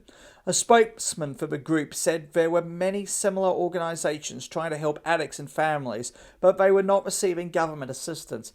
If the government is genuinely concerned about the pain and suffering experienced, it perhaps should consider compensating parents who suffer the anguish of losing loved ones to heroin and other illicit drugs. While I sympathise with comments such as those, my conscience remained clear, because, as I have maintained all along, Kevin was not responsible for a single speck of heroin hitting the streets of Australia or anywhere else. And of all the thousands, yes thousands of professional couriers operating around the world, it was his name that they had decided to damn. It was my son, a dupe, they were going to crucify for the sins of others. But even from behind his prison bars, Kevin was able to hit back at Hinch's claims of a confession. He sent instructions to Mr. Galbally to begin defamation proceedings against the broadcaster. Kevin, I ascertained, had made no confession. I was astonished that a broadcaster with so much public influence should have made his statement, knowing that a petition was being prepared for the Pardons Board. And Mr. Galbally pointed out there is a grave potential to prejudice for life, not just for liberty, but the life of my client, Kevin Barlow. If Hinch's so-called source has any truth in it, it is worthy to note that there was no suggestion during the course of the trial or appeal from any witness or person in a responsible position in Malaysia that Barlow had ever confessed. Unknown to us in March, Kevin received a letter from the Australian government Legal Aid Department saying we had received a cheque for $10,381.18 to pay for his legal fees. We had in fact never received the money because it went straight to Frank Galbally. It was a reimbursement of his travelling expenses. It was a bad mistake by the government, and the feedback I received was that it turned Kevin even further against us. He believed we had made money out of his misfortune. Those shocking radio claims, the government letter to Kevin, things were going on around me that I had no hope of controlling, and it hurt. But I knew I could not afford to lie down and let it all wash over me. With the Pardons Board hearing looming up, my family needed me more than ever. In the early part of March, Wolf and I were given the keys to our new 3-bedroom fibro house in Kapunda. while Christopher and Michelle were told that they could continue living in the house in Elizabeth. We were delighted with what the housing trust had provided. The property stood on 0.2 hectare, and Wilf looked forward to turning the mud patch of a garden into something beautiful. I was glad for him, because it would at least help to take his mind off the events in Malaysia. Kevin and Jeffrey had not been moved back to Penang after the failure of the appeal, but had been kept on death row in Pudu prison, the maximum security complex where most hangings in Malaysia were carried out. Chillingly, a Penang police officer pointed out that the island prison was not equipped to handle executions. As we were settling in and hoping that a change of circumstances at home might somehow bring better luck for Kevin, we heard that the man who had brought in the mandatory death penalty, Deputy Prime Minister Hitam, had stunned his party by suddenly resigning because of policy and personality clashes with supporters of a Prime Minister, Datuk Seri Mahathir Mohamad. Did the resignation of the hanging minister mean that the push for the executions of Kevin and Jeffrey and others would be weakened? Another hope to be added to my list, and one that was short-lived. Kevin and Jeffrey were shocked to learn that a Malay Chinese whom they had befriended was taken from his cell one morning and led to the gallows. Until the day of his death he had been convinced he would get a last-minute reprieve. He was to have been executed the year before, but injunctions taken out by his supporters, including the Malaysian Bar Association and leading politicians, delayed it. Yet despite the support of most of Malaysia's legal fraternity to have his sentence commuted to life imprisonment, all appeals were lost. His crime? He was found in possession of a pistol and 5 bullets. In the meantime, with the help of my family and Wilf's in the UK, we had gained the support of Amnesty International and the National Council for the Welfare of Prisoners Abroad. One of that organisation's leading lights is the British peer Lord Gifford QC. As he was coming to Australia for a holiday, he had agreed to come via Malaysia and see what he could do, because after studying the transcripts, he felt that, without blaming the courts, this is a classic case for clemency. He spent hours talking to Kevin and urged him to write a letter to the authorities asking for mercy, and pointing out that as someone who was firmly set against hard drug trafficking, he felt their tough stance against the trade was a positive step. Lord Gifford also spent time with the Malaysian Attorney General Tan Sri Datuk Abu Talib bin Othman, a leading force on the Pardons Board. Lord Guilford raised my hopes when he said that although the evidence was enough to find a case against Kevin, he was left with doubts as to whether he was guilty. It is certainly not evidence I would wish anyone to be executed on, he said. The drugs were found in someone else's suitcase, and it is really superstition by the judge that Barlow and the other man were in it together. Although I was not receiving direct mail from him, Kevin was continuing to write to friends and other relatives. In one of those letters he painted a grim picture of how his end would come about. Once more, based on the first time he had been locked in Pudu prison, I saw a copy of it and forced myself to read each horrifying line. At around 4 a.m. I heard a lot of noise coming from death row, banging, shouting, etc. A little later it changed to singing. When I asked the warders and other prisoners what was happening, they told me that 3 Chinese were to be executed, and what I could hear was standard pre-execution rituals. As the night wore on, the noise became louder. Eventually it became so loud that very few people could sleep. Then at around 5:30 a.m, the singing and shouting changed to screaming, which a Chinese guide told me were appeals for mercy, etc., intersped with last goodbyes from the other death row inmates. The screaming continued for maybe another 10 or to 15 minutes, when there was a hollow bang, followed by silence. The bang was the trapdoor opening. About 1 hour later I saw the bodies being carried out on stretchers to a waiting lorry, where they were thrown in the back and taken to the morgue. Kevin added in his letter that he was against the death penalty, except in child rape murder cases, where he was undecided. He went on, "Absolute proof is an essential for any death sentence." Assuming the worst, what I would miss most is very hard to say. There are so many things, my family mainly though. Not seeing England again would be another. The hardest part of this whole business is not so much myself, it's my family who have to go through the rest of their lives with the stigma of having a son, brother, nephew, etc., who is hung for supposedly trafficking in drugs. The question is, how will they cope? At the moment, I am very confident of being reprieved, and I shall stay that way right up to the last minute, that is assuming the worst. By then it's too late, and it will all be over, minutes later. Kevin described Jeffrey as an addict who could not control his habit. He has been like this for much longer than I have known him. Basically, he is a decent sort of bloke, unless he has no stuff. Before we were sentenced, we had very little to do with each other, mainly because Jeff was always scrounging anything he could to buy us smack. Because of this, he stuck very close to the prison dealers, who I tried to stay away from. I am not saying this lightly.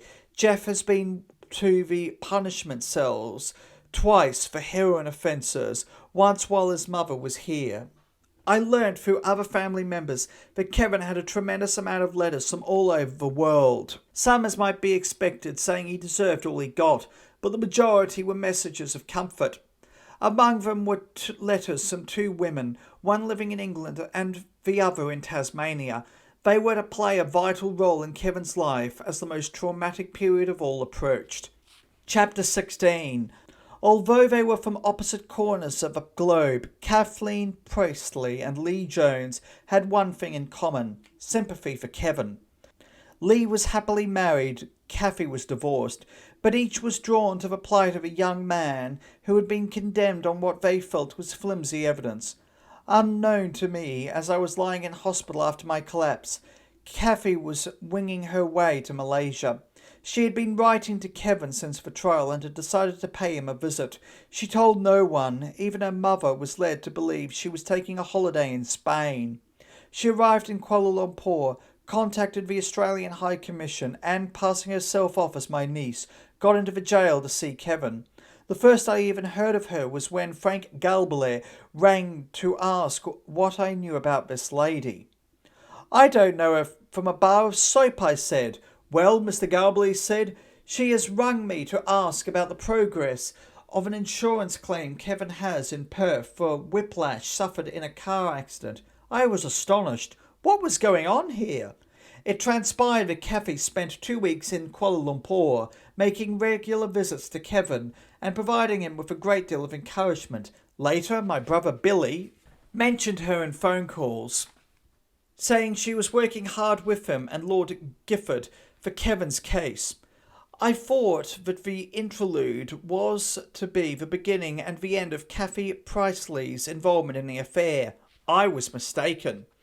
And then there was Lee Jones. She wrote to Wilf and me after the trial, expressing regret at its outcome and saying how fortunate he was to have parents like us. Lee, who told us she was a lawyer and her husband Jamie was a farmer, promised us support and that they were keeping in constant touch with Kevin by letter. At the time, Lee was in fact a judge's assistant and was admitted to the bar later.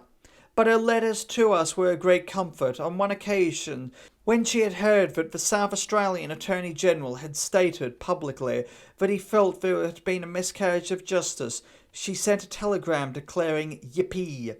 Lee tried to ring us in March to tell us that she and Jamie were going to Melbourne to visit Kevin, but because we had moved and were now on a silent number to thwart the hate calls, she couldn't reach us. When they met Kevin, they got on immensely well. A very deep friendship grew between the three of them, which was to last for all time. Exactly when the Pardons Board would meet was anybody's guess. It was their practice not to make any announcement about the affairs, not even their meeting date, which concerned me because if the worst was going to happen, I wanted time to get back up to Malaysia. At first it was thought the board would meet early in 1986, but now the date was uncertain. Whenever, it would be Kevin's last chance. What concerned me was that the board had never commuted a death sentence in a drugs case, but Mr. Gallaby and Carpel, who was still refusing to be sacked from the case, assured me by phone that the plea on Kevin's behalf was sound and that if anyone had a chance, it would be him. The board is made up of no more than 5 members, presided over by the 75-year-old Penang governor, Dr. Haji Awang bin Hassan. He, in fact, was Malaysia's High Commissioner to Australia from 1973 to 1980, so he would be well aware of how Australians generally felt about a man being hanged, notwithstanding the hysterical reaction created by opinion polls. Not that his knowledge of Australian affairs would make much difference. His role, I was informed, was mainly ceremonial. As I understood it, the board would receive a recommendation on Kevin and Jeffrey from the Malaysian Attorney General, who was a member of the board. The other members usually included the state chief minister or premier and free citizens of good repute chosen by the government. The board would consider submissions and pleas for clemency from the family and relatives, and to date, the Australian Foreign Affairs Minister, the South Australian Attorney General, former South Australian Premier Don Dunstan, and Lord Gifford. All deliberations took place behind closed doors, and no reasons were given for any decision. Once the Pardons Board had rejected a plea for clemency, death warrants were issued to be signed by the original trial judge. Then the condemned person waits, not knowing when he will be hanged. Prisoners sentenced to death are not even given the privilege of knowing how many days they have left. March and April dragged by. There was nothing more that we as a family could do. Wilf went out and worked in the garden, alone with his thoughts, and each night I prayed that when I awoke and switched on the radio, there would be a news item saying that Kevin had had a reprieve. If he could walk free, I would get down in the street on my bended knee and thank God. But while I hoped and prayed, I also had begun to accept that I might never see my son alive again. I was beginning to open up that little compartment in my mind.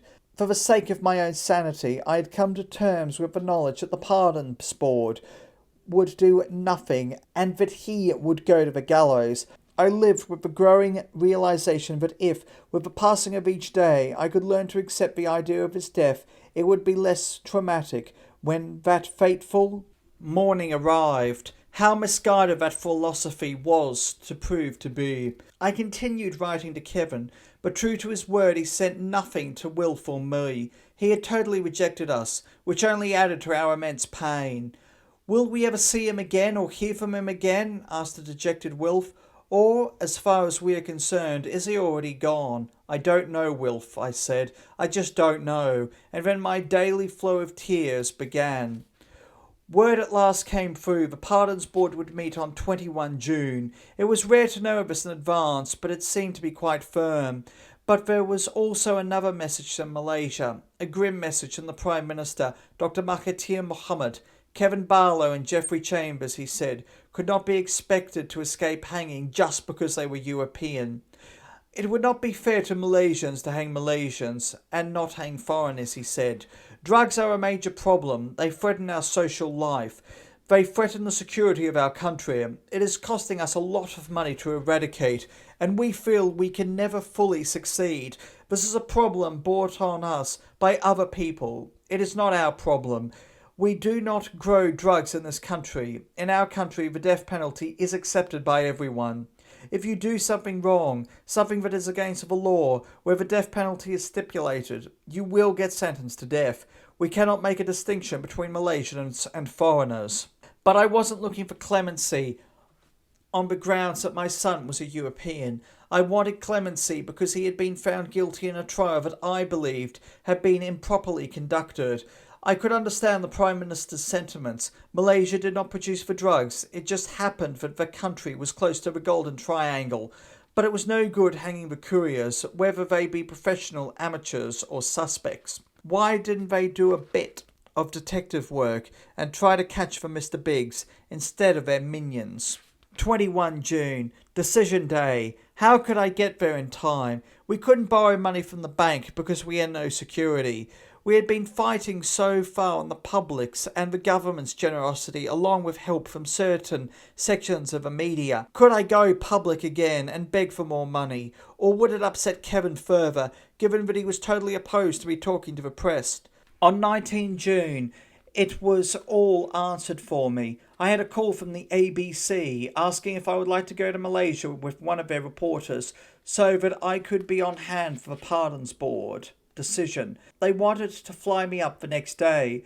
I didn't even have to think about it. I packed my bag and Wilf drove me down to Adelaide on that Friday, 20 June. As requested, I went to the ABC's Collinswood office and was handed an airline ticket and a cheque for $500 to cover expenses.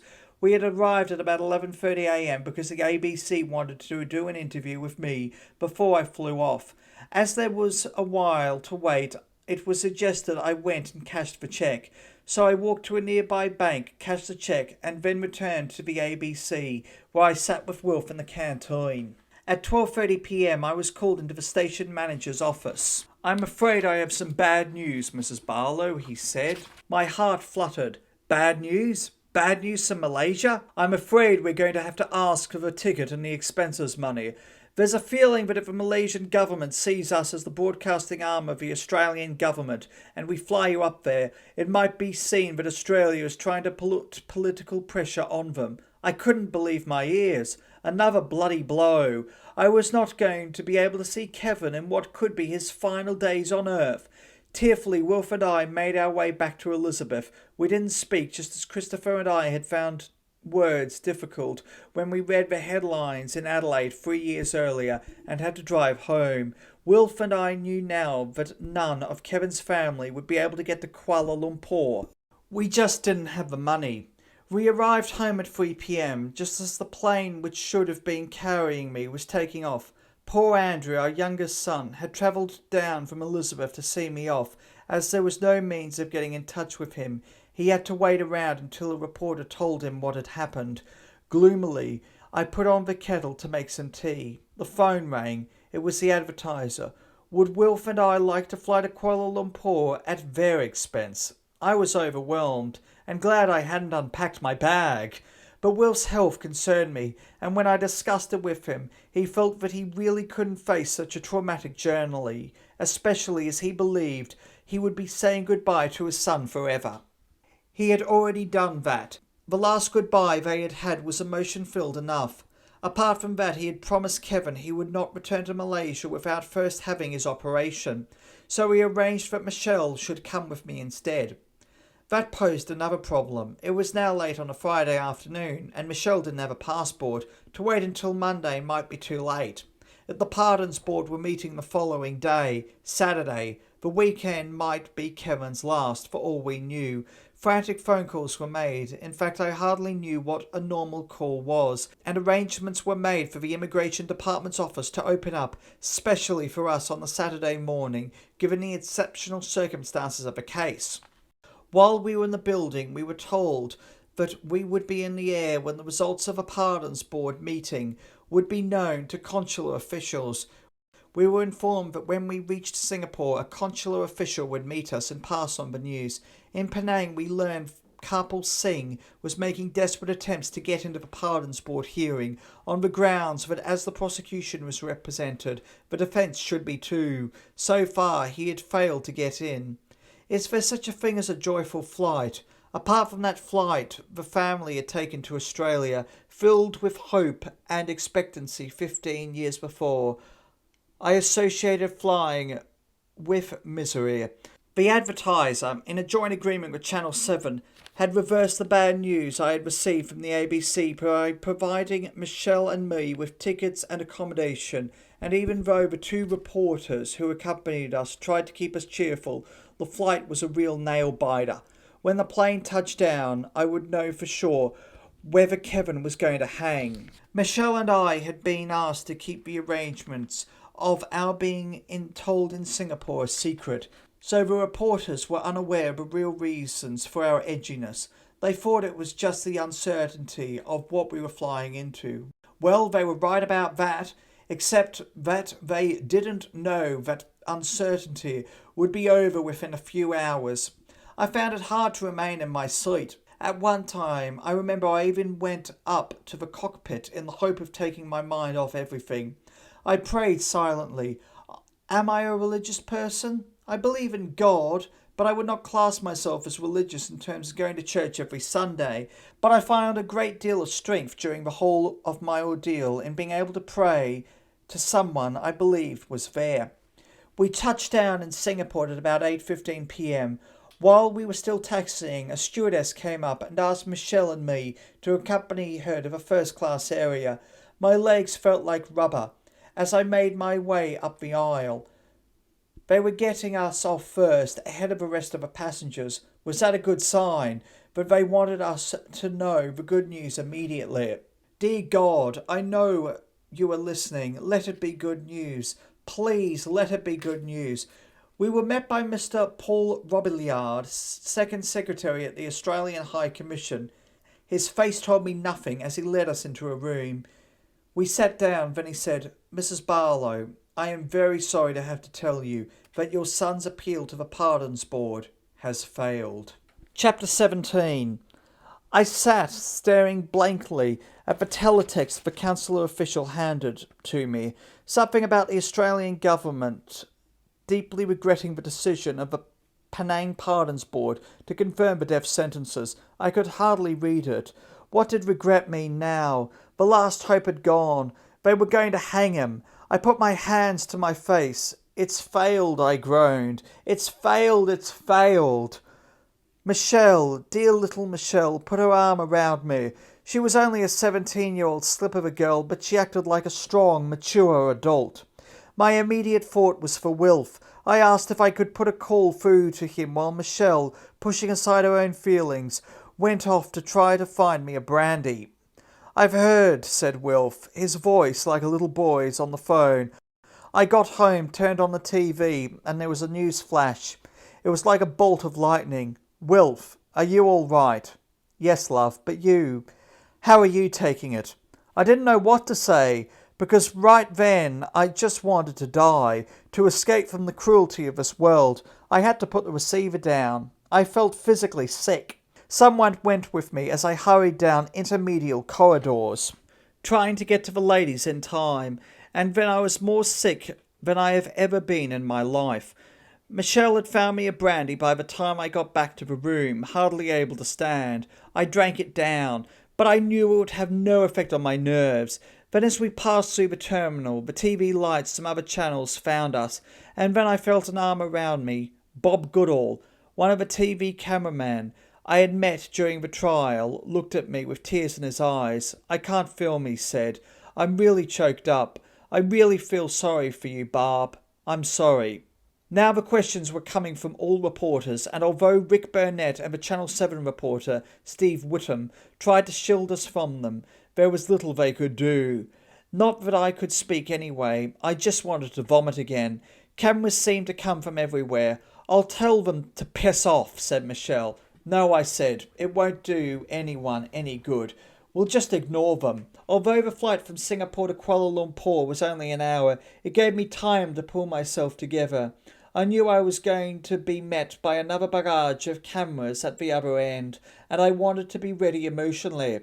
The flying time also renewed my fighting spirit. He's not dead yet. You're here to save him, Barbara. Now, for heaven's sake, pull yourself together and get to it. Glenn Conroy, an Australian consular official, was at the airport with a car, and he got us through the army of press people to the hotel. In the car he handed Michelle and me a letter each, an authority to go into the prison.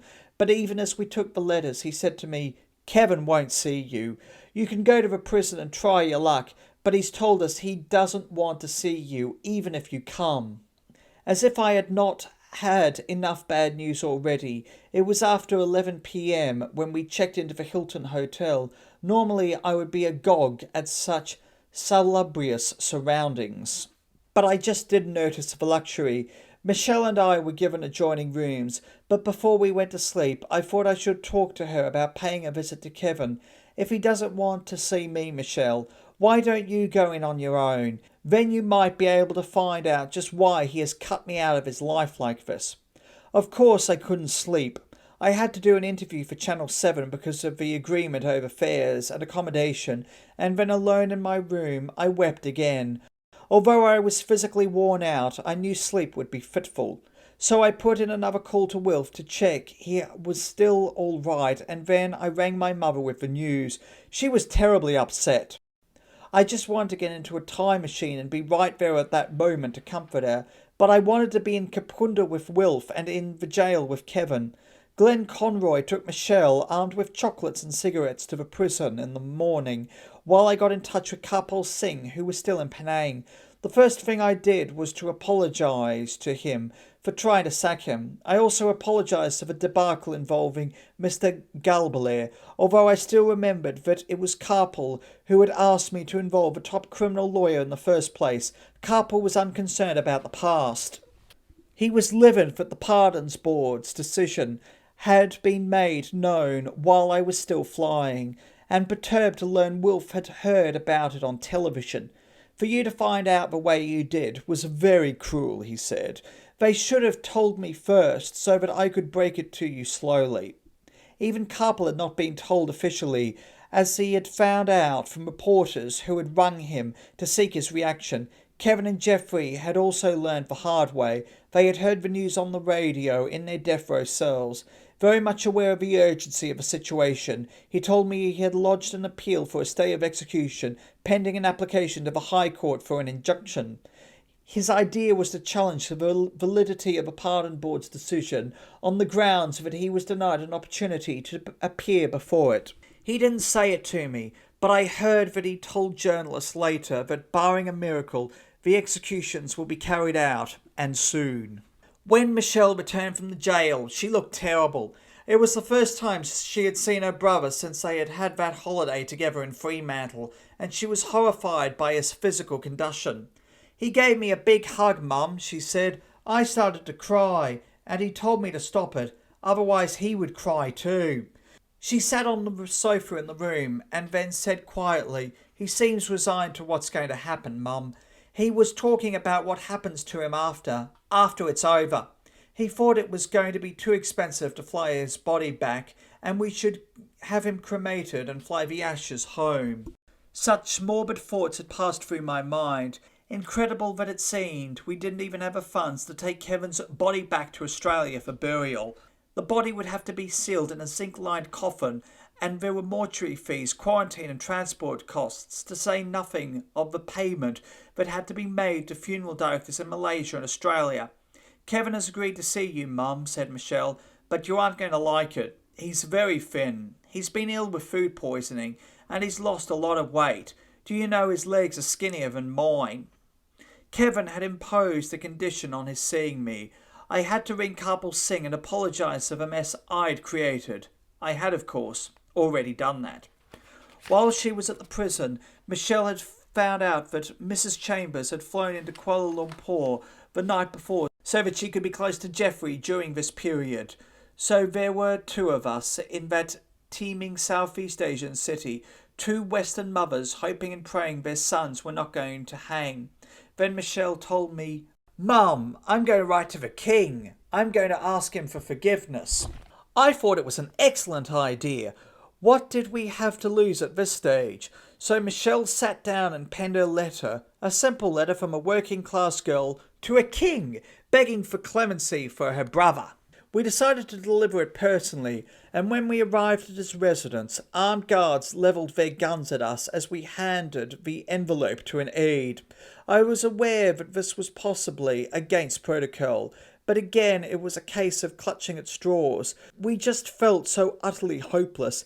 Gates and doors, they seemed to be confronting us everywhere. Rick Burnett, the reporter from the Advertiser who had flown with us, did his best to keep our minds off Kevin and took us that Sunday evening to a Malaysian restaurant. It was much better than just sitting in the hotel room, wondering. When we arrived back at the hotel, the phone rang. It was Lee Jones, the Tasmanian lawyer, who had been writing to Kevin. She had just arrived and asked to see Michelle, not me. Kevin had obviously written to her and told her that as far as he was concerned, I was out of bounds. Michelle and Lee just had a general chat, but it still hurt me to think that as Kevin's mother, I was fighting harder than anyone for his life, yet I was being frozen out. Nevertheless, I had to shake my personal feelings aside. It was no use feeling sorry for myself when my son could be walking to the gallows at any time. Lee had obtained permission to get into the prison, so the following morning the three of us caught a cab to Pudu, which was only a couple of kilometres away. A slim, dark-haired woman in her late 20s. She was quietly spoken and struck me as being rather reserved, but there was no doubting her friendly devotion to Kevin.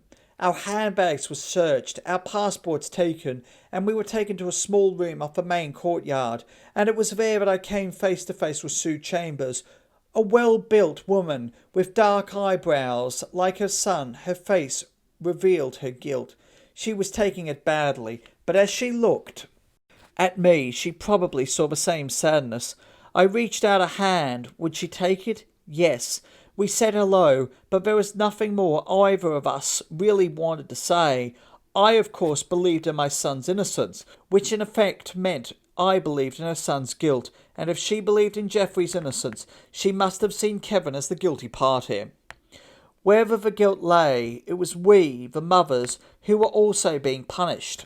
The guards came to us to tell us the prisoners were now ready to receive their families, but Kevin had asked to see Lee first, before Michelle and I could visit.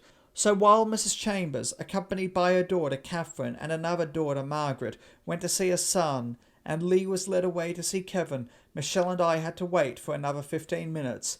Finally, we were led in through an iron-barred fence and into a small room on one side of a passageway. Lee and Kevin were sitting next to each other at a table. Now, for the third time, I saw my son in a prison uniform, with the red death row numbering on the breast. This, along with his general appearance, again shocked me. His complexion was more ghastly than ever, quite grey, and he was so much thinner than before, if that were possible. I didn't know what kind of reception I was going to get, but I tried to be as cheerful as I could, under the grim circumstances.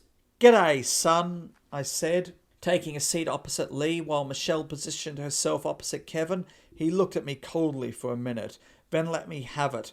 "What the bloody hell were you playing at?" I was startled by the outburst and just stared back at him, not knowing what to say. "What have you done with the $10,000? he demanded. I knew what he was referring to. The money that was being sent to Mr. Galbalier to refund his expenses, but I hadn't seen a penny of it. "I received a letter in March," Kevin said angrily, "from the Legal Aid Department of the Australian government, which said you had been paid the money." "Kevin, it never came from me." "Well, the letter came from a governmental department, so I have no reason to disbelieve it." He was also angry about the fighting between Frank Galbalier and Kapil Singh. He was very angry because he had heard a false rumour that I had sold his letters to a newspaper. He believed that I had been making money out of his predicament. I just wanted to cry. Everything was going so wrong. Here was my son, with perhaps only a few days to live, lashing out at me for things that had backfired, when all I had tried to do from the beginning was help. But I wasn't going to cry. The boy was on a knife edge. Michelle and Lee tried to soften things. "Kevin," said Lee, "what Barbara has done is what any mother would do. You should understand her side of things." It took a while for Kevin to come down. His anger had been brewing for months, and if it was going to boil, it was better that it should be now, at the first opportunity. Not that the room they had put us in was the place for an argument. It was sweltering. There just didn't seem to be any air, and there was hardly enough room to move. Across the corridor in a glassed room directly opposite, I could see the Chambers family with Jeffrey. "You've let me down very badly," Kevin began again. He was not going to let up. Finally, I decided there was no point in being there. Heartbroken, I stood up to leave. Kevin protested, but not because he wanted me to stay. "If you leave now, everybody will have to go, including the Chambers." Now I let him have it. It was time I stopped being pleasant and gave him as good as he was giving me. We just had to get this over with once and for all. "Now you listen to me," I snapped. "I did not come all this way to be insulted. I have worked bloody hard to try to save your scrawny little neck, and I'm not going to stand by while you kick me in the teeth for my efforts. So why don't you just belt up and be sensible about this whole business?" It worked. I could see the doubts crossing his face, doubts that I had double-crossed him and made money out of him. He nodded slowly, and I sat down. "How's Dad?" he asked. The ice was broken. He was hoping that Christopher would be able to come up and see him, he said. In fact, he had been allowed to make a phone call a couple of days earlier, and had spoken to Christopher, asking if he could get the money together to come. Christopher was already working on it. He was trying to get a loan from a finance company to pay for his trip. We stayed with Kevin for more than 5 hours.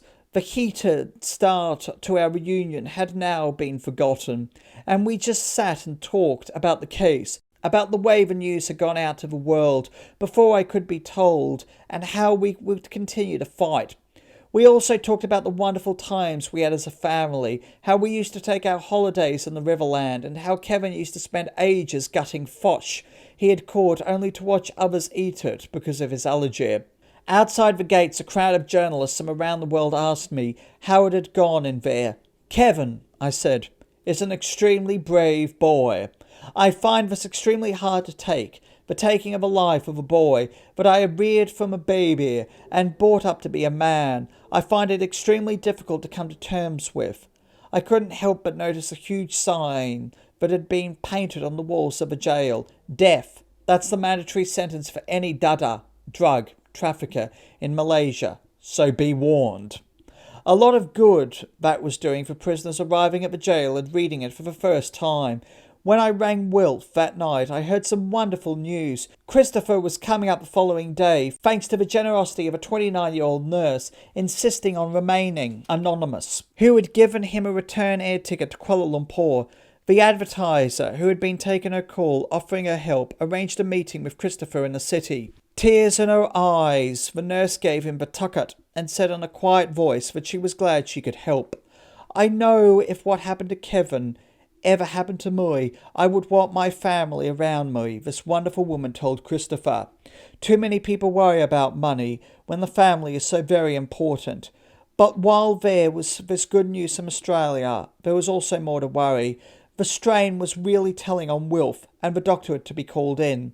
I just hoped my husband was going to be able to face the days ahead alone.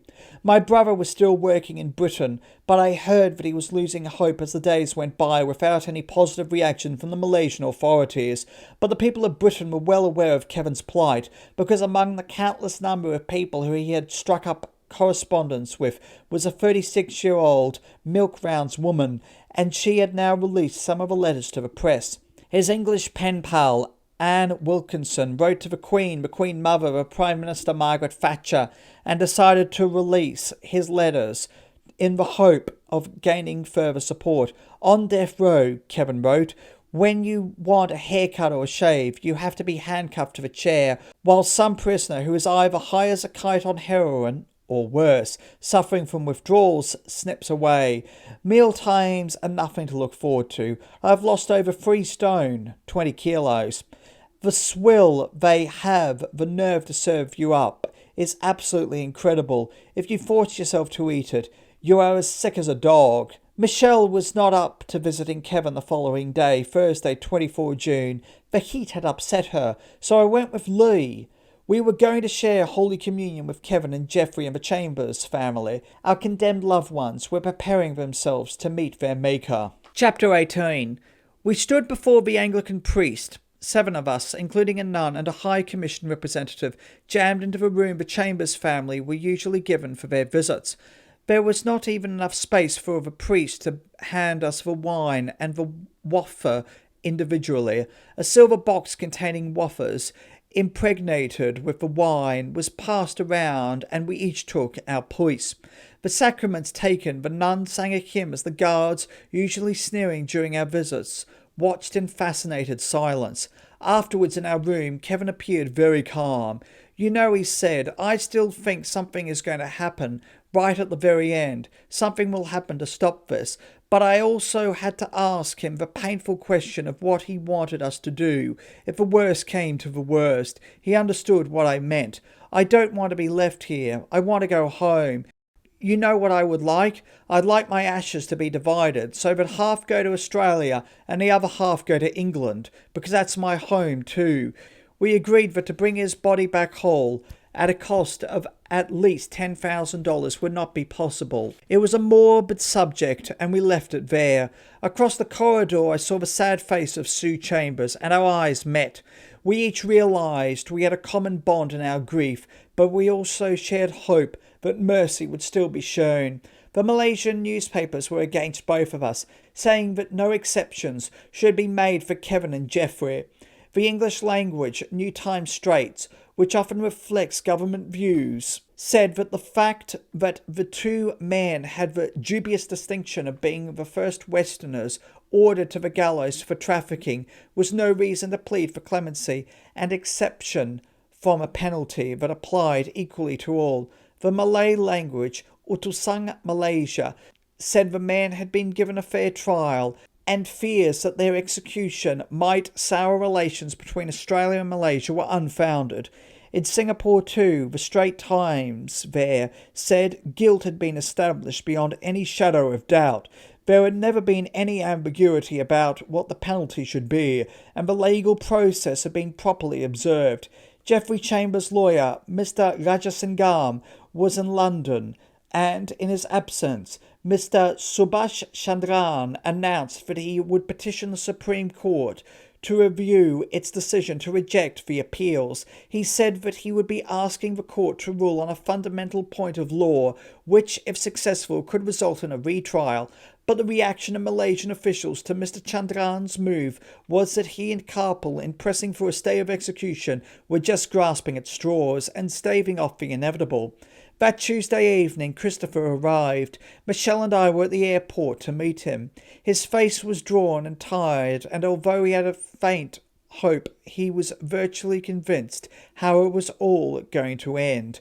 Just before he left Adelaide, he had made the comment that you don't shoot pigeons to stop people feeding them, do you?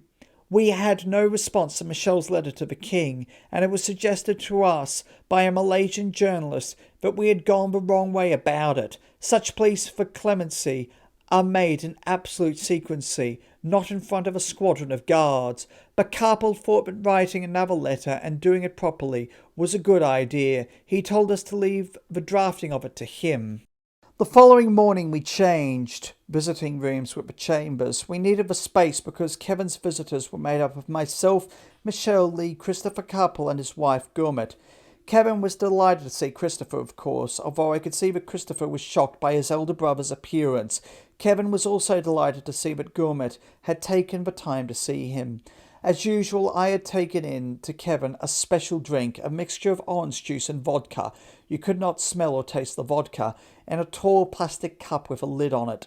Even if the guards inspected the drink, they would be unlikely to trace the alcohol. Kevin found that these drinks helped him relax, but he also let me know that he was still able to get marijuana if he needed it. The guards pushed dope, no matter what jail you were in. You'd better watch the local brew, Kevin told Christopher. I think you'll find Carlsberg Pilsner will be better to your taste. Thanks for the advice, mate, said Christopher. It was a warm, brotherly exchange which helped push aside the gloom. The two brothers had asked for time to be alone, and I respected that. Later, Christopher let it be known that he and Kevin had reflected on Kevin actually dying. We had to face up to the reality of it. That way you can enjoy the rest of the time together. There's no doubt about it now. He's used to the idea of dying. I knew that the visit had affected Christopher deeply. Later he was to explain that his brother's fate had made him appreciate life more, because you didn't really know what death was like until you faced it. A lot of people think they can go on forever, he said. Then they have a midlife crisis when they realise they could be dead soon. This sort of situation can prevent that happening. A lot of people have trouble facing death. I know I used to. I don't think I will now. Once you come to actually know death, it makes you strong and more able to accept it. I used to think it's too long a way to worry about it. But it isn't when you see something like Boss that can take it away. That lunchtime we sat in my room with Karpal. I had to hand it to him. He still tried to fill me with hope, and I believe he genuinely thought there was a chance. Despite his morbid comments to the press, his application for a stay of execution pending his challenge to the High Court was due to be heard in Penang the next morning, and he said he would be flying up to the island for it. What I'm going to be doing is pressing for another sitting of the Pardons Board, with me taking part, Karpal said, stretching his arm across the back of a sofa, his eyes revealing his tiredness. I'm going to be pushing the fact that they have already created a precedent by announcing they were going to sit and then had announced their verdict before informing us, the lawyers. But even as he spoke, the Attorney General, Tal Sri Abu Talib bin Othman, was announcing that Kevin and Jeffrey would hang. The legal proceedings lodged by the lawyers are just delaying the inevitable. Surely it would be more humane to carry out the executions as quickly as possible to relieve further torture of the condemned persons. It is very well for these people to lodge legal challenges, but then it is not they who suffer by the delays. Those who will suffer will be the two men. In Penang, the news was also bad. Although Mr. Justice Edgar Joseph, sitting in the High Court, had agreed to hear an application from Jeffrey's lawyer challenging the Pardons Board's refusal to allow counsel to be present, it was thought the application would be dismissed because of a Supreme Court decision in the case of another condemned man, Sin Kia Chon. The Supreme Court ruled in that case that there was no constitutional requirement that a condemned man be represented during Pardons Board hearings. To allow this, said the judges, would be virtually reactivating a concluded trial. Sim, of course, was executed. Tension between Christopher, Michelle, Lee and Mui was high as we made our way into the prison the following morning, Thursday, 26 June. The hearing of the application for a stay of execution was taking place in Penang, and we were all on tenterhooks. Kevin was on the edge too. He didn't like our involvement with the press, but at the same time we pointed out to him that if it were not for the publicity, neither I, Christopher, nor Michelle would have ever been there. It didn't sink in. He continued to berate us, so that finally I stood up. "For God's sake, Kevin," I yelled, trying to get him to calm down, just as I'd managed before. "You're all right. You're in here behind these walls. You don't have to face the press out there. Can you imagine what it's like having a camera and a microphone pushed in your face every day you step out the door?" But he was not to be pacified, and I just wanted to leave. I loved him dearly, and I didn't want to be arguing with him during what looked like the last days of his life. It was better that as they led him to the gallows and perished at Fort, he remembered the good times we had as a family, not the final arguments. And then Glenn Conroy from the High Commission arrived carrying a piece of paper. Official pieces of paper always spelled doomed for me. I braced myself. "I'm happy to tell you," he said, "there has been a stay of execution. The High Court has adjourned until 4 July, and the judge has ordered that no action be taken before that date." 4 July! A whole 8 days away! Another 8 days of life! Kevin's face turned into an enormous grin. We all grinned. Then we laughed. We laughed with relief. A stay of execution. A breakthrough. Across the corridor, in the chambers room, I could see another consular official, Neil Manton, delivering the same news to Mrs. Chambers, Jeffrey and his sisters, and they too were smiling, because for all of us, no action meant no hangings between now and 4 July. It was the first glimmer of hope in a long, dark tunnel. The High Court in Penang had in fact acted on a writ of summons lodged by Jeffrey's lawyer, Subhash Chandran, standing in for Mr. Rajasangam, against the Penang Pardons Board's refusal on the previous Saturday to allow counsel to represent the condemned man. The writ named the Pardons Board, the State Governor and the Attorney General as defendants, but Mr. Justice Joseph said that since the summons was yet to be served to the Attorney General, it could be improper to proceed with the hearing and proposed the adjournment. Mr. Chandran then sought assurances that Jeffrey Chambers would not be executed, pending the outcome of the hearing. "I do not want my client playing the heavenly harp without notice to anyone," he commented. We received his assurances. The Penang State legal advisor, Mr. Shari Yusuf, promised that papers authorising the issue of death warrants for the two men would not be signed until after the hearing of a legal challenge on 4 July. Mr. Yusuf explained after the court adjourned that it was logical to assume that since a similar application had been lodged on Kevin's behalf, nothing untoward would happen to him before 4 July. Then it was likely there would be a joint hearing of the application. Although the hearing was 8 days away, we realised that Kevin's life would extend beyond that. If everything failed during the hearing, the death warrants would then have to be signed, so it could be a fortnight before any action was taken. A fortnight meant another 14 days in which to fight. Typically, there was bad news to counteract the good. That same day, Prime Minister Mahathir visited a drug rehabilitation centre in Penang and was obviously moved by what he saw. Drug traffickers are murderers, he declared. Their irresponsible and inhumane actions led to the deaths of many addicts, while those who survive are merely living skeletons. We cannot consider skin colour, philosophy, or any other matter in our fight against this evil. Hitting out at those who defend drug criminals, the Prime Minister asked, "What about giving attention to the suffering of drug addicts and their families? It is very much regretted that these people do not want to actively help the drug victims, but instead give preference to the interests of drug criminals." I agreed with his sentiments, but in the case of real drug traffickers. But Kevin was not in that category. Yes, under duress, he almost became a one-off courier, but the reality was that never happened. It was a court decision, the decision of a judge who was once a journalist and a policeman who had turned him into a trafficker. However, it was with delight that we returned to the hotel. Lee and Christopher, deciding that they could not afford the time to wait in Malaysia for what now seemed like an indefinite period, had made up their minds to return to Australia. We all shared a general feeling of relief. I rang Wilf, who was put up at an Adelaide hotel by a local paper, to tell him the good news. I could hear his sigh of relief across 5,000 kilometres. "Bloody marvellous," he said. "Absolutely bloody marvellous." Michelle, Lee and Christopher went to the prison without me the following day, Friday 27 June, because I knew that deep down Kevin was still smarting over my involvement with the press. I didn't want to create more trouble by being there, and felt that a day's break would clear the air completely. I could not have been more mistaken.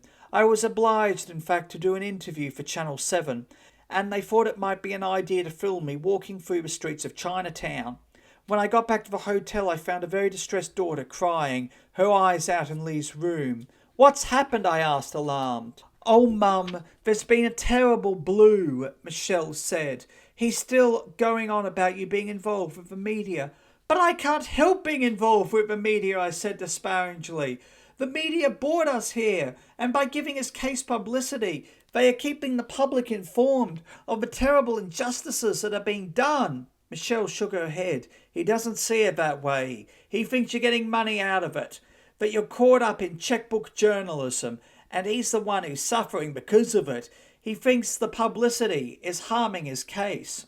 I realised I had reached an impasse. If Kevin felt that about me, my presence in Malaysia was only making him feel worse.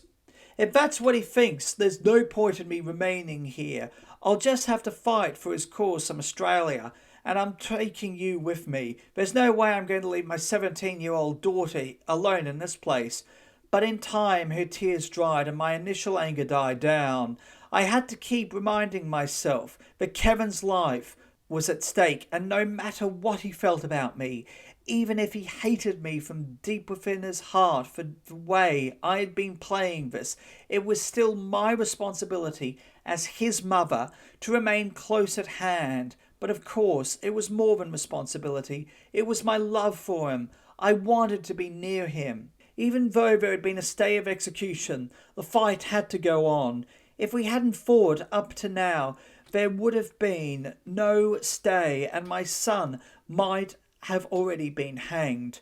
The next step was to dispatch the formal letter to the king, the Sultan of Johor. Sue Chambers had also been asked to put her name to it, and she had agreed. The letter had now been compiled, released from Karpol's office, and Sue and her daughters had read it, and agreed that it was a good letter. So when it was delivered to me, I glanced through it, added my name to it, and then dispatched it to the Australian High Commission for delivery to the King. It was, in fact, a very grovelling letter, but it was the way it should be done, I was told. "Forgive us, Your Majesty. His Majesty, Sultan Iskandar Young di Putan Agong, Malaysia. With due respects, we, Mrs. Barbara Barlow and Mrs. Sue Chambers, seek your forgiveness, Your Majesty. We came to Malaysia to be with our children, that is, Kevin Barlow and Jeffrey Chambers, at this moment of extreme anxiety, in that their appeals to the Supreme Court of Malaysia and the pleas of clemency to the Pardons Board of the state of Pulau Pinang with regard to the sentences of death that have been passed on our children by the High Court of Malaysia have not been fruitful. We make this appeal on behalf of our children and on belief of ourselves as their mothers. It is our fervent hope that Your Majesty would graciously consider our appeal, and that the death sentence that was passed be commuted to life imprisonment on grounds of humanitarian compassion, notwithstanding the findings of guilt by the court, and our children's profound regret and remorse at their wrongdoing. We pray that the plea for forgiveness is accepted towards a commutation of a death sentence to enable them to continue living their natural lives. We also seek Your Majesty's kind consideration in the matter of lending Your Majesty's support towards the appeal that we have made to His Excellency, the Governor of Pulau Pinang. We pray that Your Majesty's reign is blessed by God, the one and only. Yours faithfully, Barbara Barlow, Mrs. Sue Chambers, Mrs. Some time after the letter was sent on its way, Steve Britton, the Channel 7 reporter and a journalist on the TV station which had sponsored Sue Chambers' trip to Malaysia, came bursting into my room. "Have you read that bloody letter?" they asked. They put the fear of God into me. "Yes," I said. "What's wrong?" "What's wrong? The third paragraph, Barbara. The third paragraph. You're admitting that your son is guilty." They reminded me of a relevant passage. Our children's profound regret and remorse at their wrongdoing. Yes, I'd read it, but it hadn't sunk in. It was true. It was an admission of guilt. My God, what had I done? Frantic phone calls were made to Karpal's office, and the devastating news was relayed to me. That letter you saw was only a draft. The wording of the third paragraph was going to be changed. The letter should never have gone to the King. Never. Chapter 19. Desperately, I phoned the Australian High Commission. We were too late. The letter had been sent post-haste to the King. I slumped back on the sofa. You might just as well have personally signed his death warrant. But voices around me told me not to give up hope. It was still a letter begging for mercy. The letter was beyond the realms of actual guilt or innocence. It was an appeal for life. Nothing more. Karpal sat in the room until after 2 a.m. trying to reassure me, but it was not easy to get over the events of that day. Lee was going home the following day, Saturday, and it was agreed that she should go into the jail on her own. She left the hotel just before 9 a.m. and was back by 9:20, her face gloomy. "What happened?" I asked, my heart pounding once again. "They won't let me in," she said. "They told me Kevin was refusing all visitors." "But he wouldn't refuse you, Lee," I said. "You're one person he seems comfortable with." I got onto the High Commission trying to find out what was happening, but received no information. I tried to work it out. Had Kevin refused to see Lee because she was due to leave him, and this was a plot to make her stay on until she saw him? But Lee couldn't stay. Christopher, in the meantime, had 3 days left in Kuala Lumpur before he was due to return, so we agreed he should go into prison on the Monday. Sunday passed slowly. It was not a visiting day, so we all tried to relax. But how can a family relax under such circumstances? We hung around the hotel, wanting the time to fly, not wanting it to. And how can a family relax when one of the Malaysian Sunday newspapers was suggesting that foreign TV crews be allowed to film the hangings? In an editorial which we read with growing distaste, the paper declared that this was not the time to be squeamish. Then it went on, 2 minutes on prime-time television will persuade more people that we mean business than all the billboards and warnings on landing cards. I could hardly force myself to read on, but of course I did. Like many people of European descent, They assumed that a white skin was protection against local laws. That is also the unspoken assumption among the many in the foreign media who are now in the country.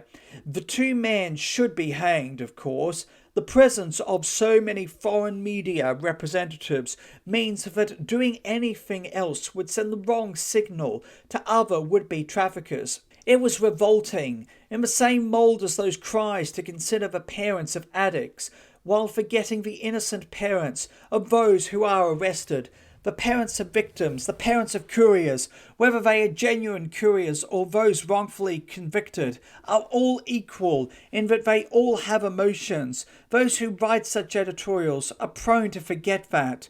On the Monday, Christopher was back at the hotel by 9:30 a.m. He had the same story to tell. Kevin was refusing all visitors, and I knew now that it was a case of Kevin being refused all visitors. Lee, Chris, he was always happy to see them. To add to my concern, I received a phone call from London. Mrs. Barlow? My name's Kathy Priestley. I'm flying out to visit Kevin. I was flabbergasted. I recalled her name as she explained she had already spent many hours with Kevin during February, and they had been in constant touch by letter.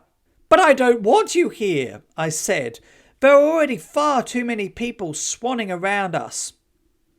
There's nothing I can do to stop it, she said. A newspaper is flying me out. It's all arranged. I slammed the phone down. More direct newspaper involvement. What was Kevin going to say about this? What was Kevin going to say about the headlines that had started to publish around Kathy Priestley's flight? Barlow's secret lover flies to him. The story that accompanied that article, which she was later to refute, told how she had met Kevin while on holiday in Australia 2 years earlier, impossible as he was in jail in Penang, and that it was not until his arrest that they realised they were in love. We love each other very much, she was quoted as saying, and of her earlier visit to Malaysia, she was reported to have said, I'm quite a shy person, and I've never done anything like this before. If anyone had told me that one day I would fly to a man on death row, I would have laughed. He needed me, and that was all I thought about. I saved up the money, packed my bags, and went. She was due to fly out under the auspices of one newspaper, but at the last minute there was a change of mind, and here I felt for her, having been through the same thing myself. Now I learnt she was coming out on a ticket purchased by the News of the World, the paper I was so bitter about. Christopher tried to get into the jail on Tuesday, but again failed. So he put back his plans to leave and resolved to try again on Wednesday, 2 July. He could do without these frustrations. But what the hell was happening in there? Certainly that tiny cell was the focus of attention on opposite sides of the globe. In Australia, Foreign Minister Hayden came out with a vitriolic attack against Frank Galbalair. Efforts to save Kevin from the gallows, he said, have been set back by the reckless abuse of the Malaysian judicial system by Mr. Galbalair. The lawyer, said Mr. Hayden, had made rather reckless and highly personal statements after the trial. It was quite unfortunate that such a sad situation became the focus of someone's political point scoring, said the minister, who in turn had been accused by Mr. Galbalair of making little effort to save the two men. Treading carefully, Mr. Hayden said that the Australian High Commission in Kuala Lumpur had confirmed that the pair received a fair and just trial, and that one of the less flamboyant lawyers involved had disassociated himself from Mr. Galbalair's attack on the Malaysian judiciary. Now, he added, we have two Australians for whom we are making appeals for clemency, and it is not going to be easy, and it is not going to be helped by the sort of reckless abuse which has been directed at the Malaysian system of courts and justice and at the administration of the courts and justice by some rather vocal Australians, or one in particular. Karpal Singh immediately joined in the attack against Mr. Galbalair. Mr. Galbalair, he said in a statement which he issued to the world's press, had impudently insulted our judicial system. He apologised to the Supreme Court. However, in my view, the Supreme Court should not have allowed him to get off so easily. The Supreme Court had been magnanimous in not imposing a severe sentence. Mr. Galbally obviously was not grateful to the Supreme Court for having let him off lightly.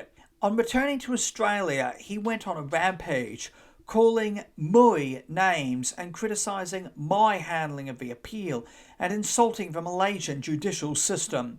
Instead of showing remorse and gratitude to the Supreme Court, he went on a relentless spree in insulting our judges, saying that Mr. Galbally should be ashamed of himself for his unprofessional conduct. Karpel said that Malaysian government should declare Mr. Galbally persona non grata. So even now, with the noose so close to my son's head, the personal bitterness raged on. In Britain, my brother, Bill Austin, sent a letter to the Queen. The Malaysians will execute my nephew, Kevin Barlow, within the week. He is innocent. Please help him as head of the Commonwealth. The Queen was thought to have been taking advice from Downing Street and the Foreign Office on whether it would be appropriate for her to intervene. There was a constitutional question of whether the Queen could appeal to a Commonwealth country for a royal pardon. I was well aware of the problems. Would Buckingham Palace be prepared to step in on behalf of a man found guilty of a major drugs crime? If only I could broadcast the circumstances to the world. But what Kevin had told me when I first met him in prison, how he had described his being forced to take the trip, was still something I could tell no one, because it would almost certainly be construed as a confession of guilt. There may have been initial intent, but then there had been a change of mind, and there had certainly been no act.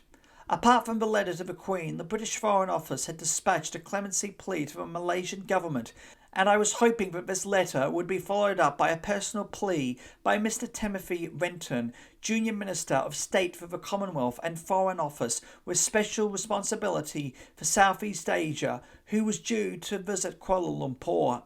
In Malaysia, former Prime Minister Tunku Abdul Rahman, regarded as the father of a nation and an elder statesman with considerable influence in domestic politics, joined the fight by declaring that Malaysia's drug trafficking laws were defiantly lopsided and must be reviewed in the name of justice and in the case of humanity. Capital punishment, he said, could be inhuman, and he suggested the Prime Minister should not be hard on this drug offence, but to temper justice with mercy. That Tuesday night, around 11 p.m, I had a phone call from Kathy Priestley. She had arrived, given the bulk of the media the slip, and was staying in a hotel down the road. As much as I felt the whole thing was turning into a circus with the news of the world accompanying her, I felt the least I could do was see her, without any reporters tagging along.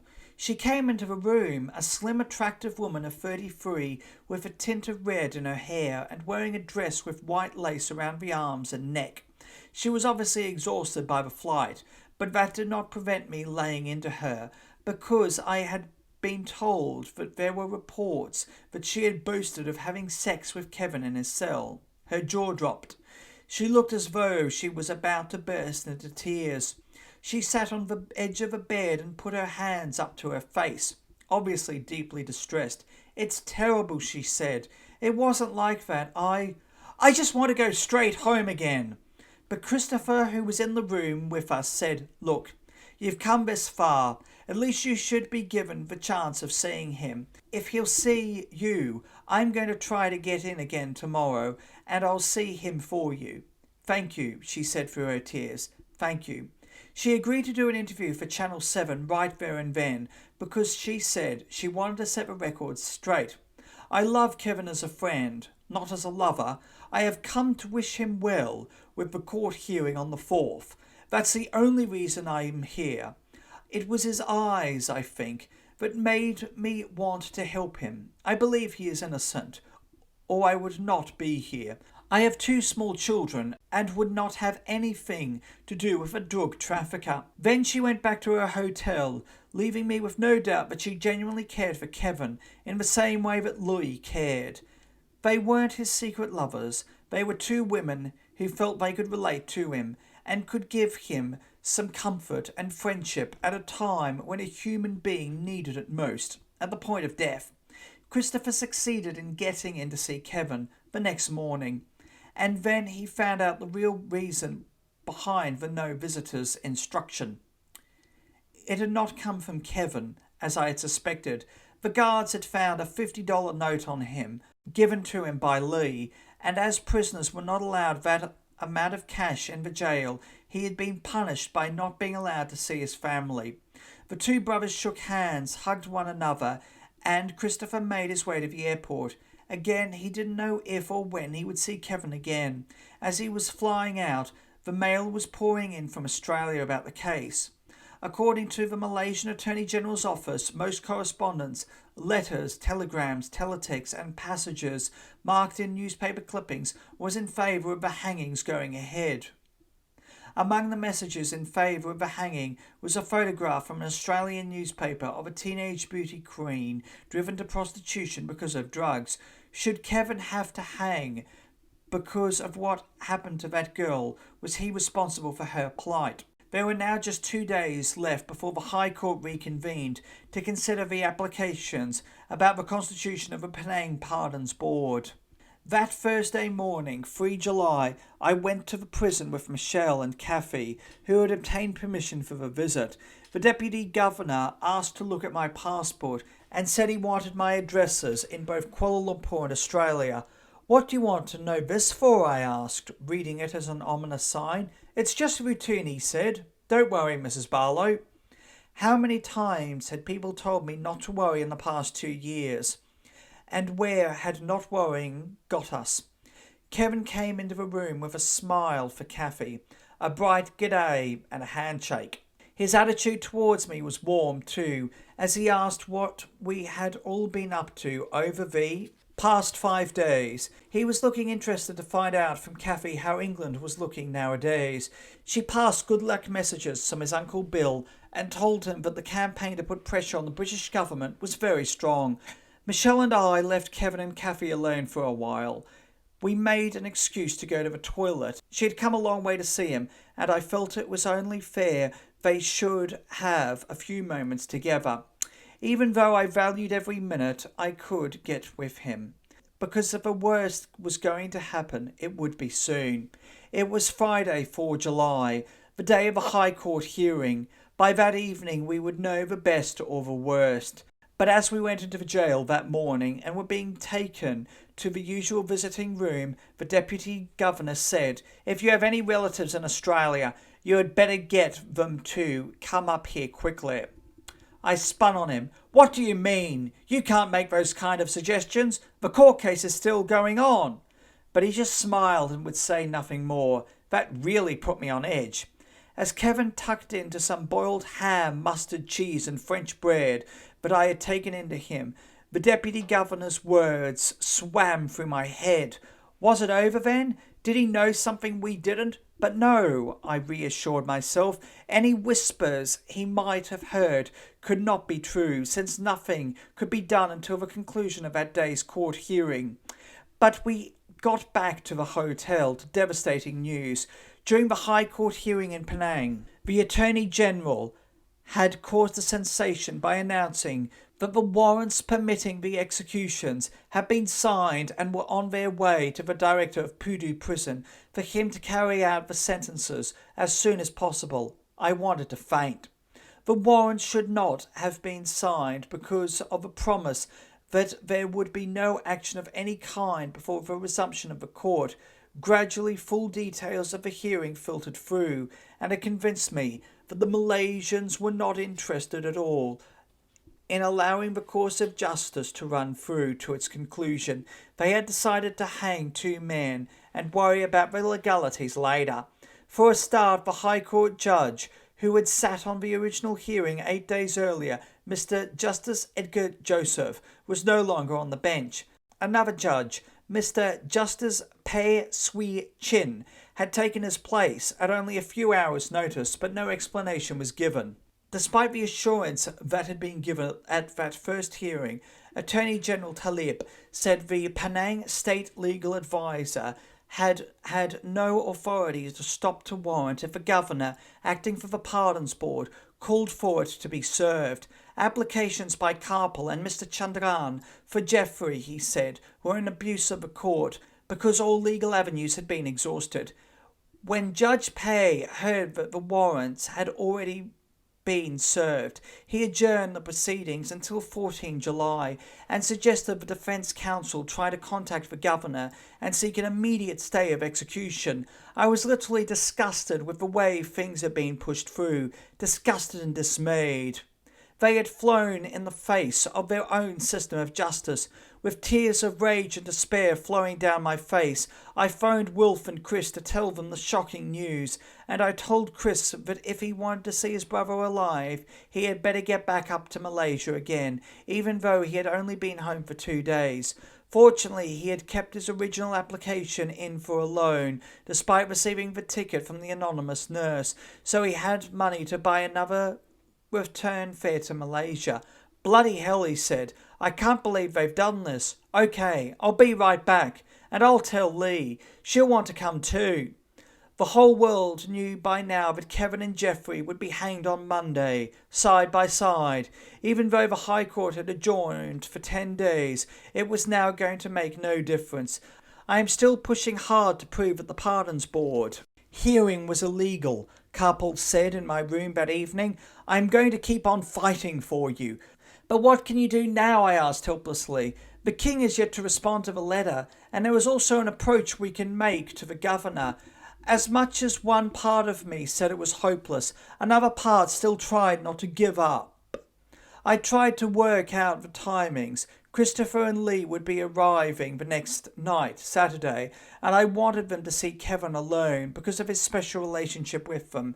That meant that there was only 1 day left for me to see my son. My visit the next morning would be the last time I would see him alive. I couldn't bear it, and tears overwhelmed me.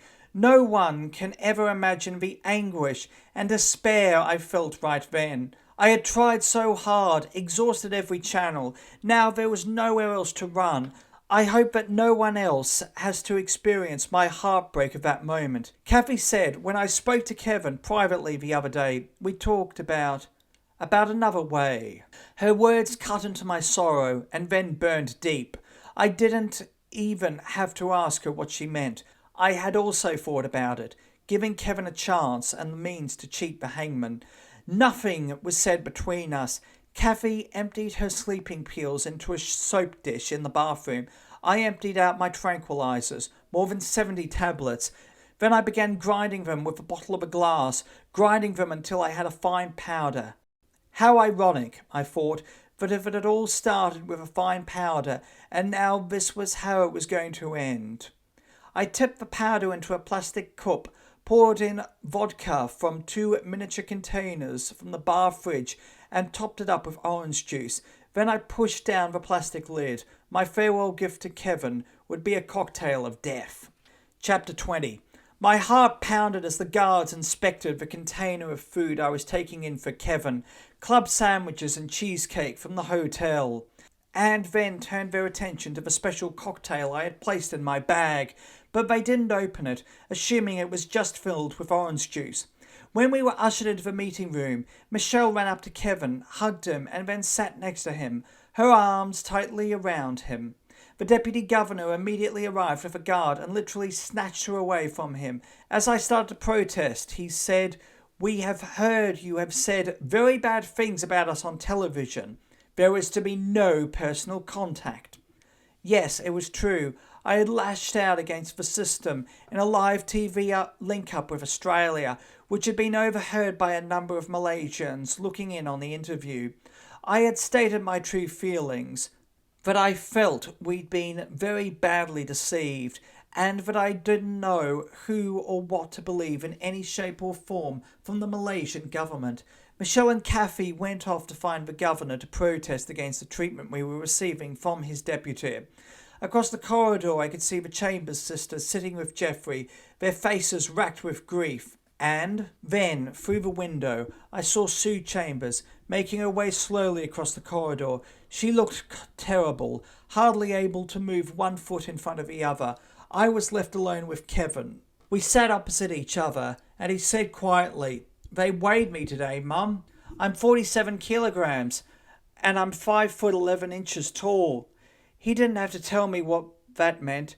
Those who are about to be hanged are measured and weighed to make sure that when they drop through the trapdoors, they fall far enough and the sandbags attached to their feet are heavy enough to sever the spinal cord.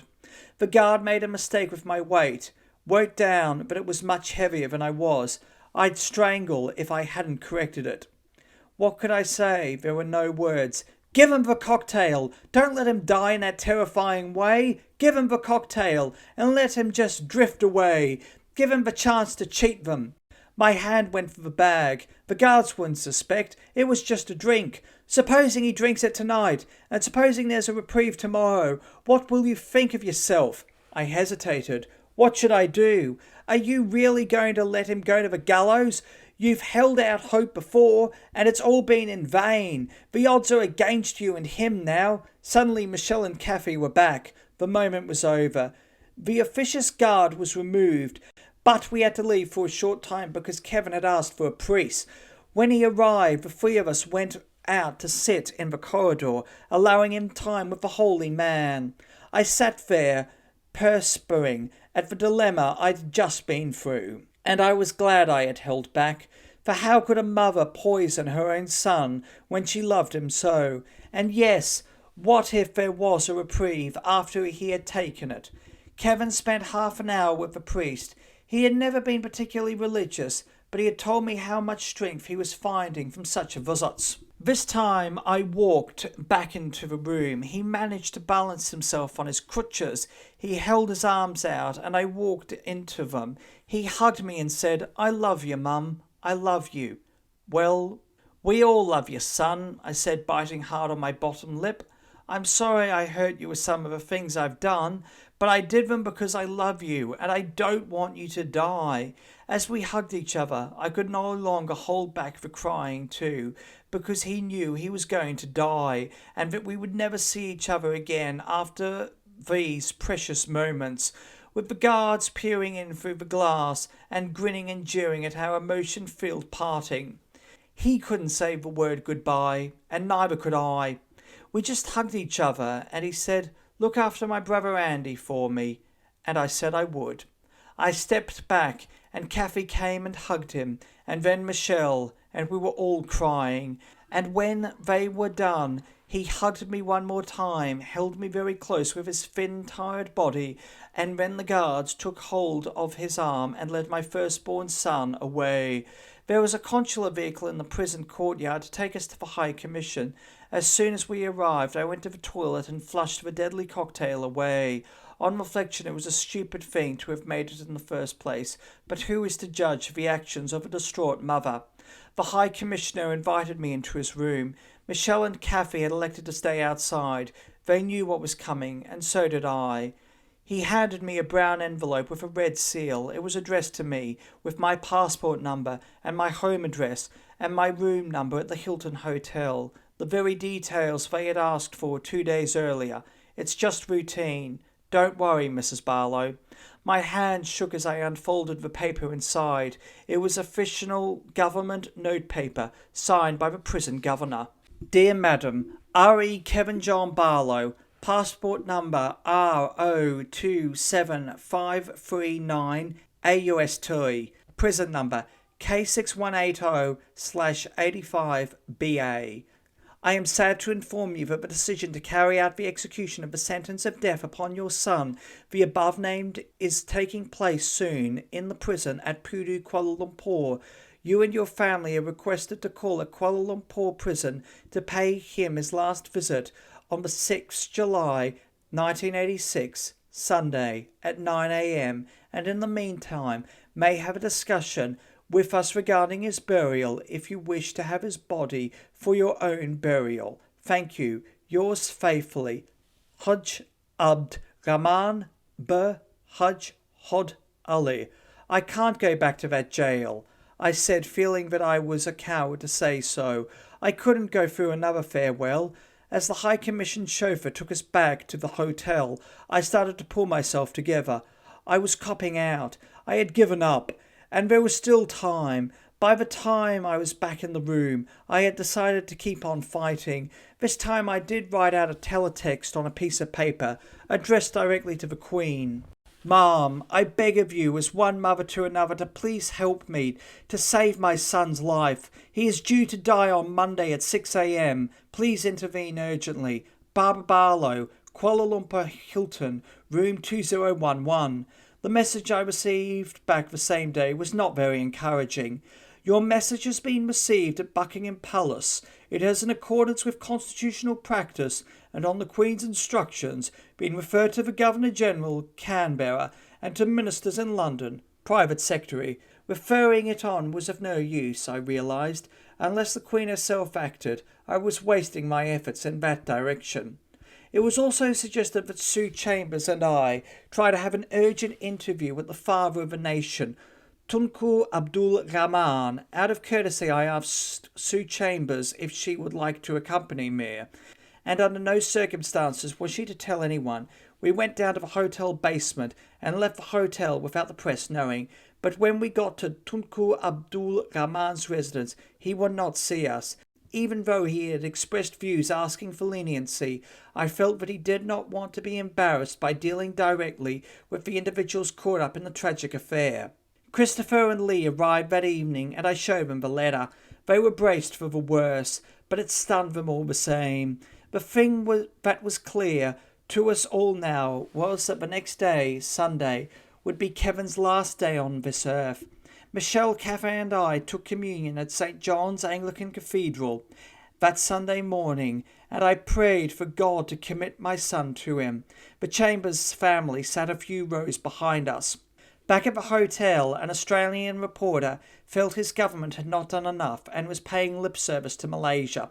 The reporter said he would ring Bob Hawke or the ACTU boss, Simon Crean, and I should make an appeal to them for help from Australian unions. It was Simon Crean who responded to our call, and when I asked in desperation if there was some form of protest the unions could take against the proposed hangings, he told me I was being ridiculous. Another door was slammed in my face. With Chris and Lee making their last visit to Kevin, I kept up the desperate struggle for Kevin's life. My next move was to send a telegram to the United Nations Secretary-General, Dr. Perez de Cuellar in New York. Imperative you immediately and urgently intercede with Malaysian government to stay the execution Monday morning, 7 July 1986 Malaysian time.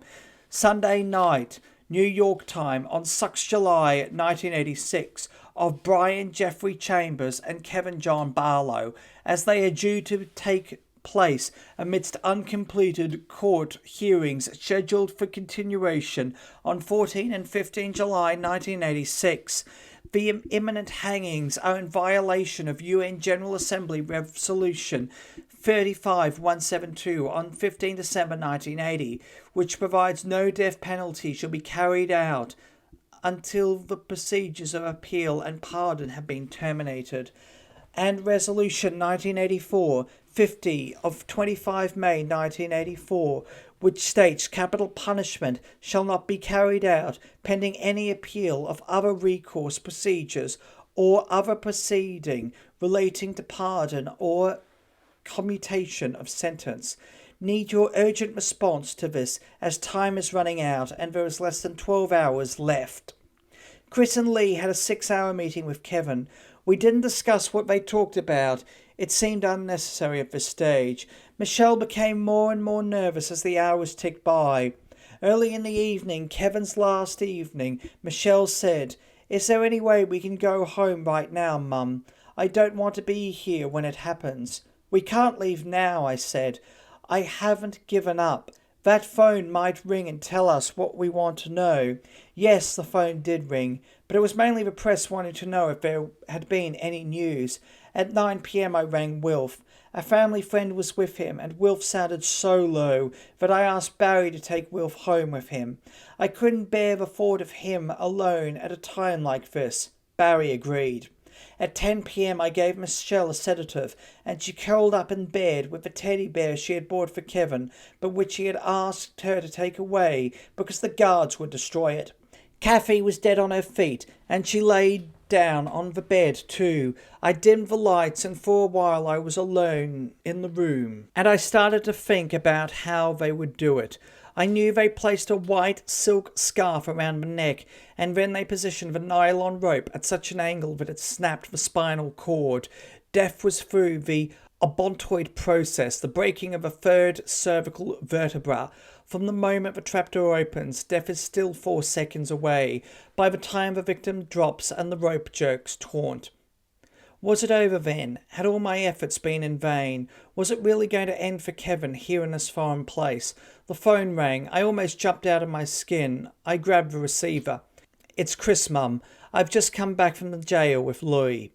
Just come back from the jail. I looked at the clock. It was after midnight.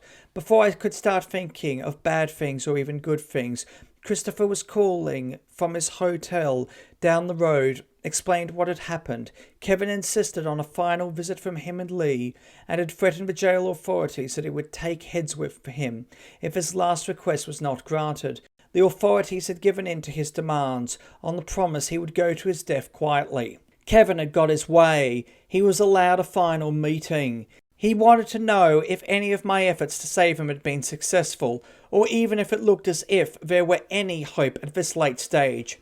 Christopher has never told me what they discussed during that final meeting, which lasted for 3/4 of an hour, except to describe one final act by Kevin. Was it revenge? Black humour?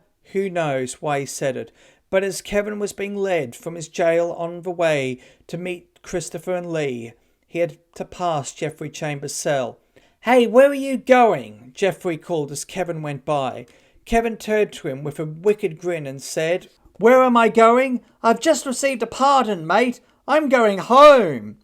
That phone call from Christopher had both raised my hopes and dashed them. There was nothing left now except to pray and reflect on good times, only the good times. And as I saw a small kid with skinny legs running along a beach in Wales, a teenager kicking a football in Elizabeth, a grown man talking about his love for a girl, I was reminded of just how many good times there had been. There was also time to think about the morning, a morning I hoped would never come. I'd seen an interview with the hangman, Enkik al-Latif bin Hussein, who had dispatched 200 prisoners into the next world. "I haven't gone psycho yet," he said. "I think I'm still okay. That is, I don't have sleepless nights." Yes, he would no doubt be sleeping in his bed right now, I thought, as I sat up and waited for dawn, waited for my son to take one long, last walk to the gallows. Chapter 21. I never did find out how Kevin reacted as they let him blindfolded to the execution chamber, whether he had got hold of marijuana, whether Jeffrey Chambers was high too. The statements said simply that they had gone calmly and their deaths were quick. The trapdoor had opened at 6:08 a.m, the moment I felt my heart miss a beat. Who can explain such things? Christopher and Lee were keeping a vigil outside the prison wall, where unprecedented crowds had gathered for such a grim event. So many people converged on the prison that the police had to be called to keep order. Christopher and Lee positioned themselves as close as they could get to the execution chamber, and they heard the trapdoor crash open. It was a sound, they said, they would never forget, a boom that seemed to echo around the world. As the sun came up, I rang Wilf at his friend Barry's house. "It's all over," I said. "The bastards," he said. Glenn Conroy from the High Commission arrived, expressed his condolences, and told me that Kevin was to be cremated that afternoon at 2 p.m, according to his wishes. Lee handed me a piece of paper containing Kevin's handwriting. She couldn't speak. She was that upset. Christopher spoke for her. "Kevin wants his remains to be taken back to Australia for burial. He said the family is to be allowed to access the grave." I was glad he was going to a place of peace and quiet. Lee and Jamie would be his guardians. I didn't mind. It was as Kevin had wished. It was a simple crematorium service conducted by the priest who had visited Kevin in prison. A small group of us, including High Commission officials and Karpal, stood around the coffin as the service proceeded. Now and again, Michelle and I reached out to touch the box, to pray our silent farewells. Our parting gifts to him were a posy and a single red rose. Michelle and I flew out that evening, leaving Christopher and Lee to take care of the final arrangements for collecting Kevin's ashes. Jeffrey's body was being flown back for burial in Western Australia. In Australia, neighbours, worried they had not seen Wilf at the house in Kapunda, broke in through the roof to check whether he was still inside. But of course, he was with his friends, numb, staring into space. Prime Minister Bob Hawke described the hangings as barbaric. I extend my deepest sympathies to the parents of the two men. As I might have expected, people came out of the woodwork after the hangings to say that Kevin and Jeffrey Chambers were heavily involved in the drug trade.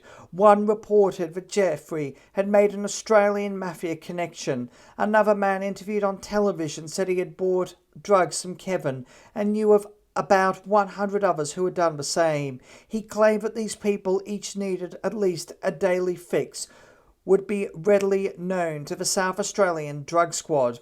The federal police checked all the claims. Their investigations resulted in a spokesman in Canberra declaring that the two men were not known to be involved in any major drug ring or with any notorious group of people. That wasn't quite true, for now I can confirm that one of the men Kevin had been hooked by was John Askiak, an ex-boxer and former bodyguard, and not a person to get on the wrong side of.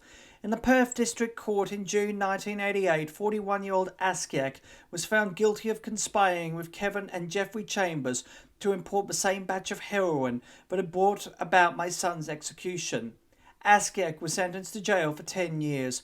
One of the witnesses was Debbie Collyer-Long, who told the court that Askiak had met Kevin at her home. It was, of course, where Kevin was lodging. And according to Debbie, after learning that Kevin was in financial trouble, he had recruited him to carry out a drug run to Penang. Judge Brian O'Dea told Askiak he had been instrumental in causing a person to forfeit his life, adding, "This is something you must live with." As Kevin freely admitted in his letters, he had been visited in jail by federal police officers. It was as a result of what he had to tell them that the National Crime Authority made inquiries into Askiak. However, it was Debbie who had to say in a television interview played after Askiak's conviction and announcement of an appeal that the full story came out, a story which confirmed everything that Kevin had told me, a story which also confirmed his claims that he had been forced into making that fatal trip. In that television interview with Current Affairs host Mike Willisey, it was recorded prior to Askiak's court hearing. Debbie said Kevin had lived with her as a boarder in 1983 for about 6 months. She described him as a very nice man, nice-mannered, very easygoing, great with my kids. He had emotional problems, she said, because he had split up with his girlfriend just after he had moved in, and that broke him up a fair bit. Asked if he used drugs, Debbie said he smoked marijuana, but that was it, nothing else. He drank a fair bit after he had split with his girlfriend. Confirming it had been Kevin's first trip, Debbie said Kevin was shaking like a leaf when he left Perth Airport, but I believe that was due to his injury. The medical evidence has since shown that the condition could come on at any time. So, it was put to Debbie, he was nervous, emotional, had a break-up with his girlfriend, drank too much. He was a mess. Seems very unprofessional of Chambers and others to recruit him. I know, that's what I thought too. A perfect patsy, I would say. Asked to describe the drug ring, Debbie said, I went out with one of the guys. Actually, he moved in. Not on my wishes, on his own. He was the sort of guy you couldn't say no to. A fairly heavy dude. He was a bodyguard. He was an ex-boxer for Western Australia at one stage. His name is John Askiak. I couldn't get rid of him until Kevin Barlow got picked up. And that was when I told him I was going to ring the police, and if he didn't make himself scarce, the cops would be on his tail. What did this man tell you about the drug-running operation? He told me he was going to get Kevin to go over. Actually, he asked me to do it, and I said I am not that stupid. I wouldn't be involved in anything to do with that. He told me they were going to be paid $6 grand for going across, but they wouldn't be getting the money until they came back to Perth. Debbie went on to say that Askiak told her and an acquaintance had worked very closely with Jeffrey Chambers, and that Jeffrey had been across a number of times, had never been caught. Kevin therefore was pretty safe, she had been told. When she said she wanted to go to the police, she was threatened. He, Askiak, said I had 3 kids, and I had better start thinking about their welfare instead of Kevin and Brian, so I didn't have a lot of choice. And neither did Kevin. I vowed to fight to clear his name, no matter how long it took. I just wanted to sway public opinion into seeing that he was a son caught up in a cruel, violent and unjust world. He could have been anybody's son. He happened to be mine. My first move was to set about helping the others who wait in appalling conditions in overseas jails. I quickly became involved in helping with an Australian organisation for the welfare of prisoners abroad, because having been there, having been licked by the flames of their hell, I know only too well what they are going through. Among the thousands of letters of sympathy I received was a poem written by a student, Nicole Hansen, of St. Joseph's College, Echuca. We prayed in our classrooms at school, she wrote. She had scribbled a poem out on a scrap of paper, but the message touched my heart. It's a message for the world. In this violent world of ours, we just don't realise how many Australians die before our eyes. I may not know just how you feel, but I do know something that's true. Many Australians are feeling with you, the pain you're going through. Maybe no one will understand this, but I hope someday they can. They cannot cure the world's problems by hanging an innocent man. When I saw that innocent face on my television screen, suddenly I shed a tear. How could they be so mean? If the people that hung this innocent man had a son in the same situation, maybe they could realise how precious a young life is in this nation. I shall never forget that day in July when Australians everywhere paused, and I wonder if the selfish people that hung him understood the heartache that they caused.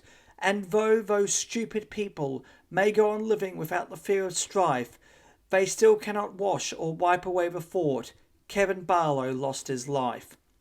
March 1988. Lee Jones and Jamie led Wilf and me along a rough track through the gum trees in the heart of Tasmania. It was a sunny day and the bush was alive with birdsong. We were walking through the domain of wallabies and wild deer, creatures who in this peaceful place have not learned to fear humans. Ahead in a clearing stood an oblong-shaped white picket fence around 2.5 metres by 2 metres. It surrounded a black marble slab engraved with gold lettering. Kevin John Barlow, born 12/10/58, murdered 7/7/86. We drank some billy tea, just as Kevin loved to do on the family jaunts into the bush, and then Wilf planted some bluebell bulbs around the gravestone. They'll be up in the spring, he said. They'll look beautiful, I said. They will, that love, he said. And thank you very much for listening. I know that this was a long video, and much of this book was a bit of a puff piece. But if you do want to, I guess, hear Barlow, Chambers and the Mafia, This Little Piggy Stayed Home, please let me know. I can read it to you, bar the last 13 pages, or I can read it to you later in the year with the last 13 pages. Please let me know what you want to hear. Also, regardless of if you want to hear that video or not, to see plenty of other videos revolving around foreigners who either face the death penalty or have been executed for smuggling drugs, please do not forget to hit that subscribe button and the bell icon to inform yourself of when new videos come out. It helps more than you know, and your support is truly appreciated. Until next time, stay awesome, stay classy, be kind to everyone you meet, have an amazing day, and remember that truth is always more interesting than fiction.